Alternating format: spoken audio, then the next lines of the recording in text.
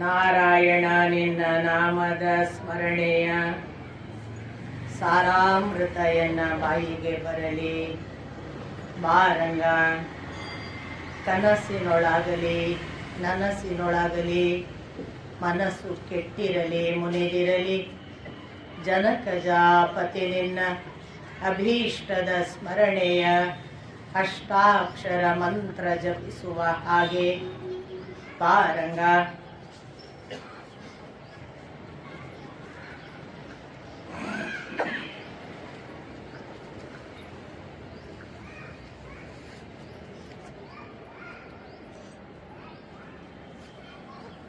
ನಾರಾಯಣಂ ನಮಸ್ಕೃತ್ಯ ನರಂ ಚೈವ ನರೋತ್ತಮಂ ದೇವೀಂ ಸರಸ್ವತೀಂ ವ್ಯಾಸಂ ತತೋ ಜಯಮುದೀರಯೇ. ಕೃಷ್ಣಂ ವಂದೇ ಜಗದ್ಗುರುಂ.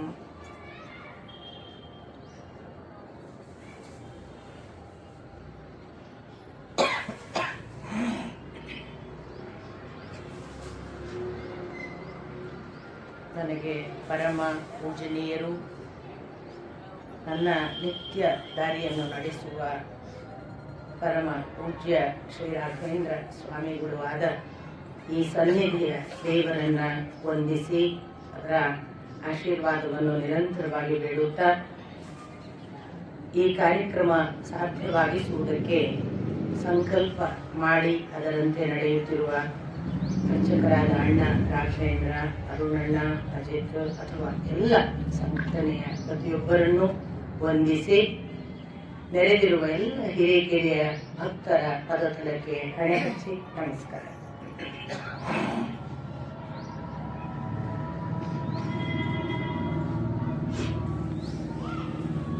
ಒಂದು ಬಹುತೇಕ ವರ್ಷದ ನಂತರ ನಾವು ಸೇರಿದ್ದೇವೆ.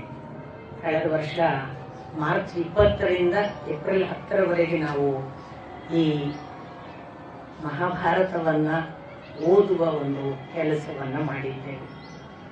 ಈ ವರ್ಷ ಮತ್ತೆ ಮಾತು ನಮ್ಮದು ಮತ್ತು ಅವರದ್ದು ಹೇಗೆ ಅಂದ್ರೆ ಮಹಾಭಾರತವನ್ನು ಸಂಪೂರ್ಣ ಸಮಗ್ರವಾಗಿ ಹೇಳುವುದು. ಪ್ರಮುಖ ಘಟ್ಟ ನಮಗೆ ಎಷ್ಟು ಕಥಾಭಾಗ ಇದೆ ಅಷ್ಟೇ ಅಲ್ಲ, ಮಹಾಭಾರತದಲ್ಲಿ ಏನಿದೆ 32 ಸಂಪುಟಗಳ ಸುಮಾರು ಒಂದೊಂದು ಪುಸ್ತಕ 500ರಿಂದ 600 ಪುಟಗಳಿದ್ದಾವೆ ಒಂದೊಂದು ಸಂಪುಟ. ಅಂತ 32 ಸಂಪುಟಗಳ ಒಂದು ಸಮಗ್ರವಾದ ಎಲ್ಲ ಪರ್ವಗಳನ್ನೂ ಹೇಳಬಹುದಾ ಅನ್ನೋ ಒಂದು ಪ್ರಯತ್ನವನ್ನ ನಾವು ಕೂಡಿ ಮಾಡುತ್ತಿದ್ದೇವೆ. ವಾಸ್ತವಿಕ ಹೀಗೆ ಒಂದು ಪ್ರಯತ್ನ ಮಾಡುವಾಗ ನನಗಿರುವಂತಹ ನಿಮ್ಮಲ್ಲಿ ಪ್ರಾರ್ಥನೆ ಏನು ಅಂದ್ರೆ, ಇದು ಯಾವುದೋ ಒಂದು ವ್ಯವಹಾರ ಅಲ್ಲ, ಇದರ ಹಿಂದೆ ಒಂದು ಸಮಗ್ರ ದಾಖಲೀಕರಣ ಆಗಲಿ. ಮಹಾಭಾರತ ಅನ್ನೋ ಒಂದು ಸಮಗ್ರವಾದ ಕಥಾಚರಿತ್ರೆಯೋ ಇತಿಹಾಸವೋ ಪ್ರತಿಯೊಬ್ಬರಿಗೂ ಬೇಕು ಅಂದಾಗ ಅದು ಜಮಖಂಡಿಯ ರಾಯರ ಮಠದ ಅನುಗ್ರಹದಿಂದ ಎಲ್ಲರಿಗೂ ಲಭ್ಯವಾಗಲಿ. ಓದಲಿಕ್ಕೆ ಸಾಧ್ಯ ಇಲ್ಲದವರಿಗೂ ಕೂಡ ಅಕ್ಷರಶಃ ಎಲ್ಲವನ್ನು ಆದಷ್ಟು ಬಿಡದೆ ಹೇಳುವ ಪ್ರಯತ್ನವನ್ನು ಮಾಡುವಂತೆ ನನಗೆ ಆ ಭಗವಂತ ಅನುಗ್ರಹಿಸಲಿ ಅಂತ ಎಲ್ಲ ಪ್ರಾರ್ಥನೆಗಳ ಜೊತೆಗೆ ನಾನು ಇದನ್ನ ನಿಮ್ಮ ಜೊತೆ ಪ್ರಾರಂಭ ಮಾಡಿ ಆ 21 ದಿನಗಳಲ್ಲಿ ನಾವು ಉದ್ಯೋಗ ಪರ್ವ ಮುಗಿಸಿ ಉದ್ಯೋಗ ಪರ್ವದ ನಂತರದ ಭೀಷ್ಮ ಪರ್ವವನ್ನ ನಾವು ನಿನ್ನೆಯ ದಿನ ಪ್ರಾರಂಭ ಮಾಡುವುದಕ್ಕೆ ಪೂರ್ವ ಪೀಠಿಕೆಯಾಗಿ 21 ದಿನ ಏನ್ ಮಾಡಿದ್ದೆವು ಅನ್ನೋದನ್ನ ಪುನರ್ ಅವಲೋಕನ ಮಾಡಿದೆವು. ನಿನ್ನೆ ದಿನ ನೀವು ಕೂಡ ಉಪಸ್ಥಿತರಿದ್ದರೆ ಕೆಲವಾರು ಜನ. ಹಾಗೆ ನಾವು 21 ದಿನದಲ್ಲಿ ಮಾಡಿದ ಪುನರವಲೋಕನಕ್ಕೆ 1-1.5 ಗಂಟೆ ಮುಗಿದು ಹೋಯಿತು ನಿನ್ನೆ. ನಾನೇನು ಸವಿಸ್ತಾರವಾಗಿ ಎಲ್ಲ ಪರ್ವಗಳಲ್ಲಿ ಏನೇನಿದೆ ಅಂತ ಏನು ವಿವರಣಾತ್ಮಕವಾಗಿ ಹೇಳಲಿಲ್ಲ. ಒಂದೊಂದು ಮುಖ್ಯಾಂಶಗಳಂತ ಹೇಳಿದ್ರೂ ಕೂಡ ಅದು 1.5 ಗಂಟೆಯಷ್ಟು ಕಾಲವನ್ನ, ಜೊತೆಗೆ ಸ್ವಲ್ಪ ಶಿವರಾತ್ರಿಯ ಕಾರಣವಾಗಿ ಶಿವನ ಪ್ರಾಮುಖ್ಯ ಏನು ಈ ಯುದ್ಧ ಪ್ರಸಂಗದಲ್ಲಿ ಅನ್ನುವುದನ್ನು ಕೂಡ ಪ್ರಾಸ್ತಾವಿಕವಾಗಿ ಹೇಳಿ ನಾನು ನಿನ್ನೆ ದಿನ ಸ್ವಲ್ಪ ನಿಮ್ಮನ್ನ ಮಹಾಭಾರತದ ಪೂರ್ವ ನೆನಪಿಗೆ ಕರೆದುಕೊಂಡು ಹೋಗಿದ್ದೆ. ನಮ್ಮ ಮಕ್ಕಳಿಗೆಲ್ಲ ಕೇಳಿದಾಗ ಹೇಳುವಾಗ ಹೌದೋದು ಇದು ಹೇಳಿದ್ರು ನೆನಪಾಗ್ತಿತ್ತೆ ಹೊರತು ನಮಗೆ ಗೊತ್ತಾಗ್ತಿರ್ಲಿಲ್ಲ ನಮಗೆ ಹೇಳಿದ್ರೆ ಅಂತ ನನ್ನ ಜೊತೆಗೆ ಬಂದ ಮಕ್ಕಳ ಅಭಿಪ್ರಾಯ. ಸಾಮಾನ್ಯವಾಗಿ ನಮಗೆ ಆ ಥರದ ಒಂದು ನೆನಪನ್ನು ಇಟ್ಟುಕೊಳ್ಳುವಂತಹ ಅನುಗ್ರಹವೂ ಕೂಡ ಭಗವಂತ ಮಾಡಲಿ ಅಂತ ನಾವು ಪ್ರಾರ್ಥಿಸಿಕೊಳ್ಳಬೇಕು. ಏಕೆಂದ್ರೆ ಓದಿ ಮುಗಿದಾಗ ಇಲ್ಲವಾದರೆ ಅದು ಮತ್ತೆ ನಮಗೆ ಕಾಡುವ ಪದಾರ್ಥ. ಓದಿದ್ದು ನಮ್ಮ ಒಳಗೆ ಉಳಿಯುವ ಹಾಗೆ ಅವನೇ ಅನುಗ್ರಹ ಮಾಡಬೇಕು. ಆ ದೃಷ್ಟಿಯಿಂದ ಅಂಥದ್ದೊಂದು ಪ್ರಾರ್ಥನೆಯನ್ನು ಕೂಡ ನಾವು ಭಕ್ತಿಯಿಂದ ಮಾಡಿಕೊಳ್ಳೋಣ. ನಮ್ಮ ಒಳಗೆ ನಾವು ಏನೇ ಓದಿದ್ರೆ ಕೇಳಿದ್ರೆ ಒಳ್ಳೆಯದನ್ನ ಗ್ರಹಿಸುವಂತೆ ಭಗವಂತ ಅನುಗ್ರಹ ಮಾಡಲಿ ಅನ್ನುವ ಪ್ರಾರ್ಥನೆಯನ್ನು ಕೂಡ ನಾನು ಈ ಸಂಜೆಯ ಹೊತ್ತಿಗೆ ಒಳಿತನ್ನು ಹೇಳಿದರೆ ದೇವತೆಗಳು ಅಸ್ತು ಅಂತಾರಂತೆ. ಅಂತಹ ದೇವತೆಗಳನ್ನೆಲ್ಲ ಪ್ರಾರ್ಥಿಸಿಕೊಂಡು ನಮ್ಮ ಒಳಗೆ ಇದು ಗಟ್ಟಿಯಾಗಿ ಉಳಿಯಲಿ, ನಮ್ಮನ್ನು ಕಾಯಲಿ. ಮತ್ತೆ ಇದನ್ನು ಉಳಿಯುವುದರಿಂದ ಏನು, ಇಂಥದೊಂದು ಮಹಾಭಾರತದಂತಹ ಕಥೆ ಆಗಿ ಹೋದ ಕಥೆ, ಅದು ಇತಿಹಾಸವೋ ಮತ್ತೊಂದು ನಮಗೇನು ಅಂತ ನಾವು ಭಾವಿಸಿದರೆ ಅದರಲ್ಲಿ ಇರುವಷ್ಟು ಧರ್ಮಶಾಸ್ತ್ರ, ನೀತಿ, ನ್ಯಾಯ, ವಿವೇಚನೆಗಳು ನಮ್ಮ ಬದುಕನ್ನು ಎಲ್ಲಿ ಕೂಡ ಅಡ್ಡದಾರಿ ಹಿಡಿಯದ ಹಾಗೆ ಖಂಡಿತಕ್ಕೂ ಕಾಯ್ತಾರೆ. ಹಾಗಾಗಿ ನಮಗೆ ಅದು ಅಂತರ್ಗತವಾದರೆ ನಮ್ಮ ಬದುಕು ಸುಗಮವಾಗ್ತದೆ, ಸುಂದರವಾಗ್ತದೆ ಅನ್ನುವ ಭಾವನೆಯಿಂದ ನಾನು ಅಂಥದ್ದೊಂದು ಪ್ರಾರ್ಥನೆಯನ್ನು ಕೂಡ ನಿಮ್ಮ ಪರವಾಗಿ ಮತ್ತು ನಮ್ಮೆಲ್ಲರ ಪರವಾಗಿ ಆ ದೇವರಿಗೆ ಅರಿಕೆ ಮಾಡಿಕೊಂಡು, ಯುದ್ಧ ಅನ್ನುವುದು ನಿಮಗೆ ಗೊತ್ತಿದೆ. ಸೇನಾಧಿಪತ್ಯಕ್ಕೆ 10 ದಿನ ಭೀಷ್ಮಾಚಾರ್ಯರು, ಮತ್ತೆ ಮುಂದಿನ 5 ದಿನಗಳ ಕಾಲ ದ್ರೋಣಾಚಾರ್ಯರು, ಆ ಬಳಿಕ ಬಂದದ್ದು 2.5 ದಿನಗಳ ಕಾಲ ಕರ್ಣ, ಒಂದು ಅರ್ಧ ದಿನ ಶಲ್ಯ, ಹೀಗೆ 18 ದಿನಗಳ ಯುದ್ಧ. ಆಯಾ ಸೇನಾಧಿಪತ್ಯದ ಕಾರಣವಾಗಿ ಪರ್ವಕ್ಕೆ ಆಯಾ ಹೆಸರು. ಅಲ್ಲಿ ಭೀಷ್ಮರು ಪ್ರಥಮ ಯುದ್ಧ ಸೇನಾಧಿಪತಿ ಆದದ್ದರಿಂದ ಭೀಷ್ಮ ಪರ್ವ ಅನ್ನೋದು ಈ ಯುದ್ಧಾರಂಭದ ಪರ್ವಕ್ಕೆ ಇರುವಂತಹ ಹೆಸರು. ಈ ಭೀಷ್ಮ ಪರ್ವದ ಆರಂಭ ಹೇಗೆ ಇದೆ ಅಂತ ಒಂದು ಕ್ಷಣ ನಾನು ನಿಮಗೆ ಗಮನಕ್ಕೆ ತಂದು ಅದರ ಮುಂದಿನ ಭಾಗಗಳನ್ನ ವಿಸ್ತರಿಸ್ತಾ ಹೋಗ್ತೇನೆ. ಈಗಾಗಲೇ ಉದ್ಯೋಗ ಪರ್ವದಲ್ಲಿ ನೀವು ಗಮನಿಸಿದ್ದೀರಿ, ಎಲ್ಲರೂ ಯುದ್ಧ ಮಾಡುವುದು ಅನ್ನುವ ನಿರ್ಣಯಕ್ಕೆ ಬರುವ ಹಾಗೆ ದುರ್ಯೋಧನಾದಿಗಳ ಒತ್ತಡವಿತ್ತು.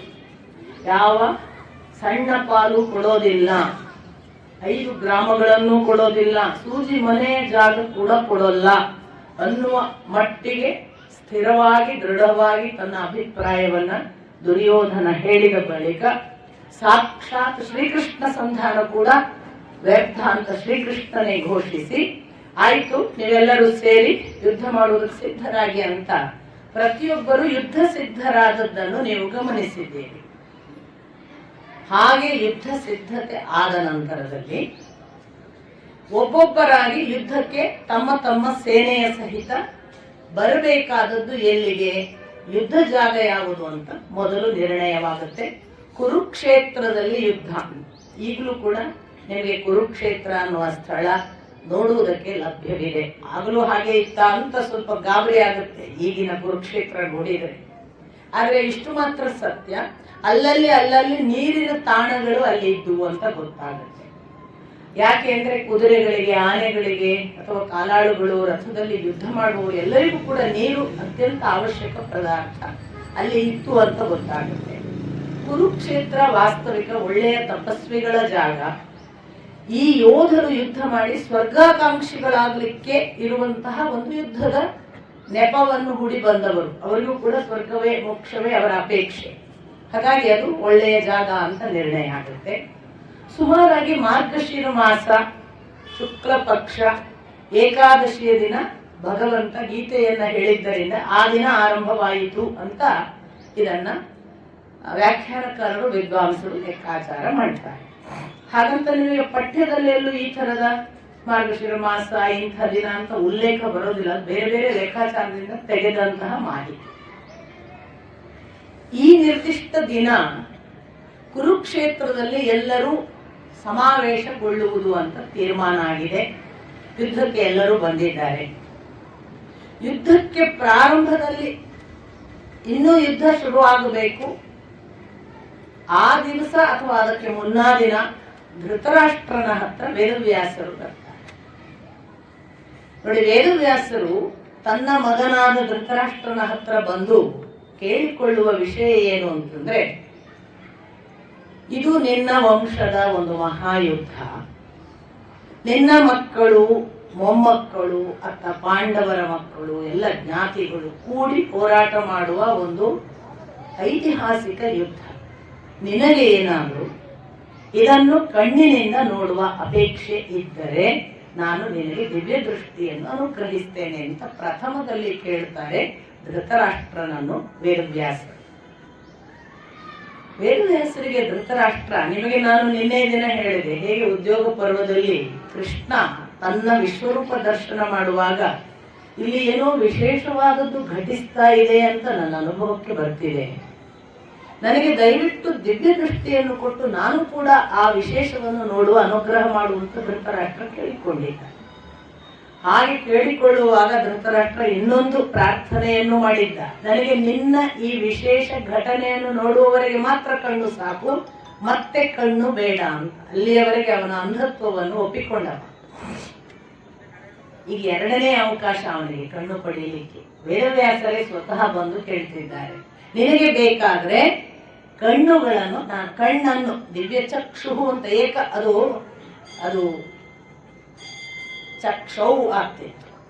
ಚಕ್ಷು ಅಂದ್ರೆ ಏಕ, ಒಂದು ಕಣ್ಣು, ದ್ವಿವಚನದಲ್ಲಿ ಹೇಳಲಿಲ್ಲ. ಅದರಿಂದ ನಿನಗೆ ದಿವ್ಯ ಚಕ್ಷುವನ್ನು ನಾನು ಕೊಡ್ತೇನೆ ಅಂತ ವೇದವ್ಯಾಸರು ಹೇಳುವಾಗ ಯಥಾ ಪ್ರಕಾರ ಧೃತರಾಷ್ಟ್ರ ಇಷ್ಟೇ ಹೇಳ್ತಾನೆ, ನನಗೆ ನನ್ನ ಕುಟುಂಬದ ಯುದ್ಧವನ್ನು ನೋಡುವ ಅಪೇಕ್ಷೆ ಇಲ್ಲ.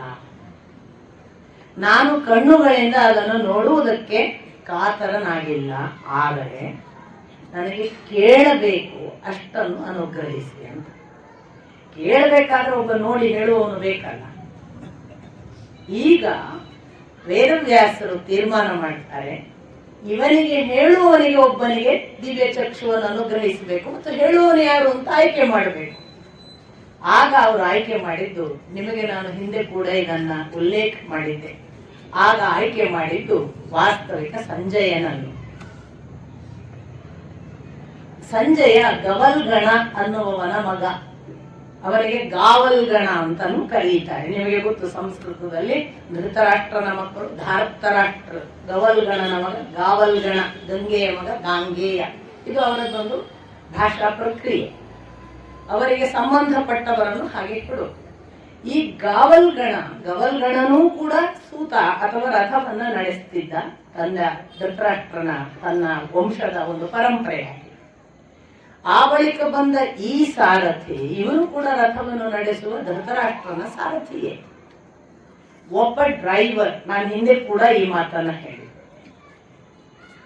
ಜಗತ್ತಿನ ಅನೇಕ ಸಂಗತಿಗಳು ಅನುಗ್ರಹ ಆದದ್ದು ಒಬ್ಬ ಡ್ರೈವರಿಗೆ, ಒಬ್ಬ ಸಾರಥಿಗೆ.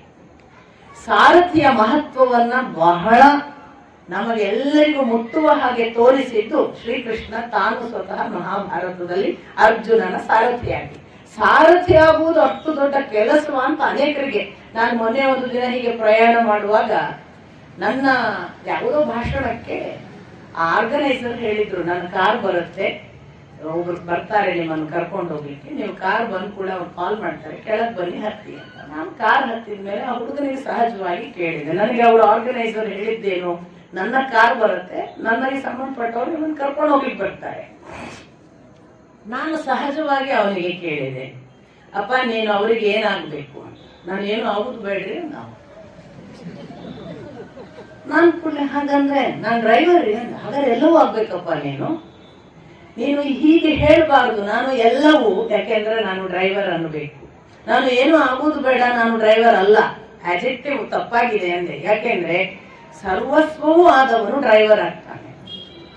ಒಬ್ಬ ಸಂಜಯ, ನಿಮಗೆ ಗೊತ್ತಿರಲಿ, ಕೃಷ್ಣ ಅವತಾರ ಸಮಾಪ್ತಿ ಮಾಡುವಾಗ, ತಾನು ಅವತಾರ ಸಮಾಪ್ತಿ ಮಾಡಿದಾಗ ಕೊನೆಯ ದರ್ಶನ ಕೊಟ್ಟದ್ದು ತನ್ನ ಸಾರಥಿ ದಾರುಕನಿಗೆ, ಬೇರೆ ಯಾರಿಗೂ ಅಲ್ಲ, ಅರ್ಜುನನನ್ನು ಕರೆದದ್ದಲ್ಲ. ಅಥವಾ ನಿಮಗೆ ಗೊತ್ತು, ಉದ್ಧವ ಬಹಳ ಭಕ್ತ, ಅವನಿಗೆ ಅವನ ಧರ್ಮ ಮತ್ತು ಅವನ ನೀತಿಗಳನ್ನು ನೋಡಿ, ಅವನ ಭಕ್ತಿಯನ್ನು ನೋಡಿ ಅವನಿಗೆ ಜ್ಞಾನಧಾರೆಯನ್ನು ಕೊಟ್ಟ. ಹೋಗು, ನಾನು ನಿನಗೆ ಜ್ಞಾನಧಾರೆಯನ್ನು ಕೊಟ್ಟಿದ್ದೇನೆ, ಬದರಿಗೆ ಹೋಗು, ನೀನಲ್ಲಿ ನನ್ನ ಈ ಭಾಗವತವನ್ನ ಉಪದೇಶ ಮಾಡಿಕೊಂಡು ಇರು. ಹಾಗಂತ ಅರ್ಜುನನಿಗೆ ದರ್ಶನವೇ ಇಲ್ಲ. ದಾರುಕನ ಹತ್ರ ಹೇಳೋದು, ನೀನು ಅರ್ಜುನನನ್ನು ಕರ್ಕೊಂಡು ಅವನಿಗೆ ಹೋಗಿ ಸುದ್ದಿ ಮುಟ್ಟಿಸಿ ನನ್ನ ವಂಶದಲ್ಲಿರುವ ಅಲ್ಲಿಯ ಹಿರಿಯರು ಮತ್ತು ಸ್ತ್ರೀಯರನ್ನು ರಕ್ಷಿಸು. ದಾರುಕನಿಗೆ ಈ ಅವತಾರ ಸಮಾಪ್ತಿ ಮಾಡುವಾಗ ತಾನು ಸಶರೀರನಾಗಿ ಸಂಪೂರ್ಣ ಕೃಷ್ಣ ತನ್ನ ಪರಂಧಾಮಕ್ಕೆ ಹೋಗುವುದರ ದರ್ಶನ ಕೊಟ್ಟ ಅಲ್ಲ, ಅದು ಕೊಟ್ಟದ್ದು ಸಾರಥಿಯಾದ ದಾರುಕನಿಗೆ.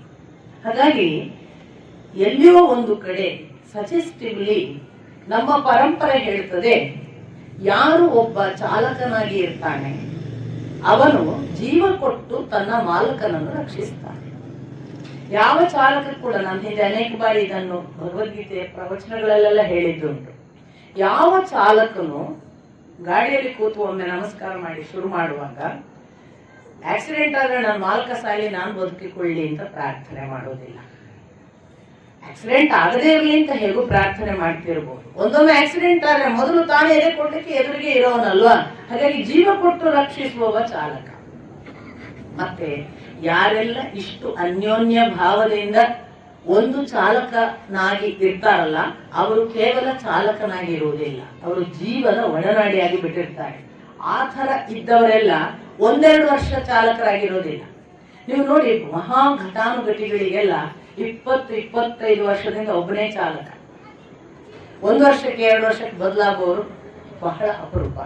ಒಳ್ಳೆ ಮ್ಯೂಚುವಲ್ ಅಂಡರ್ಸ್ಟ್ಯಾಂಡಿಂಗ್ ಬಂದವರು, ಅವರು ಪೊಲಿಟಿಷಿಯನ್ ಇರ್ಬೋದು, ನೀವು ಯಾವುದೇ VIP ಯೋಚನೆ ಮಾಡಿ, ಅವರಿಗೊಬ್ಬ ಚಾಲಕ ಖಾಯಂ ಇರ್ತಾನೆ. ಮಗನಿಗಿಂತ ಹೆಚ್ಚು ಇತ್ತೀಚಿನ ದಿನಗಳಲ್ಲಿ ನಾನು ನೋಡಿದ ಹಾಗೆ ಅನೇಕ ಜನ ಹಿರಿಯರು ಇರ್ತಾರೆ ಮನೆಯಲ್ಲಿ. ಅವ್ರ ಮಕ್ಕಳೆಲ್ಲ ಅಮೆರಿಕದಲ್ಲಿ ಮತ್ತೆಲ್ಲೋ ವಿದೇಶದಲ್ಲಿ. ನಾನು ನೋಡಿದ ಒಂದು 3 ಕಪಲ್ಗೆ ಅವ್ರಿಗೊಂದು ಕಾರ್ ಇದೆ, ಅವ್ರಿಗೊಬ್ಬ ಡ್ರೈವರ್ ಇದ್ದಾನೆ. ಅವರ ಮಗನು ಮಾಡಬಹುದಾದ ಏನೆಲ್ಲ ಕೆಲಸಗಳುಂಟು ಅದನ್ನೆಲ್ಲ ಡ್ರೈವರ್ ಮಾಡ್ತಾನೆ. ಡಾಕ್ಟರ್ ಹತ್ರ ಕರ್ಕೊಂಡು, ವೈದ್ಯಕೀಯಕ್ಕೆ, ಒಂದು ವೇಳೆ ಆಸ್ಪತ್ರೆಯಲ್ಲಿ ಯಾರೋ ರಾತ್ರಿ ಉಳಿಬೇಕಾದ್ರೆ ಡ್ರೈವರ್ ಉಳಿಯೋದು. ಇದು ಎಲ್ಲವೂ ಕೂಡ ಸಂಜಯನ, ದಾರುಕನ, ಸ್ವತಃ ಶ್ರೀಕೃಷ್ಣ ಅರ್ಜುನನನ್ನು ರಕ್ಷಿಸಿದ್ದು ನಿಮಗೆ ಗೊತ್ತು. ಯುದ್ಧ ಮುಗಿದ ಮೇಲೆ ನಿಮಗೆ ಗೊತ್ತಾಗುತ್ತೆ ಯಾವ ಮಟ್ಟಕ್ಕೆ ಕೃಷ್ಣ ಸಾರಥಿಯಾಗಿ ರಕ್ಷಿಸಿದ್ದಾನೆ. ಅಂಥ ಸಾರಥ್ಯದ ಪರಿಣಾಮ ಒಂದು ಕಡೆ ಸಂಜಯನನ್ನು ಆಯ್ಕೆ ಮಾಡಲಿಕ್ಕೆ ಕಾರಣವಾಗಿರ್ಬೇಕು ಅಂತ ನನ್ನ ಒಂದು ಊಹೆ. ಇಲ್ಲದ್ರೆ ಸಂಜಯನೇ ಯಾಕೆ? ವೇದವ್ಯಾಸರಿಗೆ ತಾನು ಸ್ವತಃ ಹೇಳಬಹುದಿತ್ತು ಧೃತರಾಷ್ಟ್ರನಿಗೆ ಯುದ್ಧ ವಿವರವನ್ನು. ಬೇಡ, ಅಲ್ಲಿ ಅನೇಕ ಜನ ವೇದವ್ಯಾಸರಿಗೆ ಗೊತ್ತಿರುವ ಋಷಿ ಮುನಿಗಳಿದ್ರು. ಅವರಿಗೆ ಈ ದಿವ್ಯ ದೃಷ್ಟಿಯನ್ನ ಕೊಡದೆಯೇ ಅವರಿಗೆ ಆ ಉದ್ಯೋಗವನ್ನ ನೇಮಿಸಬಹುದಿತ್ತು ವೇದವ್ಯಾಸರು. ಅಷ್ಟವರು ಬಲಿಷ್ಠರಿದ್ರು, ಅವರ ಮಾತು ನಡೀತಿತ್ತು. ಅಥವಾ ನಾವು ಭಾವಿಸುವ ಸೋ ಕಾಲ್ಡ್ ಬ್ರಾಹ್ಮಣ ತಪಸ್ವಿಗಳನ್ನು ಕರೆದು ಹೇಳಬಹುದಿತ್ತು, ದಿವ್ಯ ದೃಷ್ಟಿ ಕೊಡ್ತೇನೆ ಧೃತರಾಷ್ಟ್ರನಿಗೆ ಯುದ್ಧ ವಿವರ ಕೊಡು ಅಂತ. ಯಾವುದನ್ನೂ ವೇದವ್ಯಾಸರು ಮಾಡಿಲ್ಲ. ಇದೆಲ್ಲ ಸೂಚನೆಗಳಿವೆ ಇದರಲ್ಲಿ. ವೇದವ್ಯಾಸರು ಆಯ್ಕೆ ಮಾಡಿದ್ದು ನಿಷ್ಠಾವಂತ ಶ್ರದ್ಧಾವಂತ ಸೇವಕನನ್ನು. ಅವನು ಸೂತ ಅಂದಾಗ ಅದು ಶೂದ್ರ ಅನ್ನುವ ಕ್ಯಾಟಗರಿಯಲ್ಲಿ ಬರುವಂಥದ್ದು. ಶೂದ್ರ ಅನ್ನೋದಕ್ಕೆ ಶುಚಕ್ಕೆ ದ್ರವಿಸುವವ, ದುಃಖಕ್ಕೆ ಕರಗುವವ, ಹಿರಿಯರ ಸೇವೆ ಮಾಡುವವ, ಗುರು ಸೇವೆ ಮಾಡುವವ, ಈ ಒಳ್ಳೆಯ ಅರ್ಥಗಳಿವೆ. ಗುರು ಸೇವೆ, ಹಿರಿ ಸೇವೆ ಮಾಡದೇ ಇರುವವರಿಗೆ ಜೀವನದಲ್ಲಿ ಏಳಿಗೆ ಇಲ್ಲ. ಆದ್ರಿಂದ ಅದನ್ನು ಗಮನಿಸಿ. ಇಂಥ ಒಬ್ಬ ಸಂಜಯನನ್ನು ಆಯ್ಕೆ ಮಾಡುವಾಗ ಒಂದು ಕಡೆ ಅದು. ಎರಡನೇದ್ದು ನನಗೆ ಕಾಣಿಸಿದ್ದು, ಯಾಕೆ ಸಂಜಯನಿಗೆ ದಿವ್ಯ ದೃಷ್ಟಿ? ಒಂದು, ಧೃತರಾಷ್ಟ್ರನಿಗೆ ನಾನು ಯಾವಾಗಲೂ ಹೇಳೋದು, ಮಾಲಕನ ಅತ್ಯಂತ ಕಾನ್ಫಿಡೆನ್ಷಿಯಲ್ ವಿಷಯ ಡ್ರೈವರಿಗೆ ಗೊತ್ತಿರುತ್ತೆ, ಹೆಂಡತಿಗೆ ಸಹಿತ ಗೊತ್ತಿರುತ್ತೆ. ಅವನಿಗೆ ಬೇರೆ ಸಂಬಂಧಗಳಿದ್ದರೆ, ಅವನು ಗುಟ್ಟಾಗಿ ಯಾವುದರೋ ಒಂದು ವ್ಯವಹಾರದಲ್ಲಿ ತೊಡಗಿಸಿಕೊಂಡಿದ್ದರೆ, ಅವನು ಹಣವನ್ನು ಎಲ್ಲೆಲ್ಲಿ ತಾನು ಇಟ್ಟಿದ್ದಾನೆ ಅದರ ವಿವರಗಳು ಎಲ್ಲವೂ ಗೊತ್ತಿರುವುದು ಒಬ್ಬ ನಿಷ್ಠಾವಂತ ಚಾಲಕನಿಗೆ. ಹಾಗಾಗಿ ಧೃತರಾಷ್ಟ್ರನಿಗೆ ಅತ್ಯಂತ ನಿಕಟವಾದ ಒಬ್ಬ ಬೇಕು ಅನ್ನೋ ಕಾರಣಕ್ಕಾಗಿ ಸಂಜಯನನ್ನು ಆಯ್ಕೆ ಮಾಡಿರಬೇಕು ಒಂದು ಭಾಗ. ಇನ್ನೊಂದು ಯಾಕೆ ಅಂತ ನಾನು ಯೋಚನೆ ಮಾಡಿದಾಗ, ಇದರ ಪೂರ್ವದಲ್ಲೊಂದು ಘಟನೆ ನಾನು ನಿಮಗೆ ಉದ್ಯೋಗ ಪರ್ವಾದಾಗ ಹೇಳಿದ್ದೇನೆ. ತಾನು ದೂತ ವಾಕ್ಯ ತಗೊಂಡು ಸಂಜೆ ಅಲ್ಲಿ ಹೋಗಿ ಬಂದು ಧೃತರಾಷ್ಟ್ರನಿಗೆ ಹೇಳಿದ ದೂತ ವಾಕ್ಯದ ಪರಿಣಾಮ ಏನಾಯ್ತು, ಕೃಷ್ಣಾರ್ಜುನರು ತಾನು ಏನು ಹೇಳಿದಕ್ಕೆ ಏನು ಉತ್ತರ ಕೊಟ್ಟರು ಎಲ್ಲ ಹೇಳಿದ. ಎಲ್ಲ ಹೇಳಿದ್ಮೇಲೆ ಧೃತರಾಷ್ಟ್ರ ಆ ವ್ಯವಹಾರ ಭಾಗ ಮುಗಿದ ನಂತರ ಒಂದು ಪ್ರಶ್ನೆ ಕೇಳ್ತಾನೆ. ಆಗಿನ್ನು ಇವನಿಗೆ ಕೃಷ್ಣ ದರ್ಶನ ಆಗಿರುವುದಿಲ್ಲ.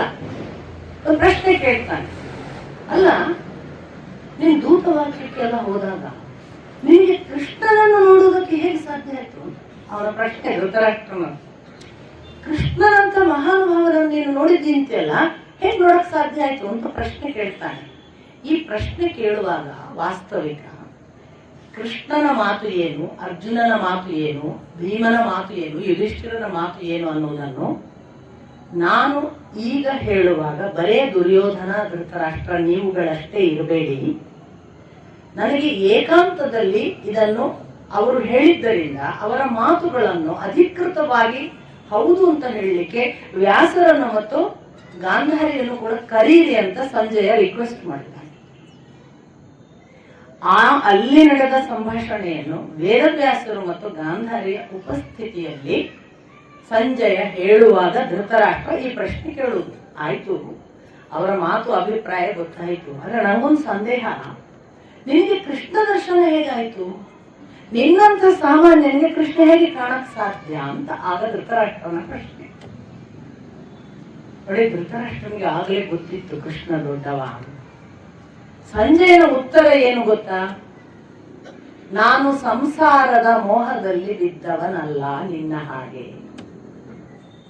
ಎಂದೂ ಕೂಡ ಸಂಸಾರಕ್ಕಾಗಿ ಮತ್ತು ಸಂಸಾರದ ಖುಷಿಗಾಗಿ ಭಗವಂತನನ್ನು ನೆನೆಯದೆ ಭಗವಂತನನ್ನು ಬದಿಗಿಟ್ಟವನಲ್ಲ. ನನಗೆ ನಿರಂತರವಾಗಿ ಈ ಸಂಸಾರದ ಆಚೆಗಿನ ಭಗವದ್ಭಕ್ತಿ ನಿರಂತರ ನನ್ನನ್ನು ಕಾಯುತ್ತಿದ್ದರಿಂದ ಬಹುಶಃ ನನಗೆ ಕೃಷ್ಣ ದರ್ಶನವಾಯಿತು. ಇದು ಸಂಜಯನ ಮಾತು. ನಾನು ಅನ್ಕೊಳ್ಳೋದು, ವೇದವ್ಯಾಸರು ಅಲ್ಲಿ ಆ ಮಾತನ್ನು ಕೇಳಿದ್ದಾರೆ, ಇವ ಕೃಷ್ಣ ಭಕ್ತ ಕೂಡ ಅಂತ. ಅವರಿಗೆ ಎರಡು ಕ್ವಾಲಿಫಿಕೇಶನ್ ಕಂಡಿದೆ ಸಂಜಯನಲ್ಲಿ. ಒಂದು ಇವನ ಕೃಷ್ಣ ಭಕ್ತಿ, ಇನ್ನೊಂದು ಧೃತರಾಷ್ಟ್ರ ಸೇವಕ. ಇಬ್ಬರು ಬೇಕು ಅವರಿಗೆ. ಯಾಕೆ? ಮಹಾಯುದ್ಧ ನಡೆಯುವಾಗ ಅದನ್ನ ಆಸ್ ಇಟ್ ಈಸ್ ವರದಿ ಮಾಡಬೇಕು. ತಾನು ಇಂಪಾರ್ಷಿಯಲ್ ಆಗಿ ವರದಿ ಮಾಡಬೇಕಾದ್ರೆ ಅವನಿಗೊಂದು ಕೃಷ್ಣ ಭಕ್ತಿಯೂ ಬೇಕು. ಕೃಷ್ಣ ಭಕ್ತಿ ಇಲ್ಲದವರು ಹೇಗೆ ವರದಿ ಮಾಡ್ತಾರೆ? ನೀವು ಪಂಪನನ್ನು ನೋಡಿ, ರನ್ನನನ್ನು ನೋಡಿ, ನಾಗಚಂದ್ರನನ್ನು ನೋಡಿ, ನಿಮಗೆ ಗೊತ್ತಾಗುತ್ತೆ.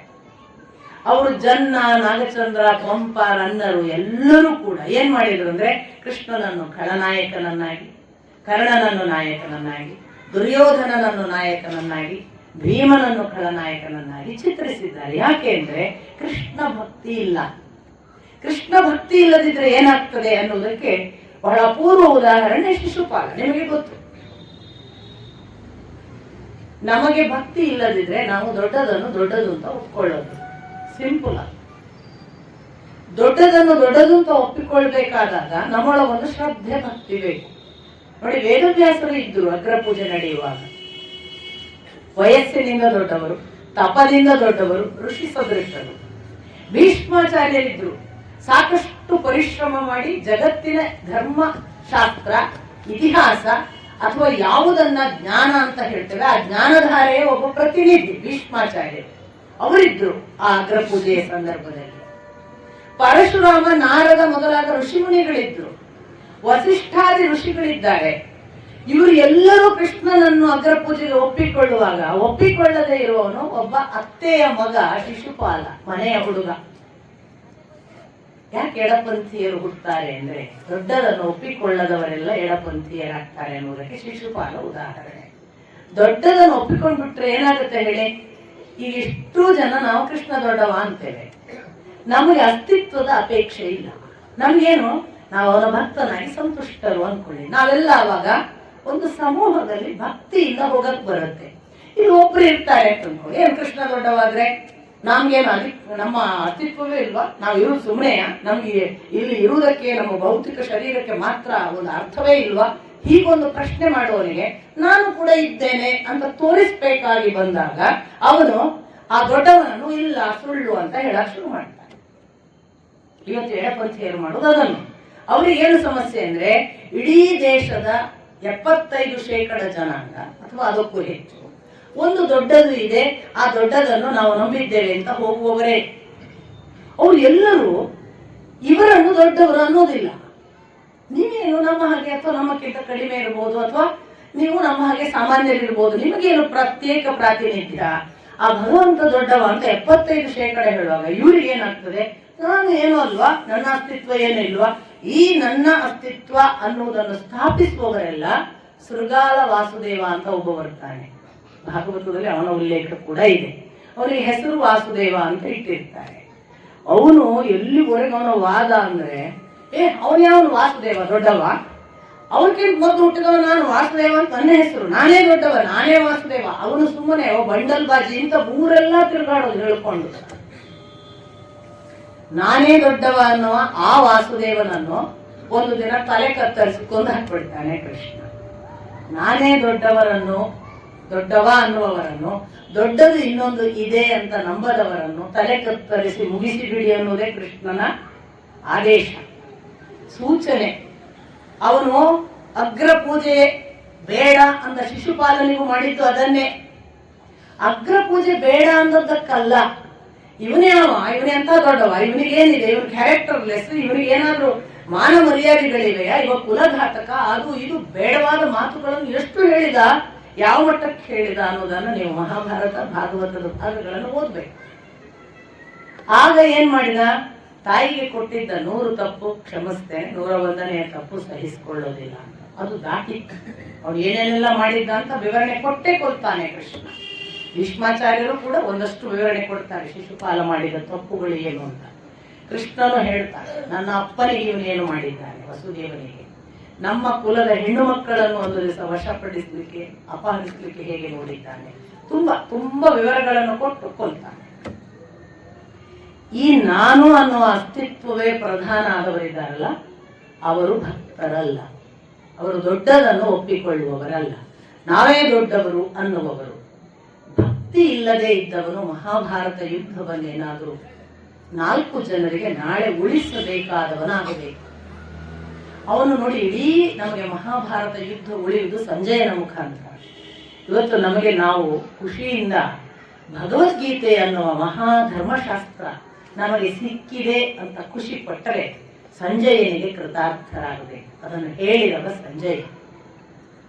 ಮತ್ತೆ ಸಂಜಯನ ಮುಖಾಂತರ ಇಡೀ ಮಹಾಭಾರತದ ಯುದ್ಧದ ದಾಖಲೀಕರಣ, ವೈಶಂಪಾಯನವರು ಜನಮೇಜಯರು ಮಾತಾಡಿದ್ದಾರೆ ಅನ್ನೋದು ಆ ನಂತರದ ವಿವರಣೆ.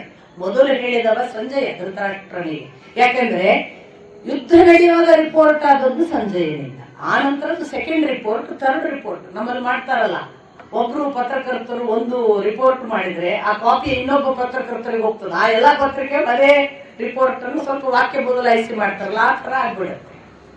ಹಾಗಾಗಿ ನಿಜವಾದ ರಿಪೋರ್ಟರ್, ಹಾಗಾಗಿ ನಾನು ಯಾವಾಗಲೂ ಭಾವಿಸುವುದು ಸಂಜಯ ಜಗತ್ತಿನ ಪ್ರಪ್ರಥಮ ರಿಪೋರ್ಟರ್. ನಾವು ನೋಡುವ ಐತಿಹಾಸಿಕ ಹಿನ್ನೆಲೆ. ಈ ರಿಪೋರ್ಟರ್ ಅನ್ನು ಆಯ್ಕೆ ಮಾಡಲಿಕ್ಕೆ ಒಂದು ಅವನ ಧೃತರಾಷ್ಟ್ರನ ನಿಷ್ಠೆ, ಎರಡನೇದು ಕೃಷ್ಣ ಭಕ್ತಿ. ಇವೆರಡನ್ನು ನೋಡಿ ಆಯ್ಕೆ ಮಾಡಿದ್ದಾನೆ. ಮೂರನೇದು ನಾನು ಈಗಾಗಲೇ ಹೇಳಿದೆ, ಅವನು ಚಾಲಕನಾಗಿರುವುದೇ ಕ್ವಾಲಿಫಿಕೇಶನ್, ರಥಕ್ಕೆ ಸಾರಥಿ ಅನ್ನೋದೇ ಕ್ವಾಲಿಫಿಕೇಶನ್. ಈ 3 ಅರ್ಹತೆಗಳ ಮೇಲೆ ವೇದವ್ಯಾಸರು ಅವನಿಗೆ ದಿವ್ಯ ದೃಷ್ಟಿಯನ್ನ ಕೊಟ್ಟರು. ದಿವ್ಯ ದೃಷ್ಟಿ ಅಂದ್ರೆ ಏನು? ದಿವ್ಯ ದೃಷ್ಟಿ ಅಂದ್ರೆ ಏನೆಲ್ಲ ಅವನಿಗೆ ಅನುಕೂಲಗಳಿದ್ದು ಅನ್ನೋದನ್ನು ಕೂಡ ವೇದವ್ಯಾಸರೇ ಧೃತರಾಷ್ಟ್ರನಿಗೆ ಹೇಳ್ತಾರೆ. ಸಂಜಯ ಇನ್ನು ಮುಂದೆ ತಾನು ಕುಳಿತಲ್ಲಿಯೇ ಯಾವುದೇ ಭಾಗದಲ್ಲಿ ಏನು ಯುದ್ಧ ನಡೀತಿದೆ ಅನ್ನುವುದನ್ನು ಯೋಚಿಸಿದರೆ ಅವನಿಗೆ ಕಾಣಿಸುತ್ತದೆ. ಅಥವಾ ಒಬ್ಬ ಯುದ್ಧದ ವೀರ ಇನ್ನೊಬ್ಬ ಯುದ್ಧದ ವೀರನ ಜೊತೆಗೆ ಮಾತನಾಡುವುದು ಅವನಿದ್ದಲ್ಲೇ ಇವನಿಗೆ ಕೇಳಿಸುತ್ತದೆ. ರಾತ್ರಿ ಹಗಲಿನಲ್ಲಿ ಶಿಬಿರದ ಒಳಗೂ ಯುದ್ಧ ರಂಗದಲ್ಲೂ ಅವರು ಏನೇ ಚರ್ಚೆ ಮಾಡಿದರೂ ಇವನಿಗೆ ಗೊತ್ತಾಗುತ್ತೆ. ಅಷ್ಟು ಮಾತ್ರ ಅಲ್ಲ, ಮನಸ್ಸಿನಲ್ಲಿ ಒಬ್ಬ ಯೋಧ ಏನನ್ನಾದರೂ ಯೋಚಿಸಿದರೆ ಅದು ಇವನಿಗೆ ಗೊತ್ತಾಗುತ್ತೆ. ನೋಡಿ ಎಷ್ಟು ವ್ಯಾಪಕವಾದ ಒಂದು ಹೊಸ ವಿಜ್ಞಾನ ಇದು. ಇವತ್ತಿಗೂ ನಮ್ಮಲ್ಲಿರೋ ಈ ವಿಜ್ಞಾನ ಒಂದಿದೆ. ಅಲ್ಲಿ ಕ್ರಿಕೆಟ್ ಆಗುತ್ತೆ, ಇಲ್ಲೊಂದು ಕ್ಯಾಮೆರಾ ಇಡ್ತೀವಿ, ರಿಪೋರ್ಟರ್ ಅದನ್ನ ರಿಪೋರ್ಟ್ ಮಾಡ್ತಾನೆ, ನಾವು ನಮ್ಮಲ್ಲಿ ಟಿವಿ ಇಟ್ಟರೆ ಕ್ರಿಕೆಟ್ ಬರುತ್ತೆ. ಒಂದು ಮಾಧ್ಯಮವಾಗಿ ತಂತ್ರಜ್ಞಾನದ ಮುಖಾಂತರ ನಮ್ಗೆ ಕ್ರಿಕೆಟ್ ಅನ್ನು ನೋಡುವ ಸೌಭಾಗ್ಯ ಈಗ ಸೈನ್ಸ್ ಕೊಟ್ಟಿದೆ ಅನ್ಕೊಳ್ಳೋಣ. ಇದು ಯಾವ ವಿಜ್ಞಾನ? ವೇದವ್ಯಾಸರು ಹೇಳುವ ಈ ವಿಜ್ಞಾನ ಬಹುಶಃ ಇವತ್ತಿನವರೆಗೆ ನಮ್ಮಲ್ಲಿ ಇನ್ನೂ ಕೂಡ ಸಾಧ್ಯ ಆಗಿಲ್ಲ ಅಂತ ಅನ್ಸುತ್ತೆ. ಒಂದು ವಿಶೇಷ ವಿಜ್ಞಾನವಂತೂ ಸತ್ಯ. ಯಾವ ಮಟ್ಟಕ್ಕೆ ಇದರ ಈ ಪಾಸಿಬಿಲಿಟಿ, ಇದು ಒಂದು ಭಾಗ ಕೇಳಲಿಕ್ಕೆ ಸಾಧ್ಯ ಆಗುವುದು, ನೋಡಕ್ ಸಾಧ್ಯ ಆಗುವುದು, ಯುದ್ಧ ನಡೆದದ್ದನ್ನು ಕಾಣುವುದು, ಅವರ ಚರ್ಚೆಗಳು ಕಿವಿಗೆ ಕೇಳುವುದು ಮತ್ತು ಅವರು ಮನಸ್ಸಿನಲ್ಲಿ ಯೋಚಿಸಿದ್ದನ್ನು ಇವನು ನೋಡಬಹುದು, ಕೇಳಬಹುದು. ಇದು ಒಂದು ಭಾಗ. ಇನ್ನೊಂದು ಭಾಗ ಏನಂದ್ರೆ, ಇವನಿಗೆ ಒಂದು ವೇಳೆ ಇವನು ಯುದ್ಧ ವಿವರವನ್ನು ಸಾಕ್ಷಾತ್ ಅಲ್ಲೇ ಹೋಗಿ ನೋಡ್ತೇನೆ ಅಂತ ಹೋದ ಅಂತ ಇಟ್ಕೊಳ್ಳಿ. ಹೋಗುವಾಗ ಇತರ ಯೋಧರು ಹೂಡಿದ ಶಸ್ತ್ರ ಅಸ್ತ್ರಗಳಿಂದ ಇವನಿಗೆ ಗಾಯ ಆಗದಂತೆ ಅನುಗ್ರಹ. ವೇದವ್ಯಾಸರು ಹೇಳ್ತಾರೆ, ಅವನಿಗೆ ಯಾವ ಶಸ್ತ್ರಾಘಾತಗಳು ಆಗುವುದಿಲ್ಲ, ಅಸ್ತ್ರಾಘಾತಗಳು ಆಗುವುದಿಲ್ಲ. ಹಾಗಾಗಿ ಸಂಜಯ ಕೊನೆಯವರೆಗೆ ಸಾಯಲ್ಲ, ಅವನು ಚಿರಂಜೀವಿ, ಸಾಯಲ್ಲ ಅಂತ ಅದು ಯುದ್ಧದಲ್ಲಿ ಸಾಯಲ್ಲ, ಆಮೇಲೆ ಚಿರಂಜೀವಿ ಅಂತಲ್ಲ, ಯುದ್ಧದಲ್ಲಿ ಸಾಯಲ್ಲ ಅನ್ನೋದನ್ನ ಆಗ್ಲೇ ವೇದವ್ಯಾಸರು ಹೇಳ್ತಾರೆ. ಇನ್ನೊಂದು ಭಾಗ ಬಹಳ ಅದ್ಭುತವಾದದ್ದಿದೆ. ಈ ಸಂಜಯನಿಗೆ ಫಾಸ್ಟ್ ಆಗಿ ಹೋಗ್ಬೇಕಪ್ಪ, ಕುರುಕ್ಷೇತ್ರ ಇಟ್ಟು ದೊಡ್ಡದಿದೆ, ನೀವು ನೋಡಿ ಬಂದ್ರೆ ಗೊತ್ತಾಗುತ್ತೆ. ಈ ತುದಿಯಿಂದ ಆ ತುದಿಯಲ್ಲಿ ಏನ್ ನಡೀತಿದೆ ನೋಡಿ ಬರ್ಬೇಕು. ಅದು ಫ್ರಾಕ್ಷನ್ ಆಫ್ ಅ ಸೆಕೆಂಡ್ ಅಲ್ಲಿ ಮುಗಿಯುತ್ತೆ. ಈಗ ಅವನು ನೋಡ್ಬೇಕು ಅಂತ ಅನ್ಕೊಳ್ಳೋದ್ರೊಳಗೆ ಅವನ ಆಕಾಶದಲ್ಲಿ ಹಾರಿ ಹೋಗಿ ನೋಡಿ ಬರಬಹುದು. ಡ್ರೋನ್ ಕ್ಯಾಮರಾ ನೋಡಿ, ಡ್ರೋನ್ ಕ್ಯಾಮರಾ ವ್ಯೂ ಅನ್ನು ಕೂಡ ಆ ಕಾಲಕ್ಕೆ ವೇದವ್ಯಾಸರು ಇವನಿಗೆ ಅನುಗ್ರಹಿಸಿದ್ದಾರೆ ಅನ್ನೋದನ್ನ, ಆಕಾಶದಲ್ಲಿ ಸಂಚರಿಸಿ ಯುದ್ಧ ವರದಿ ಮಾಡುವ ಒಂದು ಸೌಕರ್ಯವನ್ನು ಕೂಡ ಕೊಟ್ಟಿದ್ರು. ಇಷ್ಟೆಲ್ಲ ಸಂಜಯನಿಗೆ ಅನುಗ್ರಹ ಆದಾಗ ನಾನು ಯಾವಾಗಲೂ ಯೋಚನೆ ಮಾಡೋದು, ಒಂದು ವೇಳೆ ನಮ್ಮ ಪತ್ರಕರ್ತರಿಗೆ ಇಷ್ಟೆಲ್ಲ ಅನುಗ್ರಹ ಆದ್ರೆ ಕಥೆ ಏನಾದಿತ್ತು? ಅವ್ರು ಫಸ್ಟ್ ಏನ್ ಮಾಡ್ತಿದ್ರು ಅಂದ್ರೆ, ಅಪೋಸಿಟ್ ಪಾರ್ಟಿಗೆ ಹೋಗಿ ಹೇಳ್ತಿದ್ರು, ನನಗೆಲ್ಲ ಗೊತ್ತಾಗುತ್ತೆ, ನಾನು A to Z ತಿಳಿಬಲ್ಲೆ, ನನಗೆ ಇಷ್ಟು ಕೋಟಿ ಕೊಟ್ಟರೆ ನಾನು ನಿಮ್ಗೆಲ್ಲ ಹೇಳ್ತೇನೆ ಅಂತ ಮೊದಲು ಅಪೋಸಿಟ್ ಪಾರ್ಟಿಗೆ ತಾವು ಏನೆಲ್ಲ ಮಾಡಬಹುದು ಮಾಡ್ಲಿಕ್ಕೆ ಹೋಗ್ತಿದ್ರು. ಇಡೀ ಯುದ್ಧ ವಿವರದಲ್ಲಿ ಸಂಜಯ ಒಂದೇ ಒಂದು ದಿನ, ಒಂದೇ ಒಂದು ಅರೆ ಕ್ಷಣ ಅವರು ಮಾತಾಡಿದ್ದನ್ನು ಇವರಿಗೆ ಹೇಳಲ್ಲ, ಇವರ ಒಳಗೆ ನಡೆದದ್ದನ್ನು ಅವರಿಗೆ ಹೇಳಲ್ಲ. ಅಷ್ಟು ಮಾತ್ರ ಅಲ್ಲ, ಅವರಿಗೆ ಇವರಿಗೆ ನಡೆದದ್ದನ್ನು ಆಸ್ ಇಟ್ ಈಸ್ ಧೃತರಾಷ್ಟ್ರನಿಗೆ ಹೇಳ್ತಾನೆ. ಅದು ಕೂಡ ಯುದ್ಧ ಮುಗಿದ ಮೇಲೆ. ಏನು ಒಬ್ಬ ಪತ್ರಕರ್ತನಲ್ಲಿ ಇರಬೇಕಾದಂತಹ ಸಂಯಮ, ನಿಷ್ಠೆ, ಪಾರದರ್ಶಕತೆ ಮತ್ತು ಭ್ರಷ್ಟತೆಯನ್ನ ಮೀರಿದ ಒಂದು ಸ್ವಚ್ಛತೆ, ಪರಿಶುದ್ಧಿ, ಇವೆಲ್ಲವನ್ನು ಒಬ್ಬ ರಿಪೋರ್ಟರ್ ಕಲಿಬೇಕು. ನಮ್ಮ ಭಾರತೀಯ ಇತಿಹಾಸದಲ್ಲಿ ಪತ್ರಕರ್ತರು ದಿನಾಂಕವನ್ನ ಪತ್ರಕರ್ತರ ದಿನ ಅಂತ ಆಚರಿಸುವಾಗ ಸಂಜಯನ ಹೆಸರಿನಲ್ಲಿ ಆಚರಿಸಬೇಕು. ಸಂಜಯನಿಗೆ ಯಾವತ್ತು ಗೌರವಪೂರ್ವಕ ನಮಸ್ಕರಿಸಿ ನಮಗೆ ನಿನ್ನ ಸದ್ಬುದ್ಧಿ ಕೊಡು ಅಂತ ಕೇಳಿಕೊಳ್ಳಬೇಕು. ನಮ್ಮ ದೇಶ ಇವತ್ತು ಹಾಳಾಗಿರೋದು ಬಹುತೇಕ ಮಾಧ್ಯಮಗಳಿಂದ ಅಂತ ನಾವು ಒಂದು ವಾದ ಮಾಡ್ತೇವಲ್ಲ, ಈ ಮಾಧ್ಯಮಗಳು ತಮ್ಮ ಈ ನಿಷ್ಠೆಯನ್ನ ಬಿಟ್ಟುಕೊಟ್ಟದ್ದೇ ಎಲ್ಲ ದುರಂತಗಳಿಗೆ ಕಾರಣ. ನಮ್ಮ ಎಷ್ಟೋ ಯುದ್ಧ ವಿವರಗಳನ್ನು ಕೂಡ ಮಾಧ್ಯಮದವರು ಆಚೆ ದೇಶಕ್ಕೆ ಗೊತ್ತಾಗುವ ಹಾಗೆ ಮಾಡಿದ್ದು ನಿಮಗೆ ಗೊತ್ತಿಲ್ಲ. ಎಂಥ ಅಪಾಯಕಾರಿ ಸಂಗತಿಗಳನ್ನ ಮಾಧ್ಯಮಗಳವರು ಮಾಡ್ತಿದ್ದಾರೆ. ಇದೆಲ್ಲಕ್ಕೂ ಕೂಡ ಒಂದು ಚೆಕ್ ಪಾಯಿಂಟ್ ಆಗಿ ಯಾವತ್ತೂ ಕೂಡ ಒಂದು ರೋಲ್ ಮಾಡೆಲ್ ಆಗಿ ಇಟ್ಕೊಳ್ಬಹುದಾದದ್ದು ಸಂಜಯ್. ಇಂಥ ಸಂಜಯನಿಗೆ ಅನುಗ್ರಹ ಮಾಡಿ ಧೃತರಾಷ್ಟ್ರನಿಗೆ ವೇದವ್ಯಾಸರು ಹೇಳ್ತಾರೆ, ನನ್ನ ಜೀವನದಲ್ಲಿ 14ನೆಯ ದಿನ, ಚತುರ್ದಶಿಯ ದಿನ ಒಂದು ಪಕ್ಷ ಮುಗಿದದ್ದನ್ನು ನೋಡಿದ್ದೇನೆ. ಪಕ್ಷ ಕೆಲವೊಮ್ಮೆ ಚತುರ್ದಶಿಯ ದಿನವೇ ಅಮಾವಾಸ್ಯೆ ಹುಣ್ಣಿಮೆ ಬರುತ್ತೆ, ನೀವು ನೋಡಿದ್ದೀರಿ. ಕೆಲವೊಮ್ಮೆ 15 ದಿನಕ್ಕಂತೂ ಕಾನೂನು ರೀತ್ಯ ಬಂದೇ ಬರುತ್ತೆ. ಒಂದು ಪಕ್ಷ ಅಂದ್ರೆ 15 ದಿನ. ಕೆಲವೊಮ್ಮೆ 16 ದಿನಕ್ಕೆ ಬಂದದ್ದು ನೋಡಿದ್ದೇನೆ. ಇದೇ ವೇದವ್ಯಾಸರದೇ ಮಾತು. ಆದರೆ ಇನ್ನು ಮುಂದೆ ಬರಲಿರುವ ಯಾವ ಪಕ್ಷ ಇದೆ ಅದು 13ನೆಯ ದಿನಕ್ಕೆ ಬರಲಿಕ್ಕಿದೆ. ಇದು ಎಂದೂ ಕೂಡ ನಾನು ನೋಡಿಲ್ಲದಂತಹ ಒಂದು ಪ್ರಾಕೃತಿಕ ವಿಸ್ಮಯ. ಇದು ಯಾವುದು ಕೂಡ ಶುಭ ಸೂಚನೆಯಲ್ಲ. 13ನೆಯ ದಿನಕ್ಕೆ ಒಂದು ಪಕ್ಷ ಮುಗಿಯುವ ಪ್ರಥಮ ಘಟನೆ ಸಂಭವಿಸುತ್ತಿದೆ. ನನಗೆ ನನ್ನ ಕಣ್ಣು ಮುಂದೆ ಎಲ್ಲ ಉತ್ಪಾತಗಳು ಕಾಣಿಸುತ್ತಿವೆ. ಎಲ್ಲ ಗಿಡಗ, ಹದ್ದು, ಗೂಬೆ ಅಂಥ ಪಕ್ಷಿಗಳೆಲ್ಲ ಬಂದು ಬಂದು ಮರದ ಮೇಲೆ ಕೂತ್ಕೊಳ್ಳುವುದನ್ನು ನಾನು ನೋಡ್ತಿದ್ದೇನೆ. ಈ ಸೂರ್ಯನಿಗೆ ಒಂದು ಪರಿವೇಶ ಇದೆ, ಆವರಣ. ನೀವು ನೋಡಿರ್ಬೋದು, ಸೂರ್ಯನಿಗೆ ಚಂದ್ರನಿಗೆಲ್ಲ ಒಂದು ಪರಿವೇಶ ಕಾಣಿಸ್ತದೆ, ಪ್ರೌಢ, ಅದರ ಸುತ್ತ ಒಂದು ವಲಯ. ಅವರು ಹೇಳ್ತಾರೆ, ಸೂರ್ಯನಿಗೆ ಒಂದು ಪರಿವೇಶ ಕಾಣಬೇಕಿತ್ತು, ಇತ್ತೀಚೆಗೆ ನಾನು 3 ಪರಿವೇಶವನ್ನು ಕಾಣ್ತಿದ್ದೇನೆ. ಅತ್ಯಂತ ಹೊರವಲಯದಲ್ಲಿ ಬಿಳಿ ಬೆಳ್ಳಗಿನ ಪರಿವೇಶ, ಅದರ ಒಳಗಿನ ಪರಿವೇಶ ಕೆಂಪು, ತೀರ ಕೇಂದ್ರಕ್ಕೆ ಬಂದರೆ ಕಪ್ಪು. ಇದು ಕೂಡ ಒಳ್ಳೆಯ ಸೂಚನೆಯಲ್ಲ.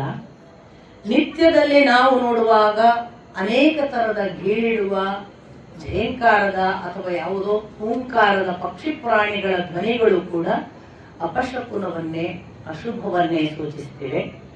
ಇಷ್ಟು ಮಾತ್ರ ಹೇಳೋದಿಲ್ಲ, ನಿನ್ನ ವಂಶದ ಅಷ್ಟೂ ಮಕ್ಕಳು ನಿನ್ನ ಮುಂದೆ ಇಲ್ಲವಾಗುವ ಎಲ್ಲ ಸಾಧ್ಯತೆಗಳಿಗೆ ನೀನು ಸಿದ್ಧನಾಗು.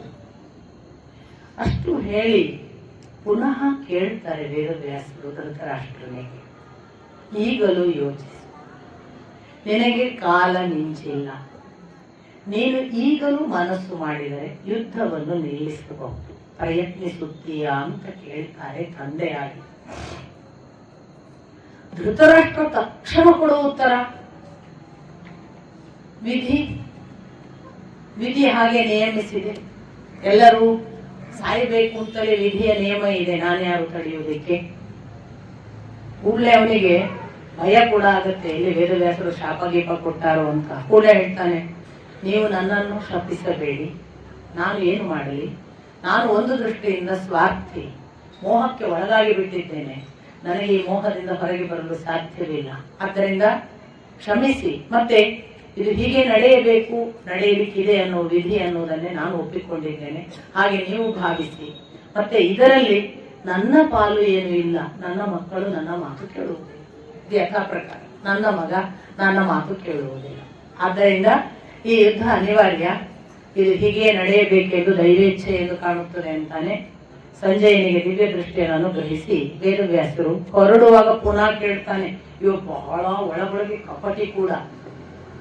ಈ ಧೃತರಾಷ್ಟ್ರ ಏನ್ ಪ್ರಶ್ನೆ ಕೇಳ್ತಾನೆ ಅಂದ್ರೆ, ಗೆಲ್ಲುವವರು ಗೆಲ್ತಾರೆ ಅಂತ ಏನಾದ್ರು ಸೂಚನೆ ಗೊತ್ತಾಗ್ತದ? ಸೋಲುವವರು ಸೋಲೋದಕ್ಕೆ ಏನಾದ್ರು ಸೂಚನೆ ಇದ್ರೆ ಹೇಳಿ ನೋಡ, ಅದು ಹೇಗೆ ಗೊತ್ತಾಗ್ತದೆ ಹೇಳಿ. ವೇದವ್ಯಾಸರು ಹೇಳ್ತಾರೆ, ಯಾರು ಮುಖದಿಂದ ಹರ್ಷಿತರಿರ್ತಾರೆ ಅವ್ರು ಗೆಲ್ತಾರೆ ಅಂತ ಖಚಿತ. ಎರಡನೇದು ಹೇಳ್ತಾರೆ, ಯಾರ ಮುಖ ಕಾಂತಿಯುತವಾಗಿರ್ತದೆ ಅವರಿಗೆ ಗೆಲುವು ನಿಶ್ಚಿತ. ಮತ್ತೆ ಒಂದು ವೇಳೆ ಈಗ ಯುದ್ಧ ಸನ್ನಿವೇಶದಲ್ಲಿ ಯುದ್ಧಾಭಿಮುಖವಾದ ಪಡೆ ಮುಂದೆ ಹೊರಟಿದೆ, ಅದಕ್ಕೆ ಸೂಚನೆ ಇದು ಗೆಲ್ತದ ಇಲ್ವಾ ಅನ್ನೋದಕ್ಕೆ. ಮುಂದಿನಿಂದ ಕಾಗೆ ಕಾ ಕಾ ಅಂತ ಕೂಗಿಕೊಂಡು ಎದುರಿಗೆ ಬಂದ್ರೆ ಹಿಂದೆ ಹೋಗಿ ನಿಮ್ ಕೆಲಸ ಆಗಲ್ಲ ಅಂತ ಅರ್ಥ. ಒಂದು ವೇಳೆ ಕಾಗೆ ಹಿಂದಿನಿಂದ ಕಾ ಕಾ ಕೂತ್ಕೊಂಡು ಬಂದ್ರೆ ಆಗತ್ತೆ, ಮುಂದೆ ಹೋಗಿ ಯಶಸ್ಸು ಗ್ಯಾರಂಟಿ ಅಂತ ಲೆಕ್ಕ. ಹೀಗೆ ಕೆಲವು ಸೂಚನೆಗಳನ್ನೆಲ್ಲ ಕೊಡ್ತಾರೆ. ನಮ್ಮ ಮಹಾಭಾರತ ಮತ್ತು ರಾಮಾಯಣ ಈ ತರದ ಅನೇಕ ಸೂಚನೆಗಳನ್ನ ಜೀವನದಲ್ಲಿ ಶುಭ ಯಾವುದು ಮತ್ತು ಅಶುಭ ಯಾವುದು ಅನ್ನೋದಕ್ಕೆ ಕೊಡುತ್ತೆ. ನಂಬುವುದು ಬಿಡುವುದು ಅವರವರಿಗೆ ಬಿಟ್ಟದ್ದು. ರಾಮಾಯಣದಲ್ಲಿ ರಾಮನಂತೂ ಎಷ್ಟು ಸೂಚನೆಗಳನ್ನ ಥ್ರೂಔಟ್ ಎಕ್ಸ್ಪ್ರೆಸ್ ಮಾಡ್ತಾನೆ. ಅದೆಲ್ಲ ಋಷಿ ಮುನಿಗಳು ನನ್ನ ಪ್ರಕಾರ ಪ್ರಕೃತಿಯನ್ನು ಭಗವಂತನ ಒಂದು ಭಾಗವಾಗಿ ನೋಡ್ತಾರೆ. ಪ್ರಕೃತಿಯ ಒಂದೊಂದು ಘಟನೆ ಒಂದೊಂದು ಸೂಚನೆ ಅಂತ ಗ್ರಹಿಸ್ತಾರೆ. ಅಗ್ನಿ ವನ ನೀವು ನೋಡಿದ್ರೆ ಖಾಂಡವ ವನ ದಹನ, ಅಗ್ನಿ ಹೇಳಿ ನಂಗೆ ಅಜೀರ್ಣ ಆಗಿದೆ ಅಂತ ಹೇಳಿ ಕೃಷ್ಣನ ಸಹಾಯ ತಗೊಂಡು ಅರ್ಜುನನ ಸಹಾಯ ತಗೊಂಡು ಸುಟ್ಟಿತು, ಕಾಳ್ಗಿಚ್ಚು ಆಯ್ತು ನೋಡಿ. ಅಲ್ಲೆಲ್ಲೋ ನಾವು ನೋಡ್ತಾ ಇದ್ದ ಹಾಗೆ ಅಮೆರಿಕಾದ ಕ್ಯಾಲಿಫೋರ್ನಿಯಾ ಸುಟ್ಟಿತು ಅಂತ ಕೂಗಾಡಿದ್ರು. ಆಸ್ಟ್ರೇಲಿಯಾದಲ್ಲಿ ಎಷ್ಟೋ ಕಾಡ್ಗಿಚ್ಚಾಗಿ ಪ್ರಾಣಿಗಳೆಲ್ಲ ಸುಟ್ಟದನ್ನು ನೋಡಿದೆವು. ನಮ್ಗೆ ಗೊತ್ತಿಲ್ಲ ಅಲ್ಲಿ ಒಂದು ಅಗ್ನಿಯ ಕಮ್ಯುನಿಕೇಶನ್ ಭಗವಂತನೊಟ್ಟಿಗೆ ಆಗಿದ ಬಿಟ್ಟಿದ ಯಾರಿಗೆ ಗೊತ್ತು. ಆದ್ರೆ ದೇವರ್ಷಿಗಳಿಗೆ ಋಷಿಗಳಿಗೆ ಗೊತ್ತಾಗ್ತದೆ, ಕಾಣ್ತದೆ. ಅದರಿಂದ ವೇದವ್ಯಾಸರು ಅಂತ ಸೂಚನೆಗಳನ್ನೆಲ್ಲ ಕೊಡ್ತಾರೆ. ಈ ಸೂಚನೆಗಳನ್ನ ಕೇಳಿಕೊಂಡನಲ್ಲ ಧೃತರಾಷ್ಟ್ರ, ಇದು ಒಂದು ಭಾಗ ನಿಮಗೆ ಗೊತ್ತಿರಲಿ. ಇದರ ನಂತರ ಇನ್ನೇನು ಹಾಗಾದ್ರೆ ಯುದ್ಧಕ್ಕೆ ಏನು ತಯಾರಿ ಆಯಿತು ಅಂತ ಕರೆಯುವ ಮೊದಲು ಸಂಜಯನನ್ನು ಕರೆದು ಸಂಜಯನ ಇನ್ನೊಂದು ಮುಖವನ್ನು ಧೃತರಾಷ್ಟ್ರ ಅನಾವರಣ ಮಾಡ್ತಾನೆ. ನಾನು ಈಗಾಗಲೇ ನಿಮಗೆ ಹೇಳಿದೆ, ಅವನು ಒಳ್ಳೆಯ ಭಕ್ತ, ಒಳ್ಳೆಯ ಸೇವಕ, ಮತ್ತು ಅವನ ಈ ಭಕ್ತಿ ಮತ್ತು ಸೇವಕ ಗುಣಕ್ಕೆ ಅವನನ್ನು ಆಯ್ಕೆ ಮಾಡಿರಬೇಕು ಅಂತ. ಇನ್ನೊಂದು ಏನು, ಅವನು ಜ್ಞಾನಿ ಅನ್ನೋದನ್ನು ಗೊತ್ತುಪಡಿಸ್ತಾರೆ ವೇದವ್ಯಾಸ. ಧೃತರಾಷ್ಟ್ರ ಈ ಯುದ್ಧ ಆಗುವುದಕ್ಕೆ ಮೊದಲು ನನಗೆ ಭೂಖಂಡ ಹೇಗಿದೆ, ಯಾವ ಯಾವ ವರ್ಷಗಳು ಇದ್ದಾವೆ, ಯಾವ ಯಾವ ಪರ್ವತಗಳಿದ್ದಾವೆ, ಏನೇನು ದ್ವೀಪಗಳಿವೆ, ಯಾವ ನದಿಗಳಿವೆ, ಇದನ್ನೆಲ್ಲ ವಿವರಿಸುತ್ತಾನೆ. ಪೂರ್ತಿ ಮಾಲ್ಯವತ್ ಪರ್ವತ ಅಥವಾ ಯಾವ್ಯಾವ ಪರ್ವತಗಳ ಹೆಸರುಗಳಲ್ಲಿ 7 ಪರ್ವತಗಳನ್ನು ಉಲ್ಲೇಖ ಮಾಡಿ ಅದರ ವಿವರಣೆ, ಯಾವ ಯಾವ ವರ್ಷಗಳಿದಾವೆ ಅದರ ವಿವರಣೆ, ಭೂಖಂಡಗಳು ಅಂತ ಹೇಳುವ ದ್ವೀಪಗಳು, ಜಂಬೂ ದ್ವೀಪದಿಂದ ತೊಡಗಿ ಎಷ್ಟು ದ್ವೀಪಗಳಿದಾವೆ ಅದರ ಲೆಕ್ಕ, ಅದರಲ್ಲಿ ಏನೇನಿದೆ, ಯಾರ್ಯಾರು ವಾಸ ಮಾಡ್ತಾರೆ, ಆ ವಾಸ ಮಾಡುವ ಜನರ ಲಕ್ಷಣಗಳೇನು, ಅಲ್ಲಿ ಆಯುಸ್ಸು ಹೇಗೆ, ಮರಗಿಡಗಳು ಹೇಗೆ, ನದಿಗಳು ಹೇಗೆ, ಇದನ್ನೇ ಸುಮಾರು 4-6 ಅಧ್ಯಾಯ ಸಂಜಯ ಧೃತರಾಷ್ಟ್ರನಿಗೆ ಹೇಳ್ತಾರೆ. ಇದು ಶ್ರೀಮದ್ ಭಾಗವತದಲ್ಲಿ ಶುಕಮುನಿಗಳು ಪರೀಕ್ಷಿತನಿಗೆ ವರ್ಣಿಸುವ ಭೂಖಂಡದ ವಿವರಣೆಯ ಹಾಗೆ ಒಬ್ಬ ಜ್ಞಾನಿಗಳು ಲೋಕಕ್ಕೆ ತಿಳಿಸುವ ಒಂದು ಇಡೀ ಜಿಯೋಗ್ರಫಿಯ ಕಲ್ಪನೆಯನ್ನು ಏಕಕಾಲಕ್ಕೆ ಖಗೋಳ ಭೂಗೋಳದ ಜೊತೆಗೆ ಇರುವಂತಹ ಪರ್ವತ ನಕ್ಷತ್ರಾದಿಗಳ ಸಂಬಂಧಗಳನ್ನೆಲ್ಲ ಹೇಳುವ ಒಬ್ಬ ಜ್ಞಾನಿಯ ವಿವರಣೆಯನ್ನು ಕೊಟ್ಟ ಹಾಗೆ ಸಂಜಯನ ವಿವರಣೆ ಇದೆ. ಎಲ್ಲ ಸಂಜಯ ಒಬ್ಬ ಜ್ಞಾನಿ ಅನ್ನೋದನ್ನು ಕೂಡ ವೇದವ್ಯಾಸರಿಗೆ ತೋರಿಸಬೇಕಿತ್ತು ಏನೋ. ಹಾಗಾಗಿ ಆ ಅಷ್ಟು ವಿವರಣೆಗಳಾಗ್ತವೆ.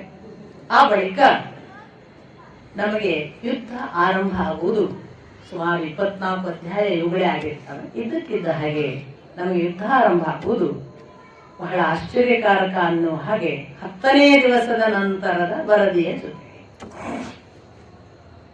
ಈ ಯುದ್ಧ ಆರಂಭ ಆಗುವುದಕ್ಕೆ ಮೊದಲು ಯುಧಿಷ್ಠಿರಾದಿಗಳು ಏನು ಮಾಡಿದರು, ನನ್ನವರು ಏನು ಮಾಡಿದರು ಅಂತ ಧೃತರಾಷ್ಟ್ರ ಹೇಳ್ತಾನೆ.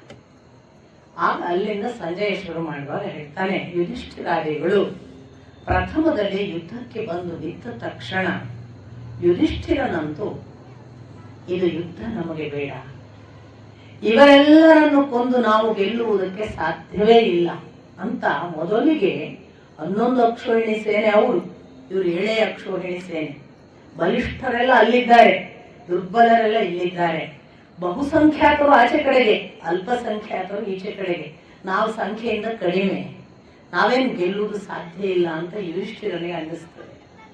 ಇದು ಪ್ರಥಮವಾಗಿ ಪಾಂಡವರ ಅಭಿಪ್ರಾಯವಾಗಿ ಯುಧಿಷ್ಠಿರ ಹೇಳಿದಂತಹ ಮಾತು. ಅವನು ಮೊದಲು ಏನ್ ಹೇಳ್ತಾನೆ ಅಂದ್ರೆ ಕೃಷ್ಣನ ಹತ್ರ, ಯುದ್ಧ ಬೇಡ ಕೃಷ್ಣ, ನಾವು ವನವಾಸಕ್ಕೆ ಹೋಗೋಣ, ನಮ್ಮ ಜ್ಞಾತಿಗಳನ್ನು ಬಂಧುಗಳನ್ನು ಕೊಂದು ಈ ರಾಜ್ಯ ಸಾಮ್ರಾಜ್ಯ ಅಂತೂ ಪಡೆಯೋದಿಲ್ಲ, ಮತ್ತೆ ಯಾವ ಕಾರಣಕ್ಕಾಗಿ ಯುದ್ಧ, ನಾವು ಮರಳಿ ನಮ್ಮ ತೀರ್ಥಯಾತ್ರೆಯನ್ನು ಮುಂದುವರಿಸೋದು ಒಳ್ಳೆಯದು ಅನ್ನುವ ಅಭಿಪ್ರಾಯವನ್ನು ವ್ಯಕ್ತಪಡಿಸ್ತಾರೆ. ಇದು ಯುಧಿಷ್ಠಿರನದ್ದು ಯಾವಾಗಲೂ ಇದ್ದದ್ದೇ ಮಾತು ಅನ್ನುವ ಹಾಗೆ ನಿಮಗೆ ಕೇಳಿಸಬಹುದು. ಆದರೆ ಯುಧಿಷ್ಠಿರ ಹಾಗೆ ಹೇಳುವಾಗ ತುಂಬಾ ಯೋಚನೆ ಮಾಡಿ ಮಾತಾಡ್ತಾನೆ. ಮೊದಲನೆಯ ಈ ಮಾತಿಗೆ ಬಹಳ ಸುಂದರವಾಗಿ ಧೈರ್ಯ ಕೊಟ್ಟವ ಅರ್ಜುನ. ಅರ್ಜುನ ಏನ್ ಹೇಳ್ತಾನೆ ಅಂದ್ರೆ, ಅಣ್ಣ ಯಾಕೆ ಹೆದರ್ತಿ, ನಿನಗೆ ಬೃಹಸ್ಪತಿಗಳು ಹೇಳಿದ ನೀತಿ ನೆನಪಿದ್ದರೆ ಯುದ್ಧದ ಗೆಲುವಿಗೆ ಬಹುಸಂಖ್ಯಾತರೋ ಅಲ್ಪಸಂಖ್ಯಾತರೋ ನಿರ್ಣಯಾತ್ಮಕ ವಿಷಯವಲ್ಲ. ಸುರ ಅಸುರರ ಯುದ್ಧಗಳಲ್ಲೆಲ್ಲ ಅಸುರರು ಬಹುಸಂಖ್ಯಾತರು, ಸುರರು ಯಾವಾಗಲೂ ಅಲ್ಪಸಂಖ್ಯಾತರು. ಆದರೆ ಎಲ್ಲ ಸಂದರ್ಭಗಳಲ್ಲೂ ಸುರರು ಗೆದ್ದಿದ್ದಾರೆ, ಅಸುರರು ಸೋತಿದ್ದಾರೆ. ಯುದ್ಧ ನಡೆದಾಗ ಅಪರೂಪಕ್ಕೆ ಅಸುರರು ಗೆದ್ದರೂ ಕೂಡ ಕಾಯಂ ಕೊನೆಯ ಗೆಲುವು ಸುರರಿಗೆ. ಇದು ಬೃಹಸ್ಪತಿಗಳು ಹೇಳುವ ನೀತಿ. ಯಾಕೆ ಗೆಲುವು, ಅವರು ಒಂದು ಕಾರಣ ಕೊಡ್ತಾರೆ. ಎಲ್ಲಿ ಧರ್ಮ, ಎಲ್ಲಿ ಸತ್ಯ, ಎಲ್ಲಿ ದಯೆ, ಇದರ ಜೊತೆಗೆ ಆ ಭಕ್ತಿ, 4 ಆ ಭಕ್ತಿಯ ಪ್ರಯತ್ನ ಸೇರಿತೋ, ಈ 4 ಗುಣಗಳಿದ್ದವರಿಗೆ ಜಯ ಎನ್ನುವುದು ಬೃಹಸ್ಪತಿಗಳು ಅಂದು ಹೇಳಿದ ಮಾತು. ಇದು ಸುರ ಅಸುರರ ಯುದ್ಧದಲ್ಲೂ ನಮ್ಮ ಯುದ್ಧದಲ್ಲೂ ನಾವು ನೆನಪಿಟ್ಟುಕೊಳ್ಳಬೇಕು. ಯಾಕೆಂದ್ರೆ ನಾವು ಸತ್ಯದ ಜೊತೆಗಿದ್ದೇವೆ, ಧರ್ಮದ ಜೊತೆಗಿದ್ದೇವೆ, ಮತ್ತು ದಯೆಯನ್ನು ಎಂದು ಬಿಟ್ಟುಕೊಟ್ಟಿಲ್ಲ, ಪುರುಷ ಪ್ರಯತ್ನ ಬಿಟ್ಟಿಲ್ಲ. ಇದು ಕಟ್ಟ ಕಡೆಯ ಪುರುಷ ಪ್ರಯತ್ನವನ್ನು ನಾವು ಬಿಟ್ಟಿಲ್ಲ. ಹಾಗಾಗಿ ನಮಗೆ ಜಯ ನಿಶ್ಚಿತ ಅಣ್ಣ. ಇಷ್ಟು ಮಾತ್ರವಲ್ಲ, ಯಾರು ಅಧರ್ಮ, ಅಸತ್ಯ, ಅನ್ಯಾಯ, ಅಹಂಕಾರದಿಂದ ಹೊರಡುತ್ತಾರೆ ಅವರಿಗೆ ಅಪಜಯ ನಿಶ್ಚಿತ ಅನ್ನೋದನ್ನು ಬೃಹಸ್ಪತಿಗಳು ಹೇಳಿದ್ದಾರೆ. ಹಾಗಾಗಿ ನಮಗೆ ಜಯ ನಿಶ್ಚಿತ, ಅವರಿಗಲ್ಲ ಅನ್ನೋದಕ್ಕೆ ಬೃಹಸ್ಪತಿಗಳ ಮಾತು ಸಾಕ್ಷಿ.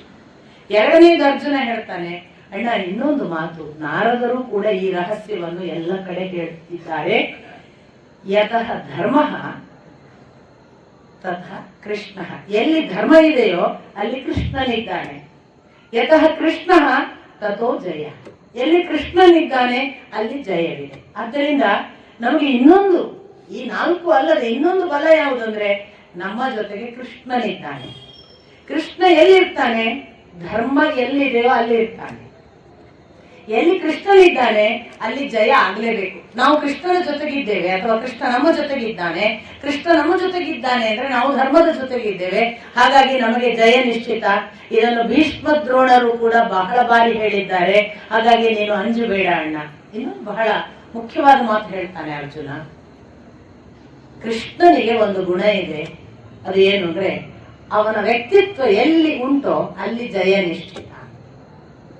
ಎರಡನೇದು, ಅವನು ಎಲ್ಲಿದ್ದಾನ ಅಲ್ಲಿ ವಿನಯ ಖಾಯಂ. ಇದೆರಡು ಕೃಷ್ಣನ ಅಂತರ್ಗತ ಗುಣಗಳು. ಅವನು ಬಂದ್ರೆ ಅಲ್ಲಿ ನಾವ್ ಹೇಳ್ತೇವಲ್ಲ, ಅವ್ರು ಬಂದ್ರೆ ಸಾಕು ಗೆದ್ಬಿಡ್ತಾರೆ. ಕೆಲವು ವ್ಯಕ್ತಿಗಳು ಇವ ಗೆಲ್ಲಿಸ್ತಾನೆ ಅಂತ ಅಂತೀವಿ ನೋಡಿ ನಾವು. ಅವ್ ಬಂದ್ರೆ ಗೆಲ್ಲಿಸ್ತಾನೆ ಅಂತ. ಅವನು ಕ್ರಿಕೆಟ್ ಆಡುವಾಗ, ಅವನು ಫುಟ್ಬಾಲ್ ಆಡುವಾಗ ಪ್ರತಿಯೊಬ್ರು ಕೂಡ ಅವನು ಗೆಲುವಿಗೆ ಒಂದು ಪ್ರತಿನಿಧಿ. ಅವನು ಬಂದ ಅಂದ್ರೆ ಗೆಲ್ತಾನೆ. ಕೃಷ್ಣನಿಗೆ ಅಂಥದೊಂದು ಗುಣ ಇತ್ತು ಅಂತ ಸ್ವಭಾವದಿಂದ. ಅವನು ಬಂದ್ರೆ ಗೆಲ್ತಾನೆ. ನಮ್ಮಲ್ಲಿ ಆ ತರದ ಛಾಪು ಮೂಡುವ ಹಾಗೆ ಪ್ರಾರ್ಥಿಸಿಕೊಳ್ಬೇಕು.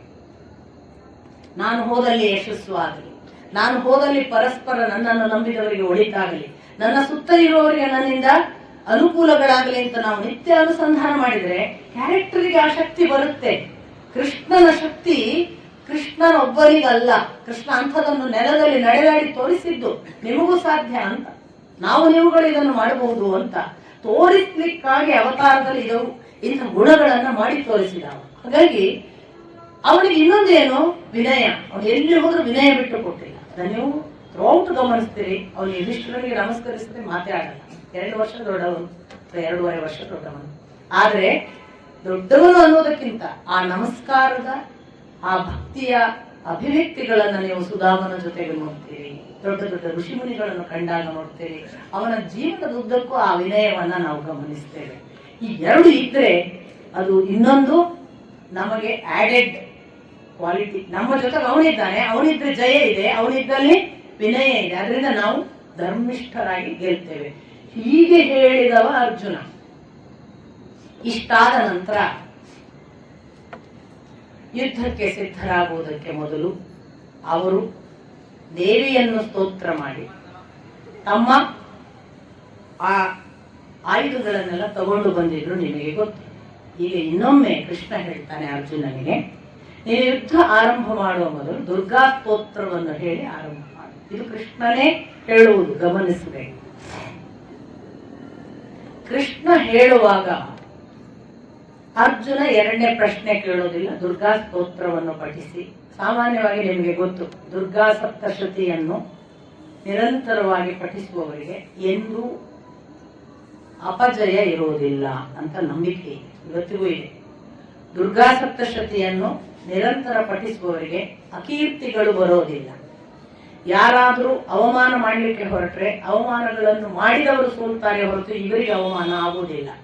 ಯಾವುದೇ ಕೇಸುಗಳು ಮತ್ತೊಂದು ಅವರ ಮೇಲೆ ಮಾಡಲಿಕ್ಕೆ ಹೋದ್ರೆ ಆ ಕೇಸುಗಳು ಸಕ್ಸಸ್ ಆಗುವುದಿಲ್ಲ, ಇವರೇ ಗೆಲ್ತಾರೆ. ಈ ತರದ ನಂಬಿಕೆಗಳನ್ನು ಇವತ್ತಿಗೂ ಕೂಡ ದುರ್ಗಾ ಸಪ್ತಶತಿಯ ಪಾರಾಯಣದಿಂದ ಆಗುತ್ತೆ ಅಂತ ಹೇಳುವ ಕ್ರಮ ಇದೆ.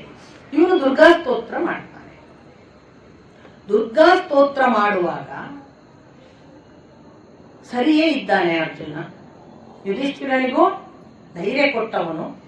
ಯುದ್ಧ ಬೇಡ ಅಂದ ಯುಧಿಷ್ಠಿರನನ್ನು ಯುದ್ಧಕ್ಕೆ ಪ್ರಚೋದಿಸುವಾಗ ಹೇಗೆ ನಮ್ಮ ಕಡೆಗೆ ಜಯ ಇದೆ ಅಂತ ಬಲಿಷ್ಠವಾಗಿ ಹೇಳಿದ ಅರ್ಜುನ, ಮುಂದೆ ಯುದ್ಧಕ್ಕೆ ಸಿದ್ಧರಾಗೋಣ ಅಂದಾಗ ಶಂಖನಾದವನ್ನ ಮಾಡುವ ಹೊತ್ತಿಗೆ ಶಂಖನಾದ ಹೇಗಿತ್ತು ಅನ್ನೋ ಒಂದು ವಿವರಣೆ ಬರುತ್ತೆ.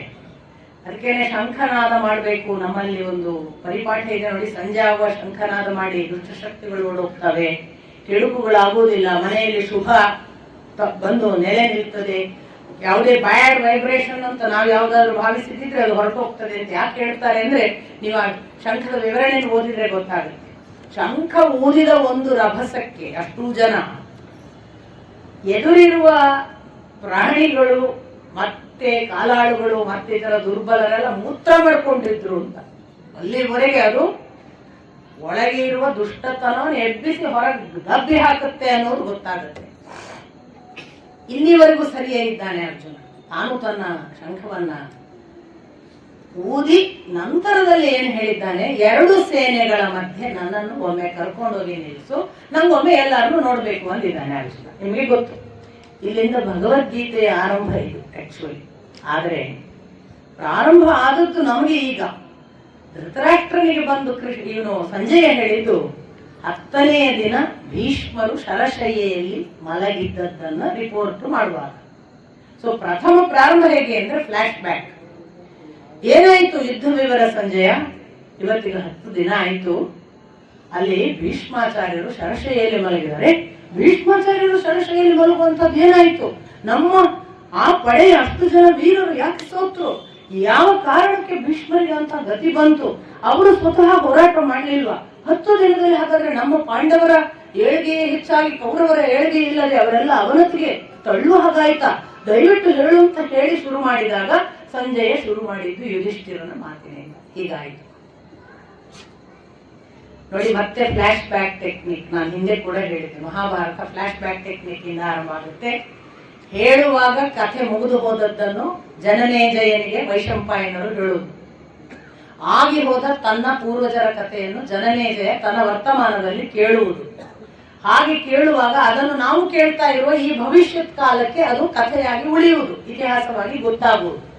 ಅಲ್ಲಿ ತ್ರಿಕಾಲ ಸಮ್ಮಿಲನ ಹೇಳಿದ್ದೆ. ಇಲ್ಲಿ ಕೂಡ ನೋಡಿ, 10 ದಿನದ ಯುದ್ಧ ಮುಗಿದ ಮೇಲೆ ಬಂದು ವರದಿ, ಭೂತಕಾಲದ ವರದಿ. ಒಂದು ಪ್ರಶ್ನೆ ಬರಲ್ವಾ? ಈ ವರದಿ ಮಾಡಿ ಆಗುವಾಗ ಪುನಃ ಎಷ್ಟೋ ಯುದ್ಧ ಆಗಿದೆ ಅಲ್ಲ, ಆದರೆ ನೀವು ಅಷ್ಟಾವಧಾನ ಇತ್ತ? ಅಷ್ಟಾವಧಾನ ಶತಾವಧಾನ ಕೆಪಾಸಿಟಿ ನಿಮಗೆ ಗೊತ್ತು. ಇಲ್ಲೇನೋ ಮಾಡ್ತಾ ಇದ್ರು, 100 ಜನ ಏಕಕಾಲದಲ್ಲಿ ಏನೇನ್ ಪ್ರಶ್ನೆಗಳು ಕೇಳಿದ್ರು ಉತ್ತರ ಕೊಡುವ ಸಾಮರ್ಥ್ಯ, 100 ಸಂಗತಿಗಳನ್ನು ಏಕಕಾಲದಲ್ಲಿ ಅವಧಾನಿಸುವ ಒಂದು ಸಾಮರ್ಥ್ಯ. ಅಂಥದ್ದೇನಾದ್ರೂ ಸಂಜಯನಿಗಿತ್ತ? ಅಥವಾ ಅವನು ಒಂದು ರಾತ್ರಿ ಬೆಳಗಾಗುವವರೆಗೆ ಏನು ವಿಶ್ರಾಂತಿ ಇರುತ್ತಲ್ಲ, 10ನೇ ದಿನ ವಿಶ್ರಾಂತಿ, 11ನೇ ದಿನದ ಯುದ್ಧ, ಅದು ಶುರುವಾಗುವ ಮೊದಲು ಹೇಳಿ ಮುಗಿಸಿದ್ದಾನ? ತುಂಬಾ ಪ್ರಶ್ನೆಗಳಿವೆ, ಗೊತ್ತಾಗಲ್ಲ ನಮಗೆ. ಬಹುತೇಕ ಹಾಗೆ ಅಂತ ಭಾವಿಸ್ಬೇಕು.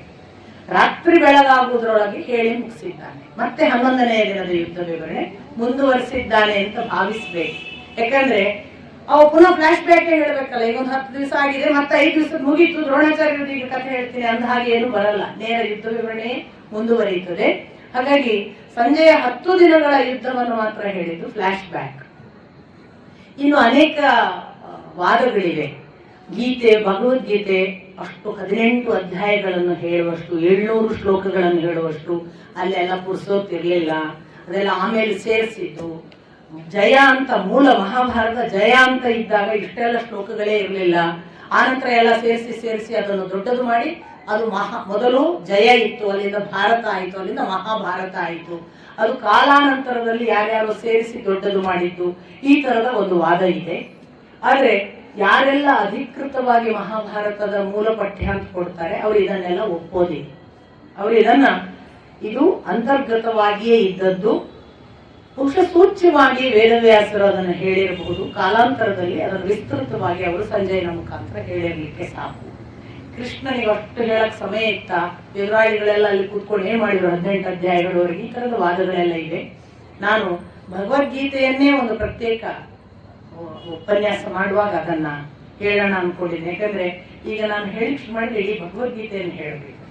ಇದು ಭಗವದ್ಗೀತೆ 10 ದಿವಸ ಆಗಿ ಹೋಗುತ್ತೆ. ನಾವು ಮಹಾಭಾರತ ಗ್ರಂಥದಲ್ಲಿ ಏನಿದೆ ಅನ್ನೋದನ್ನು ನೋಡುವ ಕಡೆಗೆ ಇದ್ದೇವೆ. ಆದ್ರಿಂದ ಮತ್ತು ಭಗವದ್ಗೀತೆಯನ್ನು ಪ್ರತ್ಯೇಕವಾಗಿ ಒಂದು ಉಪನ್ಯಾಸ ಮಾಡೋಣ ಅಂತ ಅವರು ರಾಘವೇಂದ್ರಣ್ಣ, ಅರುಣಣ್ಣ ಎಲ್ಲ ಹೇಳಿರೋದ್ರಿಂದ ನಾವು ಅದನ್ನು ಮುಂದಿನ ಭಾಗದಲ್ಲೇ ನಾನು ಆ ಚರ್ಚೆಯನ್ನ ಮಾಡ್ತೇನೆ. ಆದರೆ ಇಷ್ಟಂತೂ ಸತ್ಯ, ಗೀತೆಯ ಸಮಗ್ರ 18 ಅಧ್ಯಾಯಗಳು, 10 ದಿನದ ಯುದ್ಧ ವಿವರಗಳು ಅಷ್ಟನ್ನು ಧೃತರಾಷ್ಟ್ರನಿಗೆ ಹೇಳಿದ್ದಾನೆ ಸಂಜಯ. ಅವನು ಚಾಚು ಬಿಡದೆ ಎಲ್ಲ ಹೇಳಿದ್ದಾನೆ. ಇದನ್ನು ಕೇಳಿದ್ದಾನೆ ಧೃತರಾಷ್ಟ್ರನ ಮುಖಾಂತರ ನಮಗೆ ಕೇಳಿಸಿದ್ದಾನೆ. ಹಾಗಾಗಿ ಸಂಜಯನ ದಾಖಲಾತಿಯಲ್ಲಿ ಭಗವದ್ಗೀತೆ ಹೇಳ್ತಾನೆ, ಆಗ ಉಭಯ ಸೇನೆಯ ಮಧ್ಯೆ ನಿಂತ ಅರ್ಜುನ ಕುಸಿದದ್ದು. ಅಲ್ಲಿಯವರೆಗೆ ಅವನು ಬಲಿಷ್ಠನೇ ಇದ್ದ, ಅವನಿಗೆ ಧೈರ್ಯ ಇತ್ತು, ಅವನು ಗೆಲ್ತೇನೆ ಅಂದಿದ್ದ. ಯಾಕೆ ಕುಸಿದ? ಆಗ ಕೃಷ್ಣ ಏನು ಉಪದೇಶ ಮಾಡಿದ? ಕೃಷ್ಣನ ಉಪದೇಶದ ನಂತರ ವಿಶ್ವರೂಪ ದರ್ಶನ ಯಾಕೆ ಮಾಡಿಸಿದ ನಂತರ ಅರ್ಜುನ ಯಾಕೆ ಬದಲಾದ? ಆ ನಂತರ ಅರ್ಜುನ ಯುದ್ಧಕ್ಕೆ ಯಾಕೆ ತೊಡಗಿದ? ಅದು ಗೀತಾಭಾಗ. ಈ ಗೀತೆಯ ಮುಗಿದ ಬಳಿಕ ಗೀತೆಯನ್ನ ಯಾಕೆ ಪಠಿಸಬೇಕು, ಯಾಕೆ ಪಾರಾಯಣ ಮಾಡಬೇಕು? ಅದನ್ನು ಬರೇ ಓದುವ ಕಥೆ ಅಲ್ಲ. ಗೀತೆ ಮನನ ಮಾಡಬೇಕಾದ ಮಂತ್ರ, ಪಾರಾಯಣ ಮಾಡಬೇಕಾದಂತಹ ಒಂದು ಶ್ಲೋಕ, ಏಕಕಾಲದಲ್ಲಿ ಅತ್ಯದ್ಭುತವಾದ ಧರ್ಮಶಾಸ್ತ್ರ. ಯಾವ ಉಪನಿಷತ್ತು, ಯಾವ ವೇದ, ಯಾವುದೇ ನಿಮಗೆ ಧರ್ಮಶಾಸ್ತ್ರ ಓದ್ಲಿಕ್ಕಾಗದಿದ್ರೆ ಗೀತೆ ಒಂದು ಓದಿ ಅಂತ ಮಾತು. ಹಾಗಾಗಿ ಗೀತೆ ಅತ್ಯಂತ ಮಹತ್ವವಾದದ್ದು. ಈ ಗೀತೆಯನ್ನ ಕೃಷ್ಣ ಹೇಳಿದ ನಂತರ ಮತ್ತೊಮ್ಮೆ ಸಂಜಯನ ಮುಖಾಂತರ ವೇದವ್ಯಾಸರು ಹೇಳ್ತಾರೆ, 4 ಗಕಾರಗಳನ್ನು ಜೀವನದಲ್ಲಿ ನಿರಂತರವಾಗಿ ಅಳವಡಿಸಿಕೊಂಡವನಿಗೆ ಯಶಸ್ಸು ನಿಶ್ಚಿತ. ಒಂದು ಗೀತೆ, ಇನ್ನೊಂದು ಗಾಯತ್ರಿ, ಮತ್ತೊಂದು ಗಂಗೆ ಅನ್ನುವ ಗಂಗಾ ನದಿಯ ಸ್ಮರಣೆ, ಗೋವಿಂದ ಅನ್ನುವ ದೇವರ ನಾಮ. ಗೋವಿಂದ ಯಾಕೆ ಅಂದ್ರೆ ಈ ಗೋವುಗಳಿಗೆ ವಿಂದತಿ. ಗೋವು ಅನ್ನುವುದು ಅತ್ಯಂತ ಇನ್ನೊಬ್ಬರ ಆಸರೆಯಲ್ಲಿ ಬದುಕುವ ಪ್ರಾಣಿ, ಅದನ್ನು ರಕ್ಷಿಸಿ ಅದಕ್ಕೆ ಬಲ ಕೊಟ್ಟವ. ಆದ್ರಿಂದ ಗೋವಿಂದ ಅನ್ನೋ ಹೆಸರನ್ನ ನಾವೆಲ್ಲ ದುರ್ಬಲರು, ನಮಗೆಲ್ಲ ಬಲ ಕೊಡ್ಬೇಕು ಅಂದ್ರೆ ಗೋವಿಂದ. ಅದರಲ್ಲಿ ಈ ನಾಲ್ಕನ್ನ ನಿರಂತರವಾಗಿ ಸ್ಮರಿಸುವವನಿಗೆ ಯಶಸ್ಸು ನಿಶ್ಚಿತ ಅನ್ನುವುದು ಅವರು ಹೇಳುವಂತಹ ಮಾತು. ಇದರ ಜೊತೆಗೆ ಈ 4 ಗಕಾರಗಳಲ್ಲಿ ಗೀತಾ ಪಾರಾಯಣ, ಗೀತಾ ಮಹಿಮೆ ಎಲ್ಲವನ್ನ ಹೇಳಿದ ನಂತರ ಯುದ್ಧದ ಭಾಗಕ್ಕೆ ಬಂದಾಗ ಪ್ರಥಮ ದಿನ ಯುದ್ಧ ಏನಾಯಿತು ಅಲ್ಲಿಂದ ಆರಂಭ ಮಾಡ್ತಾನೆ. ಸೊ ಅರ್ಜುನ ಸಿದ್ಧನಾದ ನಂತರ, ಗೀತೆ ಮುಗಿದಿದೆ, ಅರ್ಜುನ ಸಿದ್ಧನಾಗಿದ್ದಾನೆ. ಯುದ್ಧಕ್ಕೆ ಪ್ರಥಮ ದಿನ ಏನಾಯಿತು? ಯುದ್ಧ ಪ್ರಥಮ ದಿನದಲ್ಲಿ ಪುನಃ ಯುಧಿಷ್ಠಿರ ನೋಡ್ತಾನೆ. ಅವನಿಗೆ ಅವರು ರಚಿಸಿದ ಸೇನಾ ವ್ಯೂಹ, ಒಂದೊಂದು ದಿನ ಒಂದೊಂದು ತರ ವ್ಯೂಹ ರಚಿಸ್ತಾರಂತೆ ಭೀಷ್ಮಾಚಾರ್ಯ. ಒಂದು ದಿನ ದೈವ ವ್ಯೂಹ, ಒಂದು ದಿನ ಮನುಷ್ಯ ವ್ಯೂಹ, ಅಂದ್ರೆ ಒಂದು ದಿನ ಧಾರ್ತರಾಷ್ಟ್ರ ಪುತ್ರ ವ್ಯೂಹ. ಅವರು ಯಾವ ಲೆವೆಲ್ ಅಲ್ಲಿ ಎಕ್ಸ್ಪೀರಿಯನ್ಸ್ಡ್ ಮತ್ತು ಎಷ್ಟು ಎಕ್ಸ್ಪರ್ಟ್ ಇದ್ರಂದ್ರೆ ಭೀಷ್ಮಾಚಾರ್ಯರು ಇರುವಾಗ ಹೇಗಪ್ಪ ಅನ್ನುವಂತೆ ಅವರ ಯುದ್ಧ ಸಾಮರ್ಥ್ಯ. ಎಲ್ಲ ವ್ಯೂಹ ರಚನೆ ಮಾಡಿ ಭೀಷ್ಮಾಚಾರ್ಯರು ಸಿದ್ಧರಾಗಿದ್ದಾರೆ. ಯುದ್ಧ ಮಾಡುವುದು ಅಂತ ಇವರೆಲ್ಲ ಸಿದ್ಧರಾಗಿದ್ದಾರೆ. ಇದ್ದಕ್ಕಿದ್ದ ಹಾಗೆ ಯುಧಿಷ್ಠಿರ ತನ್ನ ಕವಚವನ್ನ ಕಳಚಿ ಇಟ್ಟುಬಿಡ್ತಾನೆ, ಅಸ್ತ್ರಶಸ್ತ್ರಗಳನ್ನ ಅಲ್ಲೇ ಬಿಡ್ತಾನೆ, ರಥದಿಂದ ಕೆಳಕ್ಕೆ ನೆಲಕ್ಕೆ ಇಳಿತಾನೆ. ಇನ್ನೊಂದು ಗಾಬರಿ, ಇವನು ಯಾಕೆ ಹೀಗೆ ಮಾಡ್ತಾನೆ ಅಂತ ಗೊತ್ತಾಗುವುದ್ರೊಳಗಾಗಿ ಯುಧಿಷ್ಠಿರ ಹೊರಟ. ಪೂರ್ವಾಭಿಮುಖ, ಅವರ ಸೇನೆ ಪೂರ್ವಾಭಿಮುಖ, ಪಶ್ಚಿಮಾಭಿಮುಖವಾಗಿ ಕೌರವ ಸೇನೆ ಇತ್ತು ಅಂತ. ಸೊ ಪೂರ್ವಾಭಿಮುಖ ಬಂದ.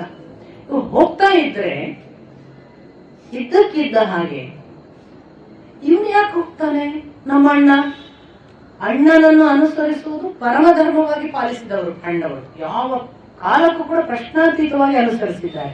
ತಕ್ಷಣ ಅರ್ಜುನ ರಥದಿಂದ ಇಳಿತಾನೆ. ಅವನು ಕೂಡ ಅಸ್ತ್ರಶಸ್ತ್ರ ಬಿಟ್ಟು, ಕೃಷ್ಣನ್ ಕೇಳುವುದಿಲ್ಲ ಕೂಡ, ಅಣ್ಣ ಇಳಿದೇನೆ ತಾನು ಇಳಿತಾನೆ, ಭೀಮಸೇನ ಇಳಿತಾನೆ, ನಕುಲ ಸಹದೇವರು ಇಳಿತಾರೆ, ಸಾಕ್ಷಾತ್ ಕೃಷ್ಣ ಕೂಡ ರಥದಿಂದ ಇಳಿದು ಯುಧಿಷ್ಠಿರನನ್ನು ಅನುಸರಿಸ್ತಾನೆ. ಅರ್ಜುನ ಕೇಳ್ತಾನೆ, ಏನಣ್ಣ ಇಷ್ಟು ಹೊತ್ತು ನಾವು ಮಾತಾಡಿ ಯುದ್ಧ ಮಾಡಬಹುದು ಅಂತ ತೀರ್ಮಾನ ಆದ ಮೇಲೆ ಯಾಕೆ ನಮಗೆ ಹೇಳದೆ ಹೀಗೆ ಏಕಾಏಕಿ ಹೊರಟಿದ್ದಿ? ಏನು ಕಥೆ? ಮಾತಾಡು. ಭೀಮ ಕೇಳ್ತಾನೆ, ಮತ್ತೆ ಯುದ್ಧ ಬಿಟ್ಟು ವನವಾಸಕ್ಕೆ ಇಚ್ಛೆಯೋ ನಿರ್ಣಯವೋ ನಮಗೂ ಹೇಳು, ಮಾತಾಡುವುದಿಲ್ಲ. ನಕುಲ ಸಹದೇವರು, ನಕುಲ ಹೇಳ್ತಾನೆ, ಅಣ್ಣ ನಾವು ನಿನ್ನನ್ನು ಅನುಸರಿಸಿ ಎಂದು ಕೂಡ ಇಲ್ಲ ಅನ್ನದೆ ಬಂದವರು, ನಮಗೆ ಹೇಳು, ನಾವು ನೀನು ಹೇಳಿದ್ದನ್ನು ಅನುಸರಿಸ್ತೇವೆ. ಸಹದೇವನು ಕೇಳ್ತಾನೆ, ಅಣ್ಣ ನಮಗೆ ನೀನು ಬಾಯಿ ಬಿಟ್ಟು ಇಂಥದ್ದು ಅಂತ ಆದೇಶ ಮಾಡು. ಯಾರಿಗೂ ಉತ್ತರ ಕೊಡೋದಿಲ್ಲ. ಯುಧಿಷ್ಠಿರ ಹೋಗ್ತಾನೆ. ಆಗ ಕೃಷ್ಣ ಹೇಳ್ತಾನೆ, ನನಗೆ ಗೊತ್ತು ಯುಧಿಷ್ಠಿರ ಯಾಕೆ ಕೆಳಗಿಳಿದಿದ್ದಾನೆ ಎಂದು. ಒಂದು ಯುದ್ಧ ಆರಂಭವಾಗುವುದು ಎಂದರೆ ಹಿರಿಯರ ಅನುಮತಿ ಆಶೀರ್ವಾದ ತೆಗೆದುಕೊಳ್ಳದೆ ಹೋದರೆ ಅವನಿಗೆ ಸೋಲು ನಿಶ್ಚಿತ. ಯುಧಿಷ್ಠಿರನಿಗೆ ಅದು ಗೊತ್ತು. ಅವನು ಹಿರಿಯರ ಅನುಮತಿ ಆಶೀರ್ವಾದ ತೆಗೆದುಕೊಳ್ಳುವುದಕ್ಕೆ ಹೋಗುತ್ತಿದ್ದಾನೆ. ನೋಡಿ ಯುಧಿಷ್ಠಿರ ಯಾವ ಧರ್ಮಿಷ್ಠ. ಅವನು ನೇರ ಹೋಗುವುದು ಭೀಷ್ಮಾಚಾರ್ಯರ ಹತ್ರ ಹೋಗ್ತಾನೆ. ಈ ಮಾತು ಹೇಳ್ತಾ ಇರುವ ಕೃಷ್ಣ ಹೇಳ್ತಾನೆ, ನನಗೆ ಯುಧಿಷ್ಠಿರನ ಈ ನಡೆ ತುಂಬಾ ಇಷ್ಟ, ನನಗೆ ತುಂಬಾ ಪ್ರೀತ್ಯಾಸ್ಪದವಾದ ವಿಷಯ. ಅವನು ಮಾಡುತ್ತಿರುವುದು ಸರಿಯಾದ ಕ್ರಮ, ನಾವೆಲ್ಲರೂ ಅವನನ್ನು ಅನುಸರಿಸೋಣ. ಹಾಗೆ ಭೀಷ್ಮಾಚಾರ್ಯರ ಹತ್ರ ಹೋಗ್ತಾನೆ. ಭೀಷ್ಮಾಚಾರ್ಯರು ತಮ್ಮ ಯುದ್ಧಕ್ಕೆ ಸಿದ್ಧರಾದ ರಥದಲ್ಲಿರುವಾಗ ಯುಧಿಷ್ಠಿರ ಹೋಗಿ ಅವರ ಪಾದಕ್ಕೆ ನಮಸ್ಕರಿಸ್ತಾರೆ. ಎಷ್ಟು ಖುಷಿ ಪಡ್ತಾರೆ ಭೀಷ್ಮಾಚಾರ್ಯರು ಅಂದ್ರೆ, ಯದ್ಯೇವಂ ನಾಭಿಗಚ್ಚೇಥ ಯುಧೇ ಮಾಂ. ಮಹಾರಾಜ, ಒಂದು ವೇಳೆ ನೀನು ಈಗ ಬಾರದೇ ಇದ್ದರೆ, ಯುದ್ಧ ಪೂರ್ವದಲ್ಲಿ ಈ ಯುದ್ಧ ಸಂದರ್ಭದಲ್ಲಿ ನೀನು ನನ್ನ ಹತ್ತಿರ ಬಾರದೇ ಇದ್ದರೆ, ಯದ್ಯೇವಂ ನಾಭಿಗಚ್ಚೇಥ ಯುಧೇ ಮಾಂ. ಏ ಮಹಾರಾಜನೇ, ನೀನು ಈ ಯುದ್ಧ ಸಂದರ್ಭದಲ್ಲಿ ಒಂದು ವೇಳೆ ಬರದೇ ಇದ್ದರೆ ಏನಾಗ್ತಿತ್ತು ಗೊತ್ತಾ? ಶಪೇಯಂ ತ್ವಾಂ ಮಹಾರಾಜ ಪರಾಭವಾಯ ಭಾರತ. ಮಹಾರಾಜ, ನೀನು ಸೋಲಲಿ ಅಂತ ನಾನು ಶಪಿಸುತ್ತಿದ್ದೆ. ನೀನು ಸೋತು ಹೋಗಲಿ ಅಂತ ನಾನು ಶಪಿಸದ ಹಾಗೆ ನೀನು ಬಂದಿದ್ದಿ, ಅದರಿಂದ ನಾನು ಸಂತುಷ್ಟನಾಗಿದ್ದೇನೆ. ನೋಡಿ, ದೊಡ್ಡವರ ಹತ್ರ ಹೋದಾಗ ಕೆಟ್ಟ ಆಶೀರ್ವಾದ ಮಾಡ್ಲಿಕ್ಕೆ ಸಾಧ್ಯವಿಲ್ಲ. ಕೆಟ್ಟ ಆಶೀರ್ವಾದ ಮಾಡೋರು ದೊಡ್ಡವರಾಗುವುದೇ ಇಲ್ಲ. ಕೆಟ್ಟ ಆಶೀರ್ವಾದ ಮಾಡೋದಿಲ್ಲ ಅಂತ ಖಚಿತ ಯುಧಿಷ್ಠಿರನಿಗೆ. ಒಳ್ಳೆ ಆಶೀರ್ವಾದ ಯುದ್ಧದಲ್ಲಿ ಏನ್ ಮಾಡ್ಬೇಕು? ನೀನು ವಿಜಯವಾಗ್ಲಿ ಅಂತ ಅನ್ಬೇಕು. ಯುಧಿಷ್ಠಿರ ಹಾಗೆಲ್ಲ ಯುದ್ಧ ಧರ್ಮವನ್ನೂ ತಿಳಿದವ, ಧರ್ಮಶಾಸ್ತ್ರವನ್ನೂ ತಿಳಿದವ, ಹಿರಿಯರಿಂದ ಏನನ್ನು ಪಡಿಬೇಕು ಅನ್ನುವುದು ಗೊತ್ತಿದ್ದವ. ಸ್ಪಷ್ಟವಾಗಿ ಹೋಗಿ ನಮಸ್ಕರಿಸಿದಾಗ ಭೀಷ್ಮಾಚಾರ್ಯರು ಹೇಳಿದ್ರು, ನಾನು ನಿನ್ನ ಜಯಕ್ಕಾಗಿ ಪ್ರಾರ್ಥಿಸುತ್ತೇನೆ, ನಿನ್ನ ಜಯಕ್ಕಾಗಿ ನಾನು ನಿತ್ಯ ಆಶೀರ್ವಾದ ಕೂಡ ಮಾಡ್ತೇನೆ. ಅಷ್ಟು ಮಾತ್ರ ಹೇಳಲಿಲ್ಲ ಭೀಷ್ಮಾಚಾರ್ಯರು. ನಾನು ನಿಜಕ್ಕೂ ನಿನ್ನ ಜೊತೆಗೆ ಯುದ್ಧ ಮಾಡು ಅನ್ನುವುದನ್ನು ಬಿಟ್ಟು ಇನ್ನೇನು ಕೇಳುತ್ತೀಯೋ ಅದನ್ನು ಕೊಡುತ್ತೇನೆ. ನಾನು ನಿನ್ನ ಜೊತೆಗೆ ಯುದ್ಧ ಮಾಡದೇ ಇರುವ ಒಂದು ಮಾತ್ರ ದೌರ್ಬಲ್ಯ ನನ್ನದು. ಆದ್ದರಿಂದ ಒಂದು ದೃಷ್ಟಿಯಿಂದ ನಾನು ನಪುಂಸಕ. ನಿನ್ನ ಜೊತೆಗೆ ಯುದ್ಧ ಮಾಡದೆ ದುರ್ಯೋಧನನ ಜೊತೆಗೆ ಯುದ್ಧ ಮಾಡುವ ಅನಿವಾರ್ಯತೆಯ ನಪುಂಸಕತ್ವದಿಂದ ನಿನಗೆ ಹೇಳುತ್ತೇನೆ. ನಿನಗೆ ನನ್ನಿಂದ ಏನಾಗಬೇಕು ಹೇಳು, ಅದನ್ನು ಆಶೀರ್ವದಿಸುತ್ತೇನೆ. ನೋಡಿ, ವಿರೋಧ ಪಕ್ಷದ ಸೇನಾಧಿಪತ್ಯ ವಹಿಸಿದ ಮಹಾ ಹಿರಿಯ ನನ್ನಿಂದ ನಿನಗೆ ಏನಾಗಬೇಕು ಹೇಳು, ಆ ವರವನ್ನು ಕೊಡುತ್ತೇನೆ. ನೀವು ಸದಾ ನನ್ನ ಹಿತೈಷಿಗಳಾಗಿ ನನ್ನ ಹಿತವನ್ನು ನನಗೆ ಅನುಗ್ರಹಿಸುವ ಹಾಗೆ ಆಗಲಿ ಅಂತ ಕೇಳಿದ ಮೇಲೂ ಕೂಡ ಅಷ್ಟು ಮಾತ್ರವಲ್ಲ, ಇನ್ನೇನಾಗಬೇಕು ಕೇಳು ಅಂತಾರೆ ಭೀಷ್ಮಾಚಾರ್ಯರು. ಯಾಕೆ ಅಂದ್ರೆ ಅವರು ಹೇಳ್ತಾರೆ, ಅರ್ಥಸ್ಯ ದಾಸೋ ಪುರುಷ ದಾಸಸ್ತು ಅರ್ಥ ನ ಕಸ್ಯಚಿತ್. ಈ ಹಣದ ದಾಸ ಈ ಮನುಷ್ಯ, ಆದರೆ ಎಂದೂ ಹಣ ಯಾರ ದಾಸನೂ ಅಲ್ಲ. ಎಂಥ ದುಃಖ ಇರ್ಬೋದು ಅವರಿಗೆ. ನಾನು ಅನ್ನದ ಋಣದ ಅವರ ಹಣ ಇದೆಯಲ್ಲ, ಇತಿ ಸತ್ಯಂ ಮಹಾರಾಜ ಅಂತಾರು. ಇತಿ ಸತ್ಯಂ ಮಹಾರಾಜ, ನಾನು ಹೇಳುವ ಮಾತು ಒಂದು ಅಕ್ಷರವೂ ಸುಳ್ಳಿಲ್ಲ, ನಾನು ಸತ್ಯವಾಗಿ ಹೇಳ್ತಿದ್ದೇನೆ. ಏನಾಗಿದೆ ಗೊತ್ತಾ ನನಗೆ? ಬಂಧೋಸ್ಮಿ, ನಾನು ಬಂಧಿತನಾಗಿದ್ದೇನೆ. ಯಾವುದರಿಂದ? ಅರ್ಥೇನ ಕೌರವ್ಯೈ, ಈ ಕೌರವರ ಹಣದ ಬಂಧನದಲ್ಲಿ ಮುಳುಗಿಬಿಟ್ಟಿದ್ದೆ.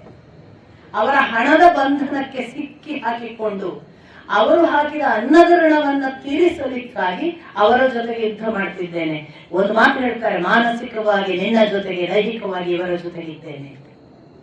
ಭೀಷ್ಮಾಚಾರ್ಯರ ಮಾತು ಅಂದ್ರೆ ಯೋಗ ಸಿದ್ಧಿಯ ಪರಾಕಾಷ್ಠೆಗೆ ಹೋದವನಿಗೆ ಮಾತ್ರ ಮನಸ್ಸು ಆಚೆ ಕಡೆಗೆ ಕೊಟ್ಟು ದೈಹಿಕವಾಗಿ ಅಷ್ಟು ಬಲಿಷ್ಠ ಯುದ್ಧ ಮಾಡಕ್ ಸಾಧ್ಯ. ನಮಗೆ ಮನಸ್ಸಿಲ್ಲಾದ್ರೆ ಬರೆಯಕ್ ಸಾಧ್ಯ ಇಲ್ಲ, ಮನಸ್ಸಿಲ್ಲಾದ್ರೆ ಓದಕ್ ಸಾಧ್ಯ ಇಲ್ಲ, ಮನಸ್ಸಿಲ್ಲದಿದ್ರೆ ಪರೀಕ್ಷೆ ಪಾಸ್ ಆಗಕ್ ಸಾಧ್ಯ ಇಲ್ಲ. ಮನಸ್ಸು ಎಲ್ಲೋ ಇಟ್ಟು ಓದಕ್ ಸಾಧ್ಯ ಆಗ್ಬೇಕು. ಮನಸ್ಸು ಎಲ್ಲೇ ಓಡಾಡಿದ್ರು ಮಾಡಬೇಕಾದ ಕೆಲಸವನ್ನು ಪರ್ಫೆಕ್ಟ್ ಮಾಡಕ್ ಸಾಧ್ಯ ಆಗ್ಬೇಕು. ಮನಸ್ಸಿನಿಂದ ಬಹಳ ಅದ್ಭುತವಾದ ಕೃಷ್ಣ ಭಕ್ತಿಯೋ, ಕೃಷ್ಣನ ಜೊತೆಗಿನ ತಾದಾತ್ಮ್ಯವೋ, ಕೃಷ್ಣನ ಪೂಜೆ ಆಗ್ತಿರಬಹುದು. ಇಲ್ಲಿ ನೀವು ಒಳ್ಳೆ ಊಟ ಹಾಕ್ತಿರಕ್ ಸಾಧ್ಯ ಆಗ್ಬೇಕು, ನಿಮ್ಗೆ ಒಳ್ಳೆ ಅಡುಗೆ ಮಾಡಿ ಬಡಸಕ್ ಸಾಧ್ಯ ಆಗ್ಬೇಕು. ಅರ್ಜುನನ ಜೊತೆಗೆ ಅಥವಾ ಯುಧಿಷ್ಠಿರನ ಜೊತೆಗೆ ಇಂಥದೊಂದು ಸಾಧ್ಯ ಅನ್ನೋದನ್ನ ಭೀಷ್ಮಾಚಾರ್ಯರು, ನಾನು ಹೀಗೆ ಇದ್ದೇನೆ, ನನ್ನ ಮನಸ್ಸು ನಿಮ್ಮ ಜೊತೆಗಿದೆ, ನಾನು ದೈಹಿಕವಾಗಿ ಇವರ ಜೊತೆಗಿದ್ದೇನೆ. ಯಾಕೆ ಅಂದ್ರೆ ನಾನು ಅರ್ಥದ ದಾಸ್ಯಕ್ಕೆ ಬಿದ್ದವ. ಅರ್ಥಸ್ಯ ದಾಸೋ ಪುರುಷ, ನಾನು ಅರ್ಥದ ದಾಸನು. ಪುರುಷನು ಅಥವಾ ಯಾವ ಮನುಷ್ಯನೇ ಇದ್ದರೂ ಕೂಡ ಅವನು ಹಣದ ದಾಸ. ಆದ್ರೆ ಆ ಹಣ ಯಾವತ್ತೂ ಕೂಡ ಯಾರ ದಾಸನಲ್ಲ. ದಾಸಸ್ತು ಅರ್ಥೋ ನ ಕಸ್ಯಚಿತ್, ಯಾವತ್ತೂ ಕೂಡ ಹಣ ಯಾರ ದಾಸನೂ ಅಲ್ಲ, ನಾವು ಹಣದ ದಾಸರು. ಹಾಗಾಗಿ ಇತಿ ಸತ್ಯಂ ಮಹಾರಾಜ, ನಾನು ಏನಾಗಿದ್ದೇನೆ ಅಂದ್ರೆ ಬಂಧೋಸ್ಮಿ. ಯಾವುದರಿಂದ? ಅರ್ಥೇನ, ಯಾರ? ಕೌರವ್ಯೈಹಿ, ಕೌರವರ ಹಣದ ದಾಸ್ಯಕ್ಕೆ, ಬಂಧನಕ್ಕೆ ಒಳಗಾಗಿ ನಾನು ಈ ಪರಿಸ್ಥಿತಿಯಲ್ಲಿ ನಿಮ್ಮ ಜೊತೆಗಿದ್ದೇನೆ. ಇಷ್ಟು ಹೇಳಿದ ಮೇಲೆ ನಿಮ್ಮ ಹಿತ ಸಾಕು, ಹಿತೈಷಿಗಳಾಗಿ ಆಶೀರ್ವಾದ ಸಾಕು ಅನ್ನೋನ ಹತ್ರ ಇನ್ನೇನಾಗಬೇಕು ಕೇಳು ಅಂದ್ರಲ್ಲ, ರಿಪೀಟ್ ಮಾಡಿದ್ರು ಭೀಷ್ಮಾಚಾರ್ಯರು. ನನಗೆ ನೀನು ಎಲ್ಲಿವರೆಗೆ ಬಂದಿದ್ದೀಯಲ್ಲ, ನನ್ನ ಬಂಧುವಾಗಿ, ನನ್ನ ಶಿಷ್ಯನಾಗಿ, ನನ್ನ ಕುಟುಂಬಸ್ಥನಾಗಿ, ಎಲ್ಲ ಕಾರಣಗಳಿಂದ ನೀನು ಪ್ರಿಯ. ನನಗೆ ನಿನಗೆ ಏನ್ ಕೊಡಬೇಕು ಅಂತ ನೀನು ಹೇಳು, ನಾನು ಕೊಡ್ತೇನೆ. ಬಹಳ ಸ್ಪಷ್ಟವಾಗಿ ಯುಧಿಷ್ಠಿರ ಹೇಳ್ತಾನೆ, ನೀವು ಇರುವವರೆಗೆ ನಾವು ಗೆಲ್ಲಲು ಸಾಧ್ಯವಿಲ್ಲ. ನೀವು ಬದುಕಿದ್ದೀರಿ ಅಂದರೆ ಅಲ್ಲಿಯವರೆಗೆ ನಾವು ಸೋತಿದ್ದೇವೆ ಎಂದು ಅರ್ಥ. ಹಾಗಾಗಿ ದಯವಿಟ್ಟು ನಿಮ್ಮನ್ನು ಹೇಗೆ ವಧೆ ಮಾಡುವುದು ಹೇಳಿಕೊಡಿ ಅಂತ. ಅವರು ರಿಪೀಟ್ ಕೇಳಿದ್ದಕ್ಕೆ ಈ ಪ್ರಶ್ನೆಗೆ ಭೀಷ್ಮಾಚಾರ್ಯರದ್ದು ಎಷ್ಟು ಒಳ್ಳೆಯ ಉತ್ತರ ಅಂದ್ರೆ, ನನ್ನ ಮರಣದ ಕಾಲ ಇನ್ನು ಸನ್ನಿಹಿತವಾಗಿಲ್ಲ, ನಾನು ಮಾಡಬೇಕಾದ ಯುದ್ಧ ಕರ್ತವ್ಯವು ಇನ್ನು ಕೆಲ ದಿನಗಳ ಕಾಲ ಇದೆ, ನೀನು ಇನ್ನೊಮ್ಮೆ ಬಾ, ಹಾಗೆ ಹೇಳು. ಆಶೀರ್ವಾದ ತಗೊಂಡು ಮುಂದೆ ದ್ರೋಣಾಚಾರ್ಯರ ಹತ್ರ ಹೋಗ್ತಾನೆ. ದ್ರೋಣಾಚಾರ್ಯರ ಹತ್ರವು ಯಥಾರ್ಥ ಸಂಭಾಷಣೆ. ಅವರು ಅದನ್ನೇ ಹೇಳೋದು, ನಾನು ನಿನ್ನನ್ನು ಶಪಿಸುತ್ತಿದ್ದೆ, ನೀನು ಬಾರದೇ ಇದ್ದರೆ ನಿನ್ನನ್ನು ಶಪಿಸುತ್ತಿದ್ದೆ, ನೀನು ಬಂದಿದ್ದರಿಂದ ನಾನು ತುಂಬಾ ಸಂತುಷ್ಟನಾಗಿದ್ದೇನೆ, ನೀನು ಇಲ್ಲಿಗೆ ಬಾರದೇ ಇದ್ದು ಶಪಿಸುವ ಬದಲು ನಿನ್ನ ಹಿತೈಷಿಯಾಗಿ ನಿನ್ನನ್ನು ಆಶೀರ್ವಾದ ಮಾಡ್ತೇನೆ, ನಾನು ಮಾನಸಿಕವಾಗಿ ನಿನ್ನ ಜೊತೆಗಿದ್ದೇನೆ, ಯುದ್ಧ ಭೂಮಿಯಲ್ಲಿ ಅನಿವಾರ್ಯವಾಗಿ ಅನ್ನದ ಋಣಕ್ಕೆ ನಾನು ದಾಸ್ಯ, ಆ ಹಣದ ದಾಸ್ಯಕ್ಕೆ ಬಿದ್ದು ಈ ದುರ್ಯೋಧನನ ಜೊತೆಗಿದ್ದೇನೆ. ಯಥಾವಾಕ್ಯಗಳು ಎಲ್ಲವೂ ಕೂಡ, ಸಂಸ್ಕೃತ ಶ್ಲೋಕಗಳು ಕೂಡ ಯಥಾವಾಕ್ಯ. ಅರ್ಜುನ ಅಥವಾ ಸಂಜಯ್ ಅದನ್ನೇ ಹಾಗೆ ಹೇಳ್ತಾನೆ ಧೃತರಾಷ್ಟ್ರನಿಗೆ. ದ್ರೋಣಾಚಾರ್ಯರು ಯಥಾ ಪ್ರಕಾರ ಮತ್ತು ಅದನ್ನೇ ಕೇಳ್ತಾರೆ, ನಾನು ನಿನಗಾಗಿ ಯುದ್ಧವನ್ನು ಮಾಡುವುದು ಬಿಟ್ಟು, ಯಾಕೆ ಯುದ್ಧ ಇವರೊಟ್ಟಿಗೆ ಮಾಡಬೇಕು, ಇನ್ನೇನು ಮಾಡಲಿ ಹೇಳು. ಅವನು ಅದನ್ನೇ ಕೇಳ್ತಾನೆ, ನನಗೆ ಹಿತೈಷಿಗಳಾಗಿ ಆಶೀರ್ವಾದ ಮಾಡಿ ನನ್ನ ಹಿತವನ್ನು ನೀವು ಬಯಸಿ, ನಿತ್ಯ ಬೆಳಿಗ್ಗೆ ನಿನ್ನ ಜಯಕ್ಕಾಗಿ ಪ್ರಾರ್ಥಿಸುತ್ತೇನೆ ಅಂತಾರೆ ದ್ರೋಣಾಚಾರ್ಯರು. ನಿತ್ಯ ಬೆಳಿಗ್ಗೆ. ಆಮೇಲೆ ಎರಡನೇ ಮಾತು ಅವನು ಪುನಃ ಕೇಳ್ತಾರೆ ದ್ರೋಣಾಚಾರ್ಯರು, ಅದಾಯ್ತು, ನಾನು ಸದಾ ನಿನ್ನ ಯಶಸ್ಸನ್ನು ನಿನ್ನ ಜಯವನ್ನೇ ಆಶೀರ್ವಾದ ಮಾಡಿದ್ದೇನೆ ಮತ್ತು ಪ್ರಾರ್ಥಿಸ್ತೇನೆ, ಇನ್ನೇನಾಗಬೇಕು ಹೇಳು. ಆಗ ಅವರ ಬಳಿಯೂ ಅದನ್ನೇ ಕೇಳ್ತಾರೆ, ನೀವು ಇರುವವರೆಗೆ ನಾವು ಗೆಲ್ಲುವುದು ಸಾಧ್ಯವಿಲ್ಲ, ನೀವು ಗೆಲ್ಲುವುದಕ್ಕೆ ಮತ್ತು ನೀವು ಇರುವವರೆಗೆ ಯಶಸ್ಸು ಸಾಧ್ಯವಾಗುವುದಕ್ಕೆ ನೀವು ಕಾರಣರೇ ಆಗಿಬಿಡ್ತೀರಿ. ನೀವು ಇಲ್ಲದೆ ಹೋಗಬೇಕಾದ್ರೆ, ನಿಮ್ಮನ್ನು ವಧೆ ಮಾಡಬೇಕಾದ್ರೆ ಹೇಗೆ ವಧೆ ಮಾಡಬೇಕು ನನಗೆ ದಯವಿಟ್ಟು ಹೇಳಿ ಅಂತ ಯುಧಿಷ್ಠಿರ ಕೇಳ್ಕೊಳ್ತಾರೆ. ಯುಧಿಷ್ಠಿರನಿಗೆ ಬಹಳ ಪ್ರಾಮಾಣಿಕವಾಗಿ ದ್ರೋಣಾಚಾರ್ಯರು ಹೇಳ್ತಾರೆ, ನನ್ನನ್ನು ನಾನು ಶಸ್ತ್ರಾಸ್ತ್ರ ಹಿಡಿದಿರುವವರೆಗೆ ಯಾರು ಬಂದರೂ ಗೆಲ್ಲಲು ಸಾಧ್ಯವಿಲ್ಲ. ಇದನ್ನು ಭೀಷ್ಮಾಚಾರ್ಯರು ಹೇಳ್ತಾರೆ, ನನ್ನನ್ನು ಸಾಕ್ಷಾತ್ ಇಂದ್ರನು ದೇವತೆಗಳ ಜೊತೆಗೆ ಬಂದು ಹೋರಾಟ ಮಾಡಿದರೂ ಗೆಲ್ಲಲು ಸಾಧ್ಯವಿಲ್ಲ. ಪರಶುರಾಮನೇ ಸೋತದ್ದು ನಿಮಗೆ ಗೊತ್ತು. ಆದ್ದರಿಂದ ನಾನು ಯುದ್ಧದಲ್ಲಿ ಸಿದ್ಧನಾಗಿರುವವರೆಗೆ ನನ್ನನ್ನು ನೀವು ಗೆಲ್ಲಲು ಸಾಧ್ಯವಿಲ್ಲ. ಮತ್ತೆ ಒಂದೇ ಸಾಧ್ಯತೆ, ನಾನು ಶಸ್ತ್ರಾಸ್ತ್ರ ಕೆಳಗಿಟ್ಟು ಪ್ರಾಯೋಪವೇಶಕ್ಕೆ ಸಿದ್ಧನಾಗಬೇಕು. ಅಂದ್ರೆ ಪ್ರಾಣ ಬಿಡೋದಕ್ಕೆ ಪ್ರಾಯೋಪವೇಶ ಸಿದ್ಧನಾಗಬೇಕು. ಸಮಾಧಿಸ್ಥ ಅವಸ್ಥೆಯಲ್ಲಿ ನನ್ನ ಚೇತನ ನನ್ನ ದೇಹದಿಂದ ಹೊರಗೆ ಹೋಗಿ ನಾನು ಅಚೇತನನಾಗಬೇಕು. ಆಗ ಮಾತ್ರ ನೀವು ನನ್ನನ್ನು ವಧೆ ಮಾಡಬಹುದು ಸೂಚನೆ ಕೊಟ್ಟು. ಇವು ಪುನಃ ಕೇಳ್ತಾನೆ, ನೀವು ಅಚೇತನರಾಗಿ ಸಮಾಧಿಸ್ಥರಾಗುವುದು ಯಾವಾಗ? ಅದಕ್ಕೆ ದ್ರೋಣಾಚಾರ್ಯರು ಹೇಳ್ತಾರೆ, ನನಗೆ ತುಂಬಾ ನಂಬಿಕೆ ಇರುವ ವ್ಯಕ್ತಿಯೊಬ್ಬ ಅಪ್ರಿಯವಾದ ಸತ್ಯವನ್ನು ಹೇಳಿದರೆ ನಾನು ಅಂದು ಪ್ರಾಯೋಪವೇಶ ಮಾಡುತ್ತೇನೆ, ಸಮಾಧಿಸ್ಥನಾಗುತ್ತೇನೆ, ಚೇತನ ನನ್ನ ದೇಹದಿಂದ ಹೊರಗೆ ಹೊರಟು ಹೋಗುತ್ತದೆ, ಅಂದು ನೀವು ನನ್ನನ್ನು ಕೊಲ್ಲಬಹುದು. ನೋಡಿ, ಅಪ್ರೂವಲ್ ಈಗಲೇ ತಗೊಂಡಿದ್ದಾರೆ ಅಲ್ಲಿ ಕೊಲ್ಲಕ್ಕೆ. ತುಂಬಾ ಲಾಜಿಕಲ್ ಆದ ಒಂದು ಅದ್ಭುತವಾದ ಪ್ರಸ್ತುತಿ. ವೇದವ್ಯಾಸರು ಎಲ್ಲಿ ಕೂಡ ಇಲ್ಲಾಜಿಕಲ್ ಆದ ಒಂದೇ ಒಂದು ಘಟನೆ ಇಲ್ಲ ಮಹಾಭಾರತ. ಯಾಕೆಂದ್ರೆ ಎಲ್ಲರೂ ಧರ್ಮಶಾಸ್ತ್ರ ಬಲ್ಲವರು, ಯಾರು ಮೋಸ ಮಾಡಕ್ ಸಾಧ್ಯ ಇಲ್ಲ. ದ್ರೋಣಾಚಾರ್ಯರು ಧರ್ಮಶಾಸ್ತ್ರ ಬಲ್ಲವರು, ಭೀಷ್ಮಾಚಾರ್ಯರು ಧರ್ಮಶಾಸ್ತ್ರ ಬಲ್ಲವರು. ಹೀಗಾಗಿ ಎಷ್ಟು ಸ್ಪಷ್ಟ ನಿರ್ದೇಶ ಕೊಟ್ಟರು. ಈ ಆದೇಶವನ್ನ ತೆಗೆದುಕೊಂಡು ಸ್ವೀಕರಿಸಿ ನಮಸ್ಕರಿಸಿದ ನಂತರ ಮತ್ತೆ ಯುಧಿಷ್ಠಿರ ಹೋದದ್ದು ಕೃಪಾಚಾರ್ಯರ ಹತ್ರ. ಕೃಪಾಚಾರ್ಯರಿಗೂ ನಮಸ್ಕಾರ ಮಾಡಿದಾಗ ಯಥಾ ಪ್ರಕಾರ ಸಂಭಾಷಣೆ, ನಾವು ಅನ್ನದ ರಣದಲ್ಲಿದ್ದೇವೆ, ನೀನು ಬಾರದಿದ್ದರೆ ಶಪಿಸ್ತಿದ್ದೆ, ನಾನು ನಿನಗಾಗಿ ಯುದ್ಧವನ್ನು ಬಿಟ್ಟು ಇನ್ನೇನನ್ನು ಮಾಡಬಲ್ಲೆ, ನಪುಂಸಕನಾಗಿದ್ದೇನೆ, ಅರ್ಥದಾಸ್ಯದಿಂದ ಹೀಗಾಗಿದ್ದೇನೆ, ಎಲ್ಲ ಆಯ್ತು, ಈಗ ನಿನಗಾಗಿ ಏನು ಮಾಡಲಿ ಹೇಳು. ನೋಡಿ, ಯುಧಿಷ್ಠಿರನಿಗೂ ಕೂಡ ವಿಷನ್ ಇತ್ತು ನಾಳೆಯ ಬಗ್ಗೆ. ಯುಧಿಷ್ಠಿರ ಅವರ ಮುಖ ಮಾತ್ರ ನೋಡ್ತಾನೆ, ಏನು ಕೇಳಲ್ಲ. ಕೃಪಾಚಾರ್ಯರು ಗ್ರಹಿಸ್ತಾರೆ. ಕೃಪಾಚಾರ್ಯರು ಗ್ರಹಿಸಿ ಹೇಳ್ತಾರೆ, ಅಂದ್ರೆ ಇವನು ಅವರದ್ದು ಮರಣ ಹೇಗೆ ಅಂತ ಕೇಳಲ್ಲ, ಯಾಕಂದ್ರೆ ಅವನಿಗೆ ಗೊತ್ತು ಅವ್ರು ಸಾಯಲ್ಲ ಅಂತ. ಯುಧಿಷ್ಠಿರನಿಗೆ ಅವನಿಗೂ ದಿವ್ಯ ದರ್ಶನ ಉಂಟು, ಎಷ್ಟೋ ಸಂಗತಿಗಳೆಲ್ಲ ಅದು ಗೊತ್ತಾಗುತ್ತೆ ನಿಮಗೆ.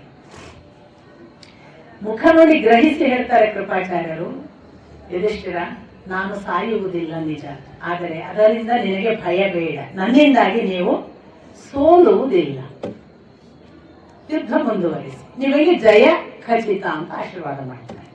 ಅವರ ಆಶೀರ್ವಾದ ತಗೊಂಡು ಶಲ್ಯನ ಹತ್ರ ಬರ್ತಾರೆ. ಶಲ್ಯ ಅಂದ್ರೆ ನಿಮಗೆ ಗೊತ್ತು, ಮದ್ರ ದೇಶದ ದೊರೆ. ಮದ್ರ ದೇಶದ ಹೆಣ್ಣು ಮಗಳು ಮಾದ್ರಿಯೇ ಪಾಂಡುವಿನ 2ನೇ ಹೆಂಡತಿ. ಹಾಗಾಗಿ ಇವರಿಗೆ ಚಿಕ್ಕಮ್ಮ ಯುಧಿಷ್ಠಿರನಿಗೆ. ಸೊ ಇವರೇನು ಸೋದರ ಮಾವ, ತಾಯಿಯ ಅಣ್ಣ. ಈ ಸೋದರ ಮಾವನ ಹತ್ರ ಹಿಂದೆ ಕೂಡ ನಿಮ್ಗೆ ಉದ್ಯೋಗ ಪರ್ವದಲ್ಲಿ ನಾನು ಹೇಳಿದೆ, ಶಲ್ಯನ ಮೊದಲು ಹೋಗಿ ಕ್ಯಾಚ್ ಮಾಡಿಬಿಟ್ಟಿದ್ದ ದುರ್ಯೋಧನ ಸಂಪಕ್ಷಕ್ಕೆ ಬರುವಾಗೆ. ಆಗ ಶಲ್ಯ ಬೇಸರದಿಂದ ಹೇಳಿದ್ದ, ನಾನು ಯಾವಾಗಲೂ ನಿನ್ ಜೊತೆಗೆ ಇದ್ದೇನೆ ಕಣೋ, ಅದೇನ್ ಮಾಡೋದು, ದುರ್ಯೋಧನ ವಶ ಮಾಡಿಬಿಟ್ಟಾಗಿದೆ. ಆಗ ಅವನು ಹೇಳ್ತಾನೆ, ಕರ್ಣನ ವಿಷಯದಲ್ಲಿ ನಾನು ಸಹಾಯ ಮಾಡ್ಬೇಕು. ಆಯ್ತು ಅಂದಿರ್ತಾನೆ ಯುಧಿಷ್ಠಿರನಿಗೆ. ಅಲ್ಲೂ ಕೂಡ ಇಲ್ಲಿ ಮತ್ತೆ ಯಥಾ ಪ್ರಕಾರ ಶಲ್ಯನು ಎಲ್ಲ ನನ್ನ ಆಶೀರ್ವಾದ ಇದೆ, ನಿಮ್ಗೆ ಜಯವಾಗಲಿ ಎಲ್ಲ ಹಾರೈಸಿದ ಮೇಲೆ ನಾನು ನಿಮ್ಗೆ ಏನ್ ಮಾಡ್ಬೇಕು ಅಂತ ಕೇಳ್ತಾನೆ. ಶಲ್ಯನ ಬಳಿ ಕೂಡ ನಿವೇದಿಸಿಕೊಳ್ಳುವುದು ಅದೇ ಮಾತು. ಏನ್ ಕೇಳ್ತಾನೆ ಅಂದ್ರೆ, ದಯಮಾಡಿ ನೀವು ನನಗೆ ಅಂದು ಮಾತು ಕೊಟ್ಟ ಹಾಗೆ ಒಂದು ನಿರ್ದಿಷ್ಟ ಸಂದರ್ಭದಲ್ಲಿ ಕರ್ಣನ ತೇಜೋವಧೆ ಆಗುವ ಹಾಗೆ ನೀನು ಸಹಕರಿಸಬೇಕು. ಅದು ಖಂಡಿತವಾಗಿಯೂ ಅದು ಆಗುತ್ತದೆ, ನಾನು ಅದನ್ನು ಮಾಡುತ್ತೇನೆ ಅಂತ. ಅದನ್ನೇ ಮುಂದೆ ನಿಮಗೆ ಶಲ್ಯ ಸಾರಥಿ ಆದಾಗ ಏನಾಯ್ತು ಅಂತ ನೀವು ನೋಡಿ, ಕರ್ಣನ ತೇಜೋವಧೆ ಆಯ್ತು, ನಾನು ಅದನ್ನು ಮಾಡ್ತೇನೆ, ನಿಮಗೆ ಅದರ ಬಗ್ಗೆ ನಿಶ್ಚಿಂತೆಯಿಂದ ಇರು, ನನ್ನ ವರ ಆಗದ್ದು ಈಗದ್ದು ಅದು ಯಥಾ ಪ್ರಕಾರ, ಯಾವ ವ್ಯತ್ಯಾಸ ಇಲ್ಲ ಅಂತ ಅವನ ಆಶೀರ್ವಾದವನ್ನು ತಗೊಳ್ತಾರೆ. ಇಷ್ಟು ಮಾಡಿ ಮರಳಿ ಬಂದು ಇವರೆಲ್ಲರೂ ಆಶೀರ್ವಾದ ತಗೊಂಡು ಮರಳಿ ಬಂದು ಯುದ್ಧ ಆರಂಭ. ಪ್ರಥಮ ಯುದ್ಧ ಅವರ ವ್ಯೂಹಕ್ಕೆ ಇವರು ಸೂಜಿ ಮುಖ ಅಂತ ಒಂದು ವ್ಯೂಹವನ್ನ ರಚಿಸಿದ್ರು ಅಂತ. ಮುಂದೆ ಅತ್ಯಂತ ಎದುರಿಗೆ ಭೀಮಸೇನ, ಮಧ್ಯದಲ್ಲಿ ಯುಧಿಷ್ಠಿರ, ಹಿಂದೆ ಅರ್ಜುನ, ಕೃಷ್ಣ, ಪಕ್ಕ ಆಚೆ ಈಚೆ ಎಲ್ಲ ವಿರಾಟ, ದ್ರುಪದ, ದುಷ್ಟದ್ಯುಮ್ನ, ದುಷ್ಟಕೇತು ಇವರೆಲ್ಲ ಇದ್ದಾರೆ. ಈ ಸೂಜಿ ಮುಖದ ಪ್ರಪ್ರಥಮ ಒಂದು ಪ್ರಕ್ರಿಯೆ ಏನು ಅಂದ್ರೆ, ಮುಂದೆ ಇರುವವನು ಅತ್ಯಂತ ಬಲಿಷ್ಠನಿದ್ದು ಎದುರಾಳನ್ನು ಸಿಕ್ಕಾಪಟ್ಟೆ ದಂಡಿಸಬೇಕು ಅನ್ನೋದು ಅದರ ಯೋಚನೆ. ಸೊ ಭೀಮಸೇನನ್ನು ಎದುರು ಬಿಟ್ಟು ನಡಗಿಸ್ಬೇಕು ಅನ್ನೋದು ಅದರ ಒಂದು ಯೋಚನಾ ಕ್ರಮ. ಹಾಗೆ ಯುದ್ಧ ಆರಂಭ ಆಗುವುದು. ಆದ್ರೆ ಯುದ್ಧವನ್ನ ನಾನು ನಿಮಗೆ ವಿವರಿಸಲಿಕ್ಕೆ ನನ್ನ ಭಾಷೆ ಕಡಿಮೆ. ಯುದ್ಧ ವಿವರಣೆಯನ್ನ ನೀವು ವೇದವ್ಯಾಸರು ವಿವರಿಸುವ ಭಾಗವಾಗಿ ಯಾವ ಮಟ್ಟಕ್ಕೆ ಭೀಮ ಹೆದರಿಕೆ ಹುಟ್ಟಿಸಿದ ಅಂತ ಒಂದು ಭಾಗ. ಭೀಮ ಹೆದರಿಕೆ ಹುಟ್ಟಿಸಿದಾಗ ಭೀಮನನ್ನು ಅವಾಯ್ಡ್ ಮಾಡ್ಬೇಕು ಅಂತಂದ್ರೆ ಏನ್ ಮಾಡ್ಬೇಕಾಗಿತ್ತು. ಸೊ ಭೀಮನನ್ನು ಬಿಟ್ಟು ಇನ್ಯಾರನ್ನ ಅಟ್ಯಾಕ್ ಮಾಡ್ಬೇಕಾದ್ರೆ ಅವ್ರು ಹೇಗೆ ತಂದ್ರು, ಅವರ ಪಕ್ಷದ ಆ ಯೋಧರನ್ನ ಭೀಷ್ಮಾಚಾರ್ಯರು ತಿರುಗಿಸ್ಕೊಂಡು ಇದರ ಮಧ್ಯೆ ಎಂಟ್ರೆ ಹೇಗಾಗುದು, ಭೀಷ್ಮಾಚಾರ್ಯರ ಜೊತೆಗೆ ಯಾರೆಲ್ಲ ಇದ್ರು, ಈ ಒಂದು ಟೀಮ್ ಸ್ಪಿರಿಟ್ ಪ್ರಕಾರ ಹೋಗುದು ಅಂತ. ಇನ್ನೊಂದು ಕಡೆ ಏನಂದ್ರೆ, ಅವರ ಪ್ರಥಮ ಯುದ್ಧದಲ್ಲಿ ಸ್ವಲ್ಪ ನಿಯಮ ಇತ್ತಂತೆ. ಏನು, ಒಬ್ಬ ಶಿಖಂಡಿ ಇದ್ರೆ ಅವನ ಜೊತೆಗೆ ಅಶ್ವತ್ಥಾಮ, ಒಬ್ಬ ಸಾತ್ವಿಕಿ ಇದ್ರೆ ಅವನ ಜೊತೆಗೆ ಕೃತವರ್ಮ, ಒಬ್ಬ ಭೀಷ್ಮಾಚಾರ್ಯರಿದ್ರೆ ಅವನಿಗೆ ಅರ್ಜುನ, ದುರ್ಯೋಧನ ಇದ್ರೆ ಭೀಮಸೇನ, ಹೀಗೆ ಒಂದು ಪಾರ್ಟಿ ಎದುರು ಪಾರ್ಟಿ, ದ್ರೋಣ ಇದ್ರೆ ದೃಷ್ಟದ್ಯುಮ್ನ, ಹಿಂಗೆ ಹೋರಾಟ ಮಾಡಿದ್ರಂತೆ ಪ್ರಥಮದಲ್ಲಿ. ಒಂಥರ ಒಂದು ನಿಯಮಕ್ಕನುಗುಣವಾಗಿ. ಕಾಲಾಳು ಇದ್ರೆ ಕಾಲಾಳು ಜೊತೆಗೆ, ಅಶ್ವದಲ್ಲಿ ಇದ್ದವನಿದ್ರೆ ಅವನ ಕುದುರೆ ಆಳು ಇದ್ದವನೇ ಅವನ ಜೊತೆಗೆ, ಆನೆ ಜೊತೆಗಿದ್ದವನು ಆನೆಯ ಜೊತೆಗಿದ್ದವನೇ ಹೋರಾಟ, ಒಂದು ನಿಯಮ. ಬರ್ಬರ್ತಾ ನಿಯಮ ಹೋಯ್ತು ಅಂತ ಅಮರ್ಯಾದಿತ ಯುದ್ಧ ಅಂತ ಹೇಳ್ತಾರೆ. ಯಾವ ಆನೆಯವನ ಜೊತೆಗೆ ಯಾವ ಕುದುರೆಯವನು ಹೋರಾಟ ಮಾಡಿದಾನಂತೆ, ಯಾವುದೋ ಕಾಲಾಳು ಇದ್ದವನನ್ನು ಯಾವುದೋ ರಥದಲ್ಲಿ ಇದ್ದವ ಕೊಂದಿದ್ದಾನೆ, ಯಾವುದೋ ಒಂದು ಸೇನೆಯ ಒಂದು ಮುಖ್ಯ ಮುಂಚೂಣಿಯಲ್ಲಿದ್ದವನು ಯಾವನೋ ಸಾಮಾನ್ಯನ ಜೊತೆಗೆ ಯುದ್ಧ ಮಾಡುದು. ಈ ತರ ಅಮರ್ಯಾದಿತವಾದ ಯುದ್ಧ ನಡೆದು ಕಡೆಗೆ ಮುಖಾಮುಖಿ ಆಗುವ ಸಂದರ್ಭಗಳನ್ನ ಉಲ್ಲೇಖ ಮಾಡುವಾಗ ಯಾರು ಯಾರಿಗೆ ಸಿಕ್ಕರೋ ಅವರೊಟ್ಟಿಗೆ ಯುದ್ಧ. ನನಗೆ ನೀನ್ ಸಿಕ್ಕೇ ನಿನ್ ಜೊತೆಗೆ, ಅವನು ಸಿಕ್ಕರು ಅವನ ಜೊತೆಗೆ, ಯಾರು ಯಾರಿಗೆ ಸಿಕ್ಕರೋ ಅವರನ್ನು ಕೊಲ್ಲಬಹುದು. ಆ ಕೊಲ್ಲುವ ವಿವರಗಳನ್ನು, ಆ ಯುದ್ಧದ ಒಂದೊಂದು ಪ್ರಕ್ರಿಯೆಗಳನ್ನ ನೀವು ಅಕ್ಷರ ಓದ್ಬೇಕು. ಯಾಕೆಂದ್ರೆ ಈಗಿನ ಕಾಲದ ಯುದ್ಧಕ್ಕೂ ಆಗಿನ ಕಾಲದ ಯುದ್ಧಕ್ಕೂ ಇರುವ ವ್ಯತ್ಯಾಸದ ಒಂದು ಭಾಗವಾಗಿ ಅದು ಬಹಳ ಮಹತ್ವದ್ದು. ಎರಡನೇದು, ಯುದ್ಧ ಭೂಮಿ ಕಣ್ಣಿಗೆ ಕಟ್ಟುವ ಹಾಗೆ ವೇದವ್ಯಾಸರು ಚಿತ್ರಿಸಬೇಕಾದ್ರೆ ಅದು ಯಾವ ಮಟ್ಟಕ್ಕೆ ಯುದ್ಧ ಕೂಡ ಗೊತ್ತಿತ್ತು ಅವರಿಗೆ ಅಂತ, ಯುದ್ಧ ಪಾಂಡಿತ್ಯ ಅಂತ ನಾವು ಹೇಳ್ತೀವಲ್ಲ, ಅದು ಕೂಡ ಗೊತ್ತಿತ್ತು ಅಂತ ಅನ್ಸುತ್ತೆ. ಕಡೆಗೆ ಎಲ್ಲಿವರೆಗೆ ಅವರ ಯುದ್ಧ ಆಯ್ಕೆಗಳು ಹೋಗಿ ಯಾರ್ಯಾರ ಜೊತೆಗೂ ಆದಾಗ ಅವರು ಜೊತೆ ಆದದ್ದು ಭೀಷ್ಮ, ಕೃತವರ್ಮ ಮತ್ತು ಶಲ್ಯ. ಈ ಒಂದು ಟೀಮ್ ಆಗ್ತಾರೆ. ಅವರ ಎದುರಿಗೆ ಪಾರ್ಟಿ ಬಂದದ್ದು ವಿರಾಟ, ಉತ್ತರ, ಭೀಮಸೇನ ಇವರೆಲ್ಲ ಬಂದಿದ್ದಾರೆ. ಸಾತ್ಯಕಿ ಇದ್ದಾನೆ, ಕೇಕೆಯ ರಾಜರು ಇದ್ದಾರೆ. ಆದರೆ ಇದಕ್ಕಿದ್ದ ಹಾಗೆ ಅದು ಏನೋ ಒಂದು ಮುಖಾಮುಖಿಯಲ್ಲಿ ಉಳಿದವರೆಲ್ಲ ಆಚೆ ಈಚೆ ಚದ್ರಿ ಯಾರ್ಯಾರೋ ಕಾನ್ಸಂಟ್ರೇಟ್ ಆದಾಗ ಉತ್ತರ ಕುಮಾರನನ್ನ ಮೊದಲನೆಯ ಟಾರ್ಗೆಟ್ ಆಗಿ ಯುದ್ಧ ಪ್ರಾರಂಭ ಆಗುತ್ತೆ. ಉತ್ತರ ಕುಮಾರ ಇಡೀ ಮಹಾಭಾರತದ ಪ್ರಥಮ ಮರಣ. ಅಂದ್ರೆ ಇದಕ್ಕೆ ಮೊದಲು ಕಾಲಾಳುಗಳು, ಕೈಯ ಅವರು ಇವರು ಸತ್ತದ್ದು, ಆನೆ ಸತ್ತದ್ದು, ಕುದುರೆ ಸತ್ತದ್ದು, ಅಮುಖ್ಯರದ್ದು ವಿವರಣೆ ಬೇರೆ ಇದೆ. ನಾನು ಹೇಳುದು ಒಬ್ಬ ಯೋಧ ಪ್ರಥಮ ಮರಣ ವಿರಾಟನ ಮಗ ಉತ್ತರ. ಈ ಉತ್ತರನನ್ನು ಕೊಂದವ ಶಲ್ಯ. ಶಲ್ಯನ ಮೇಲೆ ಉತ್ತರನ ಸಹೋದರ ಶ್ವೇತನಿಗೆ ಇನ್ನಿಲ್ಲದ ಸಿಟ್ಟು ಬರುತ್ತೆ. ಶ್ವೇತ ಯಾರು ಅನ್ನೋದಕ್ಕೆ ಅವನು ಉತ್ತರನ ಜೊತೆಗಿದ್ದ ವಿವರಣೆ ನಮಗೆ ಮೂಲ ವಿರಾಟ ಪರ್ವದಲ್ಲಿ ಸಿಗೋದಿಲ್ಲ. ಅದಕ್ಕೊಂದು ಸಣ್ಣ ಸೂಚನೆ ಹಾಗೆ ಧೃತರಾಷ್ಟ್ರ ಶ್ವೇತ ಯಾಕೆ ಬಂದ, ಅವನಿಗೇನು ಮೊದಲಿಂದ ಅವನಿಗೆ ಈ ವಿರಾಟನ ಮೇಲೆ ಸಿಟ್ಟು, ಅದಕ್ಕೆ ಬಹುಶಃ ಯುಧಿಷ್ಠಿರನ ಜೊತೆಗೆ ಸೇರಿಕೊಂಡೇನೆ, ಎಲ್ಲಿ ಯುಧಿಷ್ಠಿರನ ಜೊತೆಗೆ ಇಲ್ಲದಿದ್ರೆ ವಿರಾಟ ಇವನನ್ನ ಕೊಂದು ಹಾಕ್ತಾನೆ ಅಂತ, ಬಹುಶಃ ವಿರಾಟ ಹೇಗೂ ಯುಧಿಷ್ಠಿರನ ಜೊತೆಗಿದ್ದಾನೆ ಅಂತ ಶ್ವೇತ ಬಂದಿರಬೇಕು ಅಂತ ಒಂದು ಸೂಚನೆ ಬರುತ್ತೆ.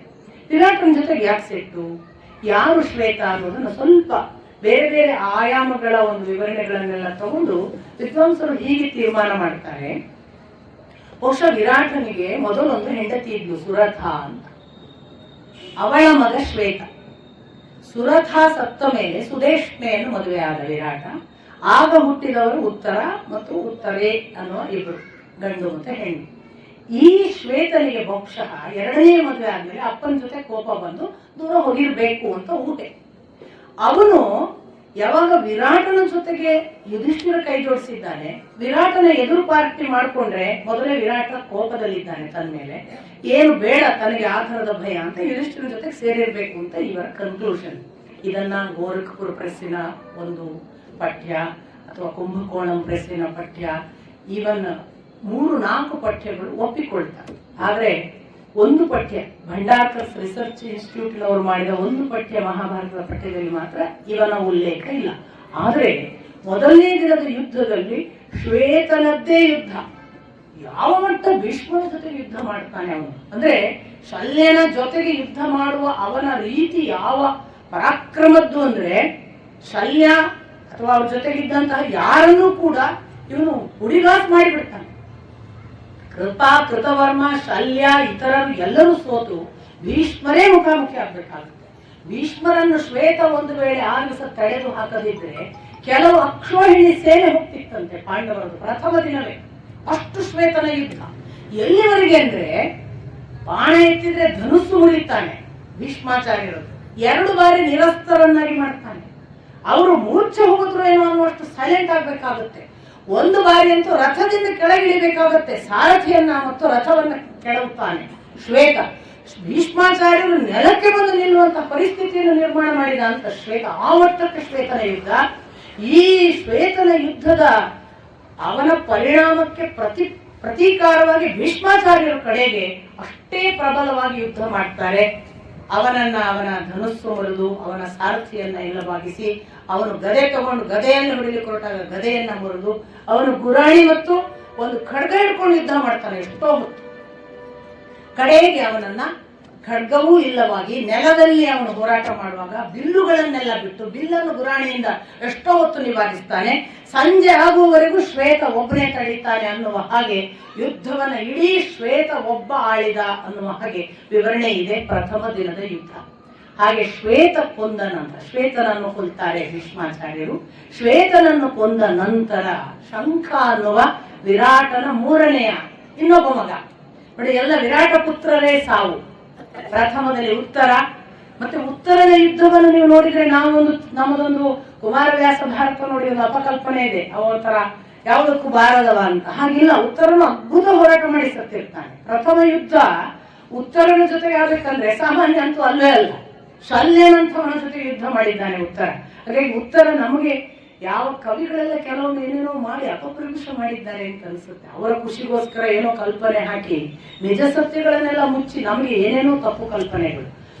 ಉತ್ತರನನ್ನ ಇಷ್ಟು ಅದ್ಭುತವಾದ ಯೋಧ ಅನ್ನೋದನ್ನು ನೀವು ಪ್ರಥಮ ದಿನದ ಯುದ್ಧದ ಆರಂಭದ ಶಲ್ಯನ ಜೊತೆಗೆ ಅವನ ಹೋರಾಟವನ್ನು ನೋಡಬೇಕು. ಭೀಮನ ಹೋರಾಟವನ್ನು 2ನೇ ದಿನದಲ್ಲಿ ನೋಡ್ತೀರಿ, ಪ್ರಥಮ ದಿನದಲ್ಲಿ ಶ್ವೇತನ ಹೋರಾಟವನ್ನು ನೋಡು. ಯಾವ ಮಟ್ಟದ ಶ್ವೇತನ ಹೋರಾಟ. ಭೀಷ್ಮರು ಕೂಡ ಭೀಷ್ಮರು ನಿರಸ್ತರಾದ್ರು, ಅಲ್ಲಿವರೆಗೆ ಅವನೇನು ಪರಿಣಾಮಕಾರಿ ಅಂತ ಧೃತರಾಷ್ಟ್ರ ಬೈತಾರೆ ಸಂಜಯನ. ಅಂಥ ಶ್ವೇತ ಸತ್ತ ಬಳಿಕ ಶಂಖ, ಅವನು ವಿರಾಟ ಪುತ್ರ, ಅವನು ಯುದ್ಧಕ್ಕೆ ತೊಡಗ್ತಾನೆ, ಅವನು ಒಂಟಿ ಆಗ್ತಾನೆ ಅನ್ನುವ ಸ್ಥಿತಿ ಬರುತ್ತೆ ಅವನ ಹೋರಾಟದಲ್ಲಿ. ಇವರೆಲ್ಲ ಪಾಂಡವರ ವಿರುದ್ಧ ಬಂದಂತಹ ಭೀಷ್ಮ, ಕೃಪಾ, ಕೃತವರ್ಮ ಅವರೆಲ್ಲರೂ, ಭಗದತ್ತ ಇದ್ದ, ನಿಮಗೆ ತುಂಬಾ ಹೆಸರು ಇದೆ, ಸೈಂಧವ, ಸಿಂಧು ದೇಶದವರು, ಅವರು ಯವನರು, ಪಲ್ಲವರು ಎಲ್ಲರವರ ಜೊತೆಗೆ ಅಲ್ಲಿ ಬರುವಂತಹ ಕಳಿಂಗರು, ಸಂಶಪ್ತಕರು, ನೀವು ನೋಡಿದ್ರೆ ಅಲ್ಲಿ ಇರುವಂತಹ ಹೆಸರುಗಳನ್ನು ನೋಡಿದ್ರೆ ಘಟಾನುಘಟಿಗಳೆಲ್ಲ ಅಲ್ಲಿದ್ದಾರೆ ಕೌರವರ ಜೊತೆ. ಇವರ ಹತ್ರ ವಿರಾಟ, ದೃಪದ, ಸಣ್ಣ ಪುಟ್ಟ ಸೋಮಕ, ಹೀಗೆ ಇಂಥ ಹೆಸರುಗಳೇ. ಇವರಿಗೆ ಮಹಾಬಲಿಷ್ಠರು ಯಾರೂ ಇಲ್ಲ. ಅಲ್ಲಿ ಇರುವಷ್ಟು ಬಲಿಷ್ಠರ ಹೆಸರುಗಳನ್ನು ಇಲ್ಲಿ ನೋಡಕ್ಕೂ ಸಾಧ್ಯ ಆಗಲ್ಲ. ಮತ್ಸ್ಯ ದೇಶೀಯರು, ಪಾಂಚಾಲರು, ಇವರೇ ಇರೋದು ಇವರೊಟ್ಟಿಗೆ. ಅಲ್ಲಿ ಆ ಮಟ್ಟದ ಶಂಖನ ಮೇಲಿನ ದಾಳಿಯನ್ನ ನೋಡಿ ಅರ್ಜುನ ಸಹಾಯಕ್ಕೆ ಹೋಗ್ತಾನೆ ಶಂಖನ. ಆಗ ಏನು ರಥ ಕಳ್ಕೊಂಡು ನೆಲದಲ್ಲಿ ಇರುವಂತಹ ಸ್ಥಿತಿಯಲ್ಲಿದ್ದಂತಹ ಶಂಖ ಅರ್ಜುನನ ರಥ ಏರಿ ಆಶ್ರಯ ತಗೊಳ್ತಾನೆ, ಬದುಕಿಕೊಳ್ತಾನೆ. ಅಲ್ಲಿಗೆ ಪ್ರಥಮ ದಿನದ ಯುದ್ಧ ಮುಕ್ತಾಯ ಆಗ್ತದೆ. ಒಂದು ದೃಷ್ಟಿಯಿಂದ ಅನೇಕ ಪಾಂಡವ ಸೇನೆಯ ನಾಶ, ಮುಖ್ಯ ಇಬ್ಬರು ಯೋಧರ ಮರಣ ಪಾಂಡವರ ಕಡೆಗೆ ಆದದ್ದು, ಉತ್ತರ ಮತ್ತು ಶ್ವೇತ. ಹಾಗಾಗಿ ಪಾಂಡವರ ಮೇಲ್ಮೈಗಿಂತ ಕೌರವರ ಮೇಲ್ಮೈ ಹೆಚ್ಚಾಯಿತು ಅಂತ ಪ್ರಥಮ ದಿನದ ವಿಮರ್ಶೆ ಆಗುತ್ತೆ. ಎರಡನೇ ದಿನದ ಯುದ್ಧ ಆರಂಭದಲ್ಲಿ ಮೊದಲು ಬಂದು ಯುಧಿಷ್ಠಿರ ಹೇಳ್ತಾನೆ, ಇದೇನು ಸರಿ ಇಲ್ಲ, ನೀವು ಯುದ್ಧ ಮಾಡುವ ರೀತಿ ನೋಡಿದ್ರೆ ಭೀಮಸೇನ ಒಬ್ಬನೇ ನಮ್ಮಲ್ಲಿ ಹೋರಾಡ್ತಾ ಇರೋದು ಕಾಣ್ತದೆ. ಬಹುಶಃ ನಿನ್ನ ಸಖನಿಗೆ ಅಂತ ಕೃಷ್ಣನ ಮುಂದೆ ನಿಂತು ಹೇಳೋದು ಯುಧಿಷ್ಠಿರ, ಬಹುಶಃ ನಿನ್ನ ಸಖನಿಗೆ ಯುದ್ಧ ಮಾಡುವ ಇಚ್ಛೆ ಇದ್ದಾಗ ಕಾಣೋದಿಲ್ಲ, ಅವನೆಲ್ಲೂ ಯುದ್ಧನೇ ಮಾಡಕ್ ಬರ್ತಾ ಇಲ್ಲ, ಅವನಿನ್ನು ಯಾವ ಲೋಕದಲ್ಲಿ ಇದ್ದಾನೋ ಏನೋ. ಹೀಗೆ ಆದ್ರೆ ಬರೇ ಭೀಮಸೇನ ಒಬ್ಬನೇ ಏನು ಅಂತ ಹೋರಾಟ ಮಾಡ್ಬೋದು, ಅವರಲ್ಲಿ ಎಷ್ಟು ಜನ ಬಲಿಷ್ಠರಿದ್ದಾರೆ. ಇಷ್ಟಾದಾಗ ಕೃಷ್ಣ ಉತ್ತರ ಏನು ಕೊಡೋದಿಲ್ಲ. ಅರ್ಜುನನಿಗೆ ಅದು ಮೂಡ್ತದೆ. ಅರ್ಜುನ ಹೇಳ್ತಾನೆ, ಇವತ್ತು ಯುದ್ಧ ಆರಂಭ ಆಗಿ ಆ ಬಳಿಕ ಯೋಚನೆ ಮಾಡು, ಮತ್ತೆ ಮಾತಾಡೋಣ. ನೀನು ತಿಳಿದ ಹಾಗೆ ನಾನೇನು ವಿಮುಖನಾಗಿಲ್ಲ, ಯುದ್ಧಕ್ಕೆ ಸರಿಯಾಗಿ ಏನ್ ಬೇಕೋ ಅದನ್ನ ನಾನು ಮಾಡ್ತೇನೆ. ಆಗ ದುಷ್ಟದ್ಯುಮ್ನ ಹೇಳ್ತಾನೆ, ನೀನು ಯಾಕೆ ಯುದ್ಧ ವಿಮುಖನಾಗ್ತಿ, ಸೋಲಿನ ಬಗ್ಗೆ ಯಾಕೆ ಭಯ ಪಡ್ತಿ ಯುಧಿಷ್ಠಿರ? ನಾನು ಹುಟ್ಟಿದ್ದು ಹೇಗೆ ಹೇಳು? ನಾನು ಹುಟ್ಟಿದ್ದೇ ದ್ರೋಣಾಚಾರ್ಯರನ್ನು ನಾಶ ಮಾಡಲಿಕ್ಕೆ, ಒಬ್ಬ ಮಗ ಹುಟ್ಟಲಿ ಅಂತ ನನ್ನನ್ನು ದೃಪದ ಯಜ್ಞಪುರುಷನನ್ನ ಕೇಳಿ ಪಡೆದ ವರ, ನಾನು ವರಪುತ್ರ. ಹಾಗಾಗಿ ನಾನು ದ್ರೋಣಾಚಾರ್ಯರನ್ನು ಕೊಲ್ಲಲೇಬೇಕು, ಅದು ವಿಧಿ ನಿಯಮ. ನಿನಗೆ ಯಾವ ಭಯ? ನಾನಿರುವಾಗ ದ್ರೋಣಾಚಾರ್ಯರಂತೂ ನಾನು ಕೊಲ್ತೇನೆ, ಭೀಷ್ಮಾಚಾರ್ಯರು ಆಮೇಲೆ ಬನ್ನಿ ಅಂತ ಹೇಳಿದಾರಲ್ಲ, ಅದನ್ನ ಇವಾಗ ಹೇಳಲ್ಲ, ನಾನು ಹೇಳೋದು. ಅಂತೂ ನಿನಗೆ ಯಾಕೆ ಭಯ? ನಾನಿದ್ದೇನೆ, ನಾನಿರುವವರೆಗೆ ನಿನಗೆ ಯಾವ ಎದುರಾಳಿಗಳಿಲ್ಲ, ಅರ್ಜುನ ಕೂಡ ಯುದ್ಧ ಮಾಡ್ತಾನೆ ಬಾ ಅಂತ ಆಗ ಸಮಾಧಾನ ಮಾಡ್ತಾನೆ. ಇನ್ನೊಂದು ಘಟನೆ ಬರುತ್ತೆ. ಏನು ಕೃಪನನ್ನು, ಶಲ್ಯನನ್ನು, ಭೀಷ್ಮ ದ್ರೋಣರನ್ನು ಆಶೀರ್ವಾದ ತಗೊಂಡು ಹೊರಟು ವಾಪಸ್ ಬರ್ತಾ ಇದ್ದಾರಲ್ಲ ಯುಧಿಷ್ಠಿರಾದಿಗಳು, ಆಗ ಕರ್ಣ ಅಲ್ಲಿ ನಿಂತಿದ್ದಾನೆ.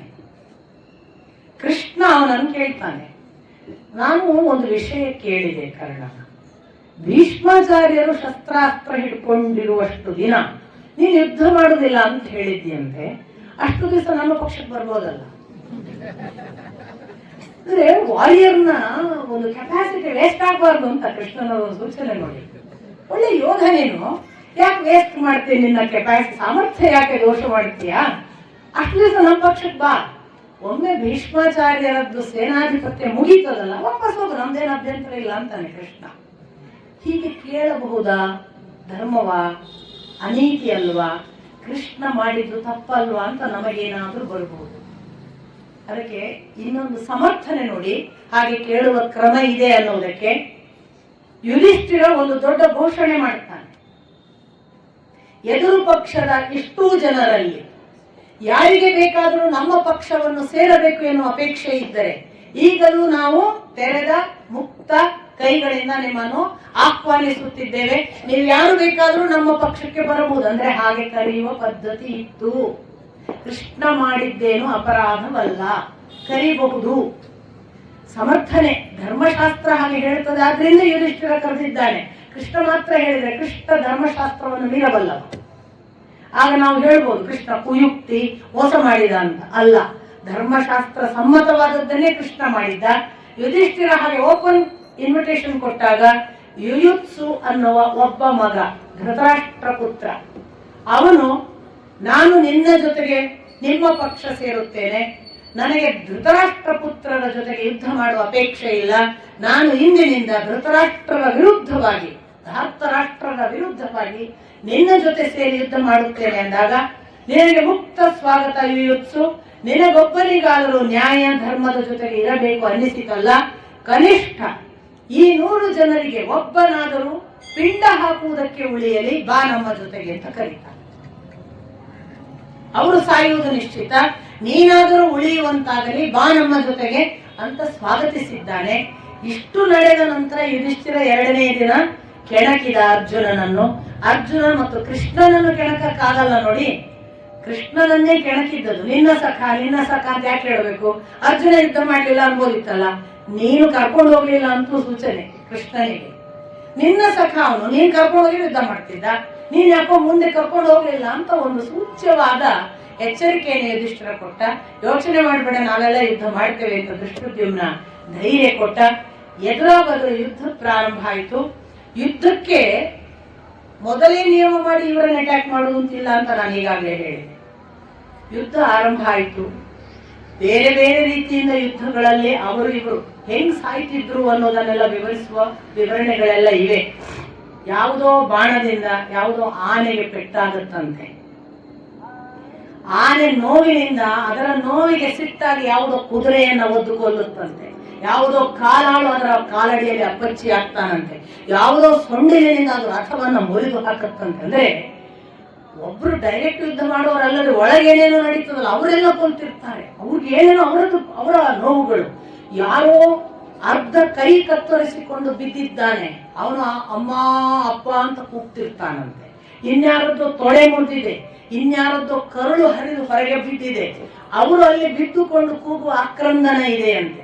ಅದರ ಜೊತೆಗೆ ಪ್ರಾಣಿಗಳು ತಾವು ತಮ್ಮ ಪಾಡಿಗೆ ಯುದ್ಧಕ್ಕೆ ಮುನ್ನುಗ್ಗುವಾಗ ಯಾವ ಎದುರಾಳಿ ಬಿಟ್ಟಂತಹ ಬಾಣಕ್ಕೋ ಆಘಾತಕ್ಕೆ ಒಳಗಾಗಿ ಅವುಗಳ ಹೆಣ, ಅವುಗಳ ಮೇಲೆ ಇನ್ಯಾರದ್ದೋ ಹೆಣ, ಆ ರಥಗಳ ಚೂರು ಚೂರು ಭಾಗ, ಅದನ್ನು ಮೆಟ್ಟಿ ನಡೆಯುವ ಕಾಲಾಳುಗಳು ಮತ್ತಾವ ಅರ್ಧ ಬದುಕಿದವರನ್ನು ಕೊಂದುಕೊಂಡು ಹೋಗ್ತಿದ್ದಾರೆ.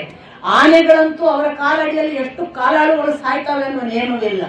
ಅಲ್ಲಿ ಬಿದ್ದವರು ಯಾರದ್ದೋ ಜ್ಞಾತಿಗಳ ಸಂಬಂಧಿಗಳನ್ನ ಕೂಗುವುದು ಮಾತ್ರ ಅಲ್ಲ, ನೀರು ನೀರು ಅಂತ ಕಿರುಚುತ್ತಾರಂತೆ. ಯುದ್ಧ ಭೂಮಿಯ ಚಿತ್ರಣವನ್ನ. ಯಾಕೆ ಯುದ್ಧ ಬೇಡ ಅನ್ನೋದು? ಯುದ್ಧದಲ್ಲಿ ಯಾರ್ಯಾರು ಅಸಹಾಯರು, ಯಾವುದೋ ಕಾರಣ ಇಲ್ಲದವರು, ಯಾವ ಪವರೂ ಸಿಕ್ಕದವರು, ಯಾರಿಗೂ ಪಾಲು ಸಿಕ್ಕದವರು, ಏನೂ ಕಾರಣವಿಲ್ಲದೆ ಸಾಯ್ಬೇಕು ನೋಡಿ ಅಂತ ಎಲ್ಲ ವಿವರಣೆಗಳನ್ನು ಕೊಡ್ತಾರೆ. ಈ ಸಂದರ್ಭದಲ್ಲಿ ಭೀಮಸೇನ ಒಂದು ಸಂದರ್ಭ ಬರುತ್ತೆ. ಅದು ಹೇಗೆ ಅಂದ್ರೆ, ಅಭಿಮನ್ಯುವನ್ನು ಎಲ್ಲ ಕೌರವರು ಅಟ್ಯಾಕ್ ಮಾಡ್ತಾರೆ.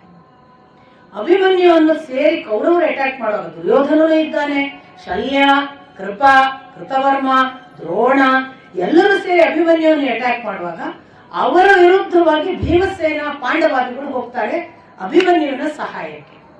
ಯುದ್ಧ ದೃಷ್ಟದ್ಯುಮ್ನ ಮತ್ತು ಮೊದಲು ಪ್ರಾರಂಭ ಆಗುವಾಗ ದೃಷ್ಟದ್ಯುಮ್ನ ದ್ರೋಣರಿಂದ ಪ್ರಾರಂಭವಾಯಿತು. ದೃಷ್ಟದ್ಯುಮ್ನ ದ್ರೋಣರ ಯುದ್ಧ ಮುಗಿಯೋದೇ ಇಲ್ಲ ಅನ್ನುವಷ್ಟು ಪ್ರಬಲವಾಗಿ ಈಕ್ವಲ್ ಅವರು. ಎಷ್ಟು ದ್ರೋಣಾಚಾರ್ಯರನ್ನು ಇನ್ನೇನು ಮುಗಿಸ್ತಾನೆ ಅನ್ನುವಾಗ ದ್ರೋಣಾಚಾರ್ಯರು ದೃಷ್ಟದ್ಯುಮ್ನ ಬೀಸಲಿಕ್ಕೆ ಹೊರಟಂತಹ ಧನುಸ್ಸನ್ನು ಮೊದಲು ಕತ್ತರಿಸಿ ಹಾಕ್ತಾರೆ. ದೃಷ್ಟದ್ಯುಮ್ನ ಏನ್ ಮಾಡ್ತಾನೆ, ಧನುಸ್ ಹೋದ್ರೆ ಹೋಯ್ತು ನಾನ್ ಬಿಡ್ತೀನ ಅಂತ ಅವನು ತೆಗೆದು ಗದೆ ಎತ್ತಿ ಹೊಡೆಯಕ್ಕೆ ಹೊರಡ್ತಾನೆ, ಗದೆಯನ್ನು ತುಂಡರಿಸಿ ಹಾಕ್ತಾನೆ. ಆಗ ದೃಷ್ಟದ್ಯುಮ್ನ ತಾನು ಗುರಾಣಿ ಮತ್ತು ಕತ್ತಿ ಹಿಡ್ಕೊಂಡು ಯುದ್ಧ ಪ್ರಾರಂಭ ಮಾಡ್ತಾನೆ. ರಥದ ಸಾರಥಿಯನ್ನು ಕೊಲ್ತಾರೆ, ರಥ ನಡೆಸುವವರಿಲ್ಲ ಮತ್ತು ಕುದುರೆಗಳನ್ನು ಕೊಲ್ತಾರೆ, ರಥಭಂಗವಾಗ್ತದೆ, ಕೆಳಗೆ ಇಳಿತಾನೆ. ದೃಷ್ಟದ್ಯುಮ್ನ ಒಬ್ಬನೇ ಈ ಪರಿ ಹೋರಾಡ್ತಾ ಇರುವಾಗ ಬರ್ತಾನೆ ಭೀಮಸೇನ. ಇತ್ತ ಭೀಮಸೇನ ಬರುವ ಒಂದು ಲಕ್ಷಣವನ್ನ ನೋಡಿ ದೃಷ್ಟದ್ಯುಮ್ನ ತಕ್ಷಣ ಭೀಮಸೇನನ ಜೊತೆಗೆ ಅವನಿಗೊಂದು ರಥವನ್ನು ಕೊಡಲಾಗ್ತದೆ, ಇನ್ನೊಬ್ರು ಬಂದು ಸಹಾಯ ಮಾಡ್ತಾರೆ. ದೃಷ್ಟದ್ಯುಮ್ನನ್ನು ಏರಿದ್ರು ನೋಡಿ, ಇತ್ತ ದ್ರೋಣಾಚಾರ್ಯರು ವಿರಾಟ ಮತ್ತು ದ್ರುಪದನ ಕಡೆಗೆ ತಮ್ಮ ಲಕ್ಷ್ಯವನ್ನ ತಿರುಗಿಸ್ತಾರೆ. ಭೀಮಸೇನ ಈಚೆ ಯುದ್ಧಕ್ಕೆ ನಿಲ್ಲುವಂಥದ್ದು. ಈ ಭೀಮಸೇನಿಗೆ ಅವರು ಇವರು ಒಬ್ರಲ್ಲ, ಭೀಮಸೇನನ ಯುದ್ಧ ನೋಡ್ಬೇಕು. ಅವನಿಗೂ ಹಾಗೆ ಆಗತ್ತೆ. ಅವನು ಯುದ್ಧ ಮಾಡ್ತಾ ಮಾಡ್ತಾ ಎದುರು ಬದಲಾದವರು ಭೀಷ್ಮಾಚಾರ್ಯರು. ಆ ಯುದ್ಧ ಭೀಷ್ಮಾಚಾರ್ಯರ ಪರಿಣಾಮವಾಗಿ ಇವನ ಕೈಯಲ್ಲಿದ್ದ ಅಸ್ತ್ರ ಹೋಗುತ್ತೆ, ಶಸ್ತ್ರ ಹೋಗುತ್ತೆ, ಅವ್ರ ಕೈಯಲ್ಲಿರುವಂತ ಯಾವ ಕುದುರೆ ಸಾರಥಿಗಳು ಹೋದ್ರು, ಭೀಮ ಗದೆ ತೆಗೆದು ಬೀಸಿದ್ರೆ ಅದು ಹೋಗುತ್ತೆ ಅನ್ನುವಾಗ ಭೀಮ ನೆಲಕ್ಕೆ ಗುರಾಣಿ ಹಿಡ್ಕೊಂಡು ಇಳಿತಾನೆ ಕತ್ತಿಯ ಜೊತೆಗೆ. ಕತ್ತಿ ಬೀಸಿಕೊಂಡು ಅವನು ಕೊಂದದ್ದೆಷ್ಟು ಅಂತ ಒಂದು ಪಟ್ಟಿ ನೋಡಿದ್ರೆ ಯಾವ ಮಟ್ಟ ಕೊಲ್ತಾನೆ. 8 ತರದ ಕತ್ತಿ ಬೀಸುವ ಯುದ್ಧವನ್ನು ಮಾಡ್ತಾನೆ. ಯಾವ ಖಡ್ಗವನ್ನ ಬೀಸಿ 8 ತರದ ಯುದ್ಧ ಮಾಡಿದ ಅಂದಾಗ ಒಂದು ಭ್ರಾಂತ ಅಂತ. ಭ್ರಾಂತ ಅಂದ್ರೆ ಮಂಡಲಾಕಾರದಲ್ಲಿ ಕತ್ತಿ ತಿರುಗಿಸ್ತಾ ಹೋಗುದು. ಯಾರು ಸಿಗ್ತಾರೋ ಅವರೆಲ್ಲ ಆ ಕತ್ತಿಗೆ ಸಿಕ್ಕು ಸಾಯ್ಬೇಕು, ಇಲ್ಲ ಅಂಗವಿಕಲರಾಗಬೇಕು, ಬೀಳ್ಬೇಕು. ಇದು ಒಂದು. ಇದಕ್ಕಿಂತ ಉದ್ಭ್ರಾಂತ ಅಂತ, ತಲೆಯ ಮೇಲೆ ಬೀಸ್ತಾ ಹೋಗು, ಉದ್ಭ್ರಾಂತ. ಆಪ್ಲುತ ಅಂತ, ಬೀಸ್ತಾ ಬೀಸ್ತಾ ಹಾರುದು, ಹಾರಿ ಹಾರಿ ಕೊಲ್ತಾ ಹೋಗುದು. ಅವ್ರ ರಥದ ಮೇಲಿದ್ದಾನೆ ಹಾರಿ ಕೊಲ್ಲೋದು, ಆನೆ ಮೇಲಿದ್ದಾನೆ ಹಾರಿ ಕೊಲ್ಲೋದು. ಆನೆಯ ದಾಡೆಯ ಸಹಾಯ ತಗೊಂಡು ಏರಿ ಅದರ ಮದಗಜ ಸ್ಥಳಕ್ಕೆ ಹೋಗಿ ಅದಕ್ಕೆ ಹೊಡೆದು ಅಲ್ಲಿರೋ ರಥಿಕನನ್ನ, ಅದರ ಮೇಲೆ ಕೂತಿರೋರನ್ನ, ಗಜ ಪಡೆಯ ಸೈನಿಕರನ್ನ ಕೆಳಗೆ ಉರುಳಿಸ್ತಿದ್ದಂತೆ. ಇಷ್ಟು ಮಾಡುವುದಲ್ಲ, ಆಪ್ಲುತ ಪ್ಲುತ ಅಂತ ಇನ್ನೊಂದು ತರ, ಅದು ಸುತ್ತುತ್ತಿರೋದು. ಆದ್ರೆ ಎಲ್ಲಾ ದಿಕ್ಕುಗಳನ್ನು ಬಿಟ್ಟು ಒಂದು ದಿಕ್ಕಿಗೆ ಹೋಗಿ ಹೊಡೆಯೋದು ಈ ಕತ್ತಿಯಲ್ಲಿ. ಇದರ ಜೊತೆಗೆ ಅವನು ಇನ್ನೊಂದು, ಅವನದ್ದು ಆವಿದ್ಯ ಅಂತ. ಆವಿದ್ಯ ಅಂದ್ರೆ ಈ ಭ್ರಾಂತ ವಿದ್ಯೆಯನ್ನು ಸಂಪೂರ್ಣವಾಗಿ ತಿಳಿದ ವಿದ್ಯೆ ಅವನಿಗೆ ಗೊತ್ತಿತ್ತು. ಭ್ರಾಂತ ವಿದ್ಯೆಯಲ್ಲಿ ಎಷ್ಟು ವೆರೈಟಿ ಇದೆಯಲ್ಲ, 7, ಅದನ್ನು ತಿಳಿದವನಿದ್ದ. ಆದ್ರಿಂದ 7 ತರ. ಯಾವ ಪ್ರಸೃತ ಅಂತ ಇನ್ನೊಂದು ತರ. ಪ್ರಸೃತ ಅಂದ್ರೆ ಎಲ್ಲಾ ದಿಕ್ಕುಗಳಿಗೂ ಹೋಗುದು ತಿರುಗ್ತಾ. ಒಂದು ಏಕ ದಿಕ್ಕಿಗೆ ಹೋದ್ರೆ ಪ್ಲುತ, ಎಲ್ಲಾ ದಿಕ್ಕುಗಳಿಗೆ ಹೋದ್ರೆ ಅದು ಪ್ರಸೃತ. ಈ ತರ ಎಲ್ಲಾರನ್ನೂ ಖಡ್ಗದಿಂದ ಹೊಡಿತಾ ಕೊಲ್ತಾ ಕೊಲ್ತಾ ಕೊಲ್ತಾ ಹೋದದ್ದು ಒಂದು ಭಾಗವಾದ್ರೆ, ಭೀಮಸೇನ ಕೊಂದ ಇನ್ನೊಂದು ರೀತಿ ಏನು ಅಂದ್ರೆ, ಎದುರಿಗೆ ಹೋಗಿ ಗರ್ಜಿಸ್ತಿದ್ದಂತೆ. ಆ ಗರ್ಜನೆಗೆ ಎದೆ ಹೊಡೆದು ಎಷ್ಟೋ ಸತ್ತಿದ್ದಾರೆ. ಅಲ್ಲಿ ಒಂದು ಮಾತು ಬರುತ್ತೆ, ವೇದವ್ಯಾಸರು ಸಂಜಯನ ಮುಖಾಂತರ ಧೃತರಾಷ್ಟ್ರನಿಗೆ ಹೇಳುವುದು, ಆ ಧ್ವನಿ ಕೇಳಿದವರು ಇದು ಮನುಷ್ಯ ಧ್ವನಿ ಅಲ್ಲ, ಯಾವುದೋ ಭೂತ ವಿಶೇಷ ಎಂದು ಭಯಪಟ್ಟು ಹೆದರಿ ಸತ್ತಿದ್ದರು. ಇನ್ನು ಕೆಲವರು ಅವನು ಹೀಗೆ ಬಂದ ದೈತ್ಯಾಕಾರ ನೋಡಿ ಪ್ರಾಣ ಬಿಟ್ಟಿದ್ದಾರೆ, ಹೆದರಿ ಬಂದ ಇವ ನಮ್ಮ ಹತ್ರ ಅಂತ. ಅಲ್ಲ, ನಮ್ಗೆ ಆಶ್ಚರ್ಯ ಆಗುತ್ತೆ. ಅಲ್ಲಿ ರಥದಲ್ಲಿದ್ದವರು ಇದ್ದಾರೆ, ಬೇರೆ ಬೇರೆ ಬಿಲ್ಲು ಬಾಣ ಇದ್ದವರು ಇದ್ದಾರೆ, ಅವ್ರಿಗೆ ಯಾರಿಗೂ ಏನು ಮುಟ್ಟಕ್ಕಾಗಲಿಲ್ಲ ಅನ್ನುವಂತಹ ವೀರವನ್ನ ಭೀಮಸೇನ ಒಬ್ಬನದ್ದೇ ಯುದ್ಧ. ಅದು ಆ ದಿವಸ 2ನೇ ದಿನ ಹೋಗಿ ಎಷ್ಟು, ಯಾವುದೋ ಕುದುರೆಯನ್ನು, ಯಾವುದೋ ಆನೆಯನ್ನ, ಯಾವುದೋ ಆ ಕುದುರೆಯ ಮೇಲಿದ್ದವನನ್ನ, ರಥದ ಮೇಲಿದ್ದವನ, ಆನೆಯ ಮೇಲಿದ್ದವನನ್ನ, ಕಾಲಾಳುಗಳನ್ನ ಕತ್ತರಿಸಿ ಕತ್ತರಿಸಿ ರಾಶಿ. ಎಷ್ಟು ಅಂತಂದಾಗ ಒಂದು ರಕ್ತ ಸರೋವರ ನಿರ್ಮಾಣ ಮಾಡಿದನು. ಅಷ್ಟು ಕೊಂದಿದ್ದಾನೆ. ಮಾತ್ರ ಅಲ್ಲ, ಆ ರಕ್ತ ಸರೋವರ ಅಂದ್ಕೊಳ್ಳೆ ನಮಗೆ ಒಂದು ಹೀಗೆ ರಕ್ತದ ಧಾರೆ ಹರಿತಿರ್ಬೋದು ಅನ್ಸ್ಬೋದು. ಇಲ್ಲ, ಈ ಕಡೆಯಿಂದ ಆ ಕಡೆ ಹಾಯ್ಲಿಕ್ಕೆ ಸಾಧ್ಯ ಇಲ್ಲದಷ್ಟು ರಕ್ತ ಇತ್ತು. ಅದು ನದಿ ದಾಟಬೇಕಲ್ಲ, ಅಷ್ಟು ರಕ್ತದ ಧಾರೆ. ಆ ಪರಿ ಕೊಂದು ಹಾಕಿದ್ದಂತೆ ಭೀಮಸೇನ. ಯಾವ ಉಗ್ರತ್ವ ಅದು! ಭೀಮಸೇನ ಹೀಗೆ ಕೊಲ್ಲುವ ಪರಿಯನ್ನ ಅವರು ವಿವರಿಸುವುದಕ್ಕಾಗಿ ಅವರು ವಿವರಿಸಿದ ವಿವರಣೆಯ ಒಂದು ಆ ದಟ್ಟ ಅನುಭವವನ್ನ ಓದಬೇಕು ನೀವು. ಅವನು ಈ ಕತ್ತಿಲ್ ಕೊಲ್ಲೋದಾಯ್ತಲ್ಲ, ಹೀಗೆ ಹೋಗುವಾಗ ತಾಗಿದ್ರೆ ಒಬ್ಬ ಸಾಯ್ತಿದ್ದಂತೆ. ಆ ಬಾಡಿಯ ಸ್ಪರ್ಶಕ್ಕೆ ಆ ಪರಿ ಎನರ್ಜಿ. ಮತ್ತೆ ಅವನು ಹೋಗುವವರ ಕಾಲಡಿಗೆ ಸಿಕ್ಕಿ ಎಷ್ಟೋ ಜನ ಸಾಯ್ತಿದ್ರು. ಈ ವೇಗದಲ್ಲಿ ಹೋಗುವ ರಭಸದಲ್ಲಿ ಯಾವುದಕ್ಕೂ ಒಂದು ಹೊಡೆದರೆ ಸಾವು, ಕಾಲಿನಿಂದ ಹೊಡೆದರೆ ಸಾವು, ಬೀಸುವ ಕತ್ತಿಯಿಂದ ಸಾವು. ಭೀಮ ಕೊಂದ ಅಳತೆಯನ್ನ ನೋಡಿದ್ರೆ ಅವತ್ತು 2ನೇ ದಿನದ ಯುದ್ಧ ಅದು ಭೀಮನದ್ದೇ ಏಕಮಾತ್ರ ಯುದ್ಧ ಅನ್ನುವ ಹಾಗೆ ಘೋಷಣೆ ಆಗುವಷ್ಟು ನಂತರದಲ್ಲಿ ಈ ಇನ್ನು ಮುಂದಿನ ಸಂದರ್ಭ ನಾನು ಹೇಳಿದ್ದು, ಅಭಿಮನ್ಯು ಒಬ್ಬನಾದಾಗ ಎಲ್ಲ ದ್ರೋಣ ಮತ್ತು ಪಾಂಡವರೆಲ್ಲ ಸೇರಿ ಕೌರವರೆಲ್ಲ ಸೇರಿದ್ದನ್ನ ವಿರೋಧಿಸಲಿಕ್ಕೆ ಪ್ರತಿ ಹೋರಾಟ ಮಾಡಿದ್ದು ಆಗ ಅರ್ಜುನ ಮತ್ತು ಅಭಿಮನ್ಯುನ ರಕ್ಷಣೆಗೆ ಹೋದಂತಹ ಅರ್ಜುನನನ್ನು ಹೊಡೆಯುವುದಕ್ಕೆ ಭೀಷ್ಮರು ಸಿದ್ಧರಾಗ್ತಾರೆ. ಭೀಷ್ಮಾರ್ಜುನರ ಯುದ್ಧ ಒಂದು ಮಹಾಪರಾಕಾಷ್ಠೆ. ಅವರಿಗೆ ಇವರು, ಇವರಿಗೆ ಅವರು ಹೊಡೆಯುವಾಗ ಯಾರು ಸೋಲ್ತಾರೆ ಯಾರು ಗೆಲ್ತಾರೆ ಹೇಳಕ್ ಸಾಧ್ಯವೇ ಇಲ್ಲ ಅಂತ.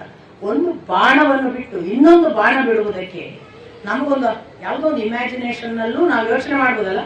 ಒಂದು ಬಿಟ್ಟು ಇನ್ನೊಂದು ಬಾಣ ತೆಗೆದು ಈ ನಿಮಿಷದ ಅಳತೆ ಕೂಡ ಅಲ್ಲ ಅಂತ ಅವ್ರು ಕೊಡುವ ಸ್ಪೀಡ್.